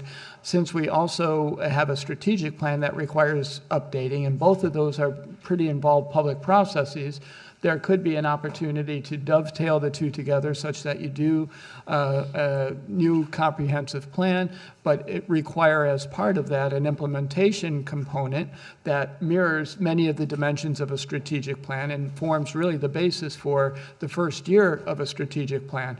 And once that comp plan is completed with an implementation element that has specific goals and perhaps some objectives embedded for the upcoming year to 3 years, then you can dive into a regular strategic planning routine until the comp plan comes back up for renewal again, usually about 10 years. So get the comp plan done, have a strategic element to it that satisfies the requirement, the immediate need for a strategic plan, and then dive into strategic planning on either a biannual, triannual basis, whatever the council is most comfortable with, until, again, you hit maturity on the comp plan. That's a very intensive public process, requires a lot of staff time and public engagement, so we should know going into it that that's what we're looking at by issuing that RFP. And the other thing is we'd want to consider if there's any seasonality to it. That is, are there groups of people in the community that leave and go do other things and wouldn't be available to us? And if so, what does that mean for the timing of the RFP and launching that process? But I think that kills two birds with one stone, respects people's time, because it will be important for all members of the Islamorada community to try and participate in that process. And by dovetailing, I think, again, it achieves multiple objectives. Yeah, okay. Was that a yes? You'd like that to move forward? Okay. No. I mean, we've had this conversation multiple times, and I think that what has to happen now is that we direct our new manager to do that. If not now, when? Thank you. Can we bring this back, Elizabeth, and try to pick a date on Thursday? No. We're giving him permission to go ahead? Yes. It is putting out an RFP. Okay, so Sorry, what I'd like to say so right now, since we're on this, he mentioned Kimberly. I would like to talk about Kimberly Thursday night, about that. Okay, she was here. I've already talked to John Quick about this. She sent me an email that even though she wasn't asked to at the last week, but our county contract was through the 5th, and if we were supposed to give, help me if I'm wrong, John, we were supposed to give 10 days notice if we weren't going to keep her, even a week. And I talked to John about it, and he said we're obligated to the, even though she emailed me and said she didn't. Well, that's totally. Okay. No, I want us to talk about this Thursday night. That's all I'm saying. Okay. Wait, I'm sorry. I don't think we finished my issue. We did. I think Rob's got something to say, and I think it'll be pertinent to this, and I think you'll like it. We've been seeing this coming for a little while, and again, Jennifer and I have talked about timing elements, all the rest that I just spoke of, and in fact, we already have Mary working on development of the RFP. So that is already in the works, and we're getting close to the point where we think it should be ready in a reasonable amount of time, although I don't have the date right now, but it is certainly something we've already thought about. I've heard general ideas that, this would be a good idea, and we've already tasked our staff with developing that RFP. So it's not starting from scratch right now. Okay, so when's it going to go up? When's it going to go out? That's all. Hey, Rob, when you or Jennifer get the information, you guys please keep us updated. Yeah, we will. Mary just started it last couple days, and then she's going to focus on some grants, and I have to, the RFP for comp plan update is very intensive, scope of work and things like that. So she's asked me to take a look at that, and I'll share it with Rob as well, and have some of my other staff members look at it as well. And so we're hoping to finish that piece of it over the next couple weeks. And then when she and plug in all the details for when it's due in the village, all the village details, hopefully can get it out in sometime in May on the street. Okay. All right. Anybody else have anything? Yes, I do. What? No, I mean, go ahead. If anyone else has anything. So bear with me, Henry. Additionally, on the after action report, we had the item is the purchase of the Island Community Church building. That was a discussion that we brought up. It's sort of vaporized, and I'd like to further. But I mean, Sharon brought it up. Where are we with that? Okay, but you brought it up. You were talking about the county maybe coming in with us. No. We decided Okay. because they're trying to get their zoning changed and they want to move forward, and even if we don't go with the county and make it a library, I think we should look at buying the property to be able to control if we resell it, who gets it. I don't want to see a high-dollar apartment complex going in there. That's why we bought Island Silver and Spice, for that exact reason. No, that's where I got it from. Strategic planning, that'll help solve. So I'm just saying maybe we should think about buying the church, and I'm interested. And seeing the possibilities. Now, I asked to do that, and I see on Elizabeth's after action that nothing was done. So the point is that the time is of the essence here, and so what are we doing with that? Sure. We've had some conversations with the church about the possibility of delaying their application while we continue. And as Vice Mayor Mahoney highlighted, they're not wanting to do that. So the next step was to report back to council that, look, that's not playing out so far. There's some complexity involved in terms of it becoming a library, and we needed to really get council's feedback on whether we wanted to move forward and buy it for some other reason perhaps, and then if the rest of it works out for a library, great. But if there was interest and ability in negotiating a sales price for any other purpose besides the library, that's really what we needed to hear. And I'm hearing now, and please confirm I've got a majority council in agreement, that you do want us to reach back out and negotiate a price, and we're willing to purchase it irrespective of whether that library is realized or not. We could always make it a vacation rental. Okay. I'd say so. Okay, so is that clear? Do you understand that? And again, that sounded patronizing, so I apologize. Okay, Elizabeth, is there anything else? Yes, there is. I mean, I have nothing else to do tonight but sit here and deal with village issues. I have blocked my schedule, and so I'm almost done. But just give me 1 second. Since time is, you know what? I will take those and then ask for an extension because we are here for our community, right? Do you all understand that what direction we've given with Island Christian Church? Is that coming back Thursday? Is it coming back? When is that coming back? It's whenever they can, whenever they can give us a date. We're going to be talking about it on Thursday because they have a planning item. But they're not, but they said they don't want to wait. I know, I heard that, but we got to figure something out. So Mr. Cole will talk to Trevor tomorrow, unless you want me to have him call you.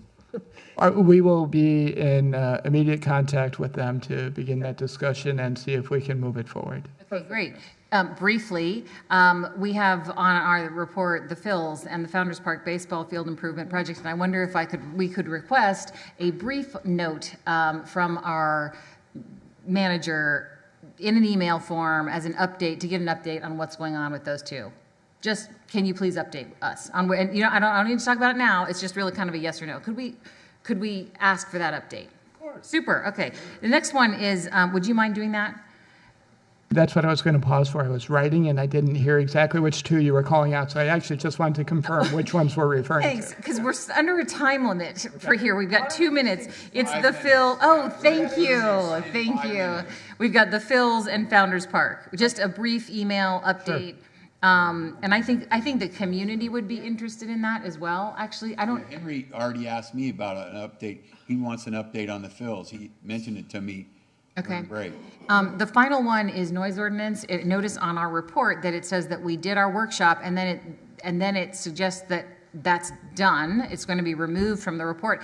But what the point of that noise ordinance was that then we would go back and work on an ordinance. So I would like to ask you if we could ask for the item of noise ordinance to be put on a timeline to hear back from our planning department about how that data was collected and what that next step would be. I personally would like to know, I'd like to see how many codes on noise violations that we've had. I want to see statistics of codes that have been violated with the noise ordinance, because it already went to the LPA, and it went when Dave Webb was on council with us, okay, and Pete, it went before the LPA, and they, about battery chainsaws, battery blowers, and all this. So we had just spent.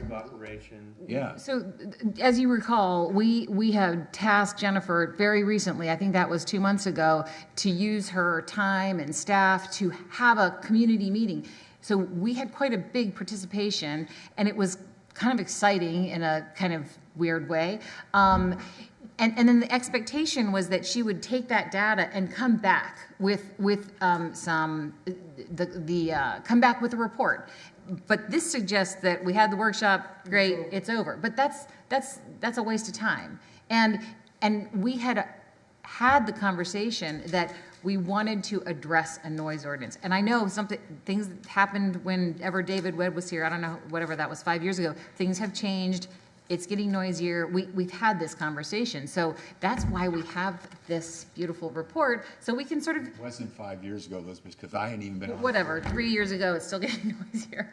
So the question is, was that a one and done workshop, we're over, or should we follow through on the request, please have a community meeting, and then bring us the data, tell us more? What if Jennifer made some recommendations to us for possible changes based on the data collected at the workshop? Hey, super, great.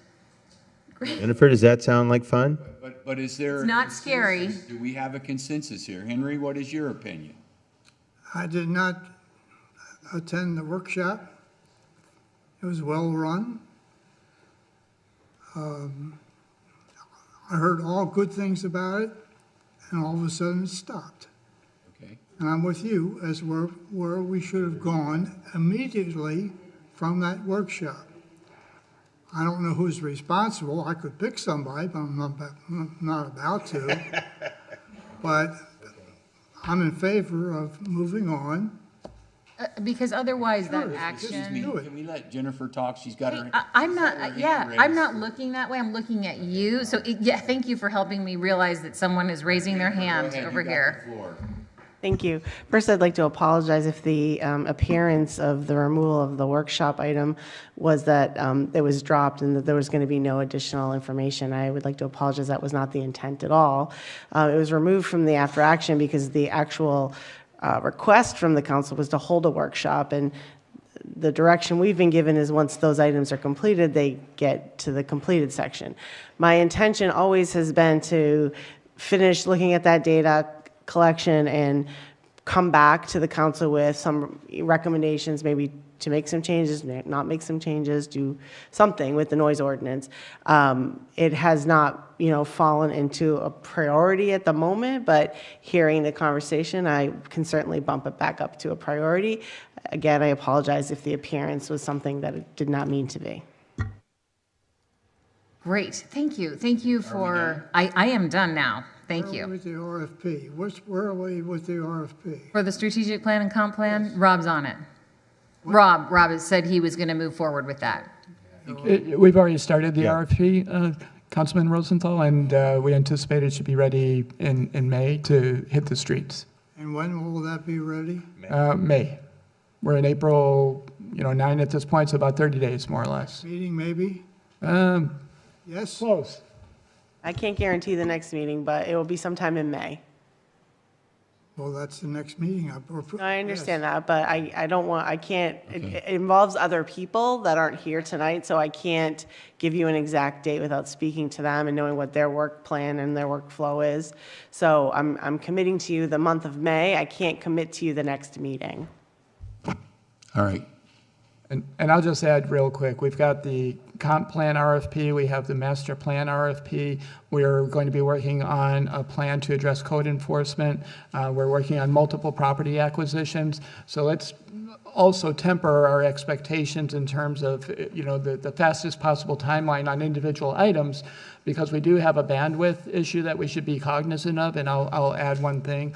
Well, Jennifer is down to 2 code enforcement officers. One of them is actually out, so she has 1. So that's why I was referring to the need for contractual support. So there's a lot of mechanics to doing these things that have been perhaps neglected for some time, and it's contributing to a sense of urgency. But let's not put so much on that we don't do what we want to do well. And I can assure you, staff will move these balls forward as fast as we can, and we'll report back on things where we think that we need a little more time. So work with us and let's be partners, and we'll get the jobs done. We're hearing the voice loud and clear. Okay, I have a basic question. We're having 1 meeting a month, right? That's in May. It's the same thing. You say you can't commit to May, or you can't commit to the meeting, but okay. So I'm going to try their best. So Councilman Rosenthal, I'm maybe you're not. We're committing to, the RFP hasn't been written yet. We're in the process of writing it, and then we have to put it out for bid. And so that's what's going to happen in May. And then when all that comes in, then that will come back to the council. It's not ready to come back to the council yet. no, I know that. Oh, okay. I wasn't clear. When you're going to put it out, that's my... In May. In May. Someday in May, it's going to happen. By the end of May, it will be on the street. Hey, do I hear an adjournment, Henry? Yes, I move to adjourn. Thank you very much. Thank everybody for coming. Hanging in.